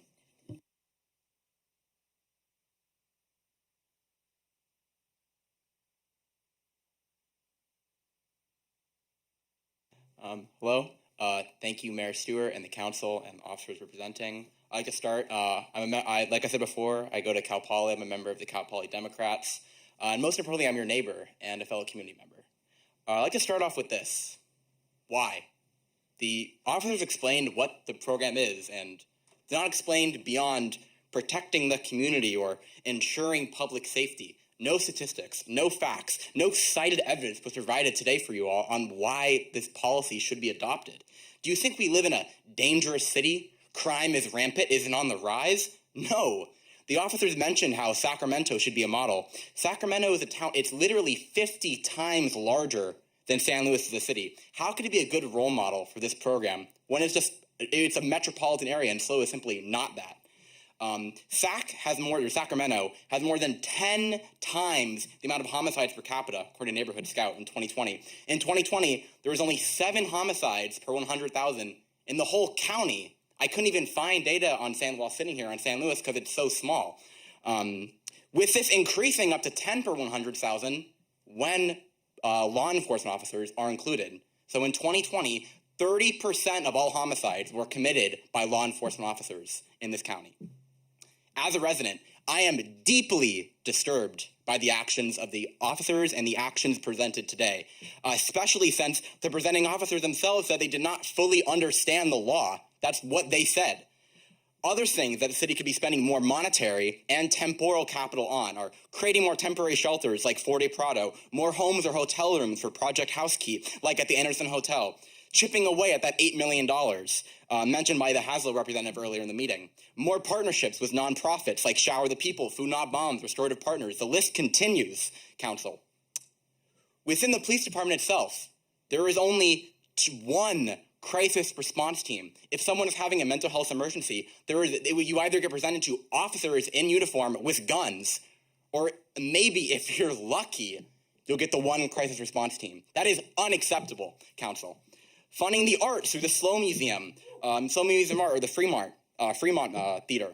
As a member of Cal Poly Dems, as a club as a whole, we strongly condemn an ordinance approving Policy 409. And then an individual, as a community member, as a resident of San Luis Obispo for the next couple of years, I would strongly urge a no vote. Thank you. Thank you. And we just keep it to snaps. That's about it. Okay, thank you. Okay, so next is Owen Levine and then Marcus Hicks.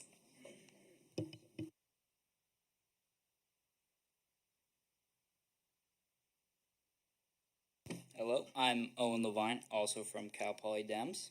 So one of the items that was outlined within the Policy 7009 handbook by Chief Scott was the Barrett 50 caliber rifle, Model 82A1M.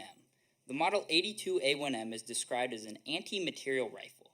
That is, quote, a rifle designed for use against military equipment rather than against humans. They are designed to employ high caliber or explosive rounds that can destroy vehicles such as tanks or armored troop transports.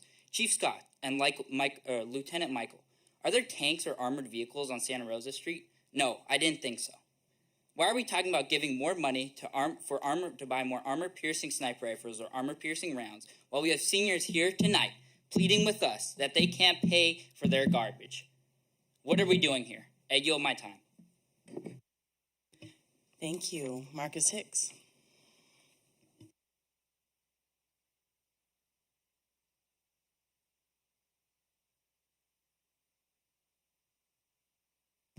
Hi there, members of the council, officers. Thank you all for being here, and thanks everybody out for being out. And it's late. I'll try and keep brief.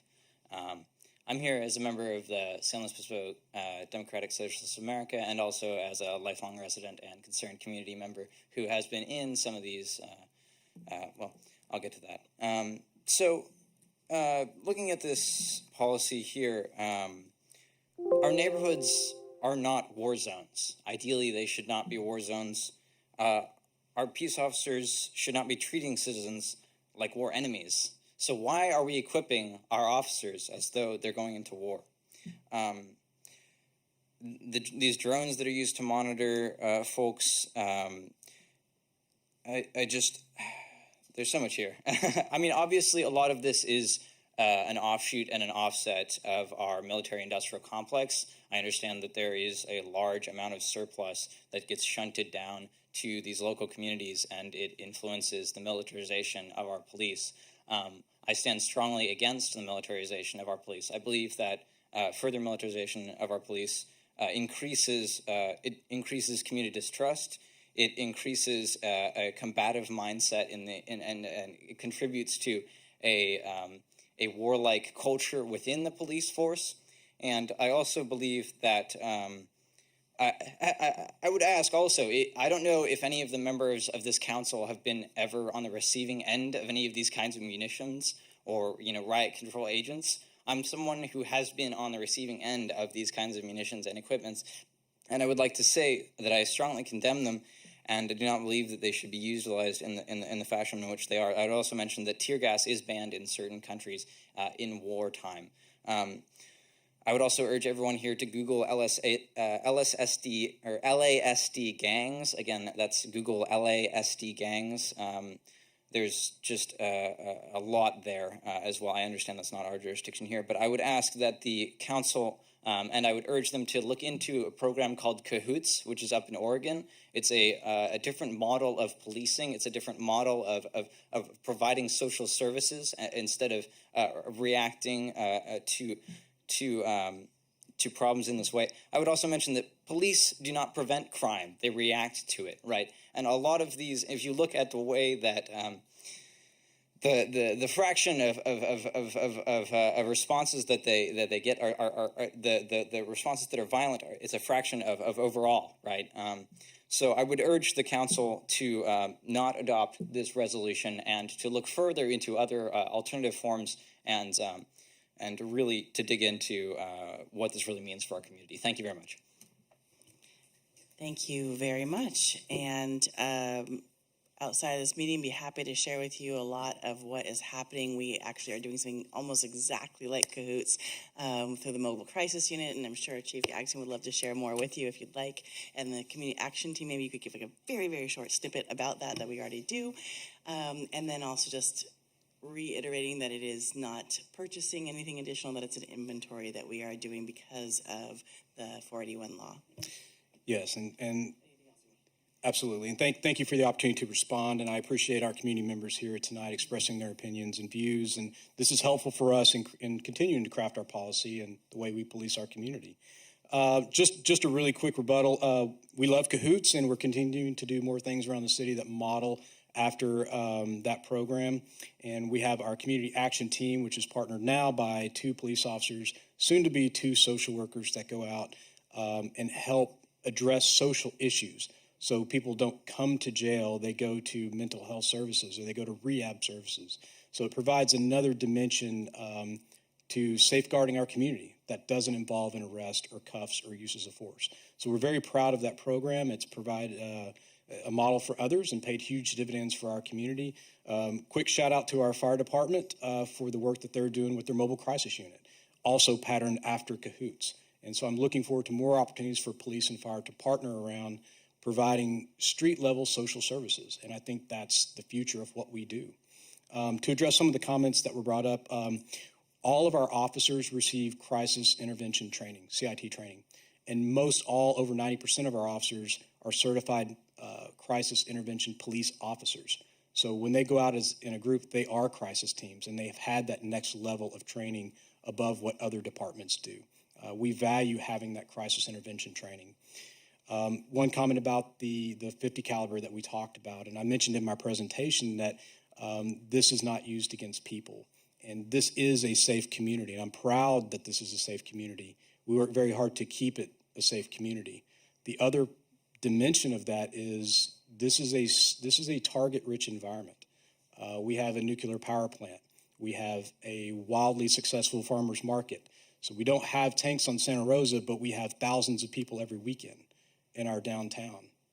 That's why we have barricades that we've purchased, and we don't want vehicles being weaponized against our community. In addition, we have Cuesta and we have Cal Poly. These are all extremely high-value targets, not to mention all of our community assets or our county assets here in the city. We are the first line of defense for all of these things. We're going to get the call if something happens. We have to be equipped to respond. Lastly, I just would like to talk about the use of the chemical munitions. And I know that there's members of our community that have been impacted by that in the past. And we pray every day we don't have to go down that road again, because it does have a negative outcome, and people do live with the trauma of going through that experience. I've been gassed myself. That's part of our training. I hope to never be gassed again. But they do that so we understand what it feels like to be gassed and to have OC spray on you and what you experience. So I don't wish that on anybody. And when we take those levels of initiative to use that level of force, it's done very thoughtfully and begrudgingly, and generally as a last resort to solving a crisis situation before people get seriously injured or hurt. So with that, I just want to say that we do recognize that as an agency.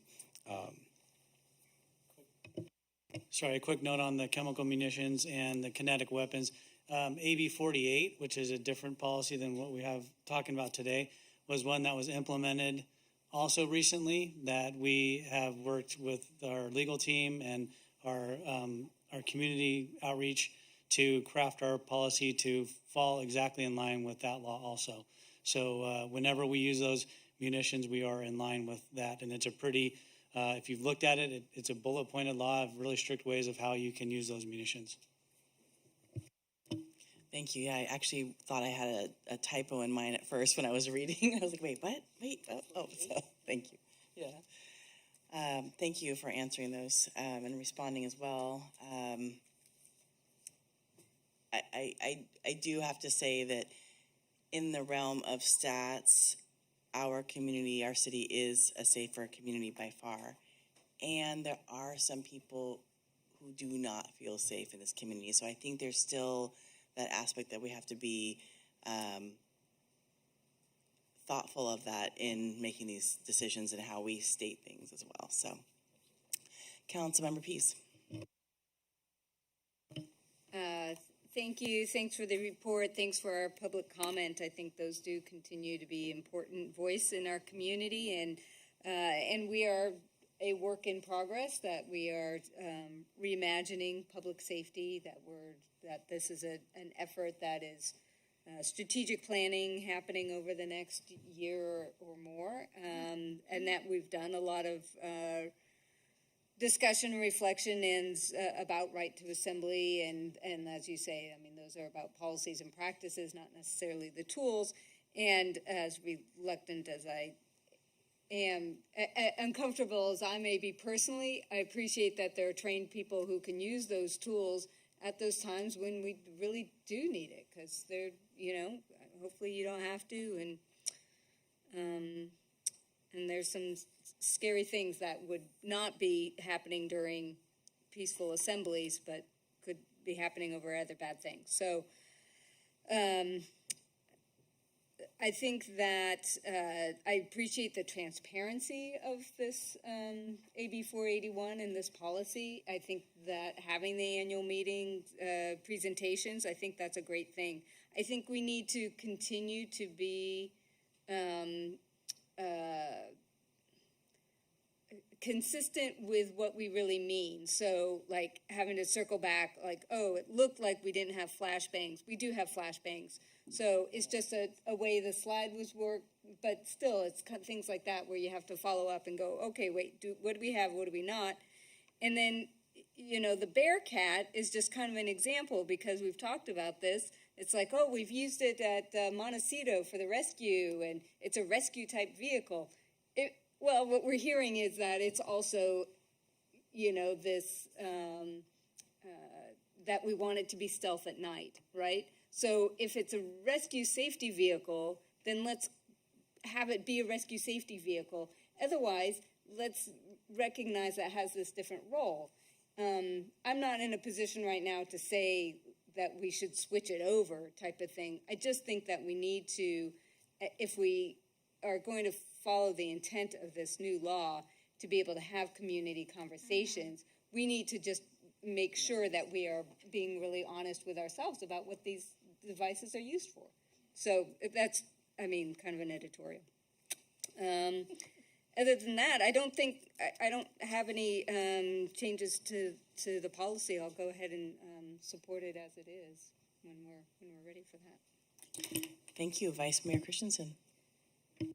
Yes, thank you for policy. Thank you for the communications. Thank you for our public comment.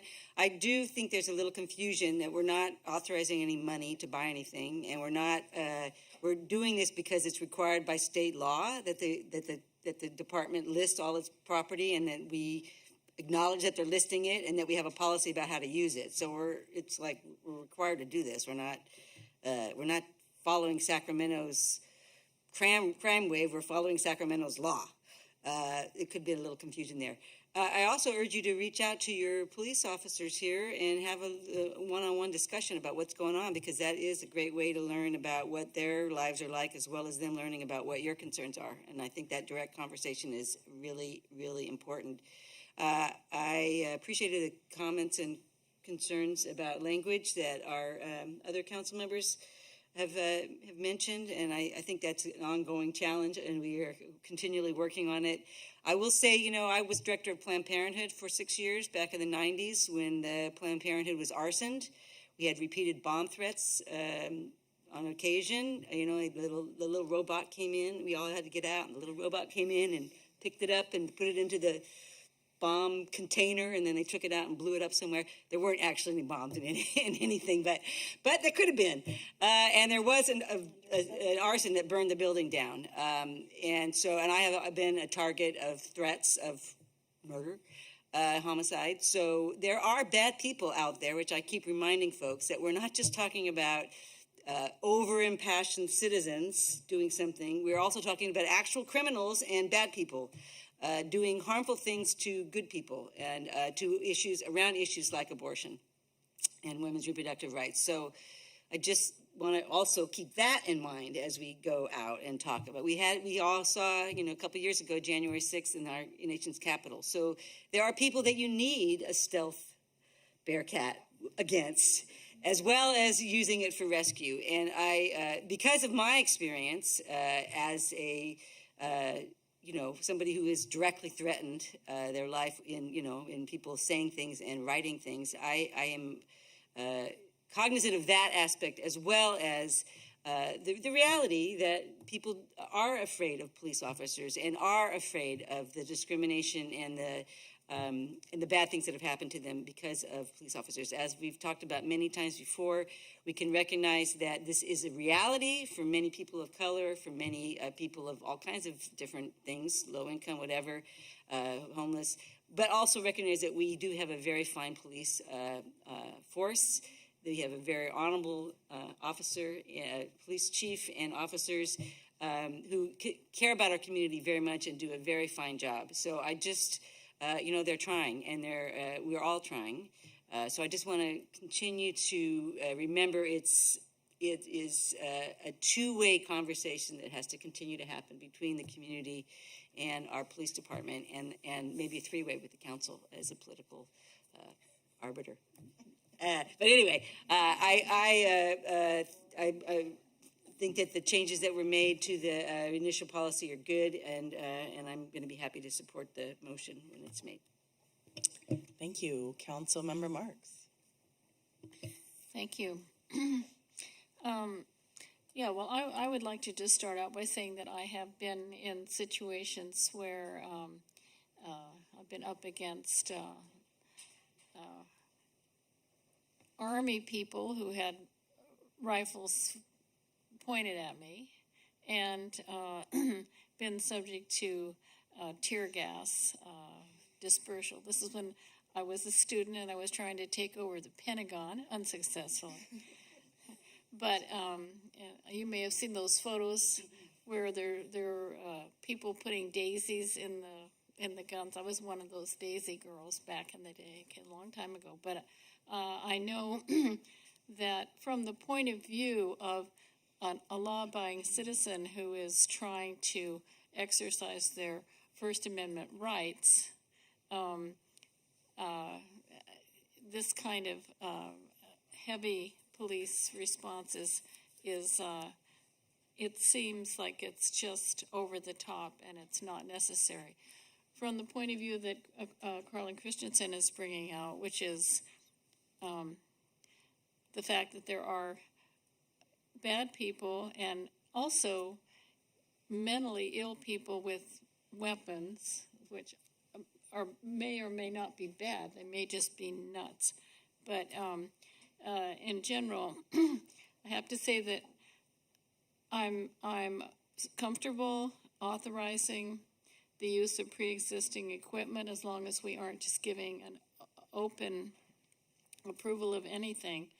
And I really appreciate getting this insight into policies and the list of equipment, because the average person we don't even know. I mean, the police department, not just ours, but the culture in general is somewhat of a closed shop. And so I think this law is aimed at opening it up and introducing a measure of civilian sort of, if we're going to talk about military, civilian oversight. And so I'd like to I appreciate Chief Scott's interest in continuing in that direction. And at any rate, I'm glad that the use of the equipment is very rare, and I hope that it stays that way. But I know that if a situation emerges where a police officer's life or an average person's life would be threatened or would be lost for not having access to this equipment, that would be a real tragedy. So I will support the staff recommendation. Thank you. And since it's 11 o'clock, I would like to make a motion that we continue a few minutes beyond 11 o'clock. Okay. Okay, all right. All those in favor? Aye. Okay, but a few minutes. I don't know. It's 11. Oh, It's 11. Okay. At 11 o'clock, we can't go beyond 11 o'clock without a motion to do so. I forgot about Okay, that. that's it. Councilmember Shorsman. I will keep it brief because I couldn't have said better what many of you have said already. I will just add that I appreciate all the perspectives that have been brought today, and I too have been subject to tear gas, so I know how miserable it is. And I am also happy that we don't have to use these devices very often. But I also think that this policy, without this policy, we wouldn't have so easily accessible a list of the equipment that is in our jurisdiction right now. We wouldn't have so clearly written where you can find how to complain and where you can be present if there is going to be new equipment proposed. So I think the intent behind this law is to create greater transparency and to create greater accountability. And so for that reason alone, I think it's worth supporting. Thank you. I will not go on and on either because it is past 11 as we talked about, and I am thankful for this law coming into play so that we can know, what's out there, what you do, why you do it. I mean, I think that's really where we've come to in this place in the public is just really lack of understanding and being able to open those communication lines. So thank you for doing this, and not that you had a choice, because of course it's state law, but thank you for making it simple. And did you want to make that motion, Councilmember Marks? Yes, I'd like to move the staff recommendation. I'll second. Thank you. Any discussion? City Clerk? Councilmember Marks? Yes. Vice Mayor Christensen? Yes. Councilmember Pease? Yes. Councilmember Shorsman? Yes. Mayor Stewart?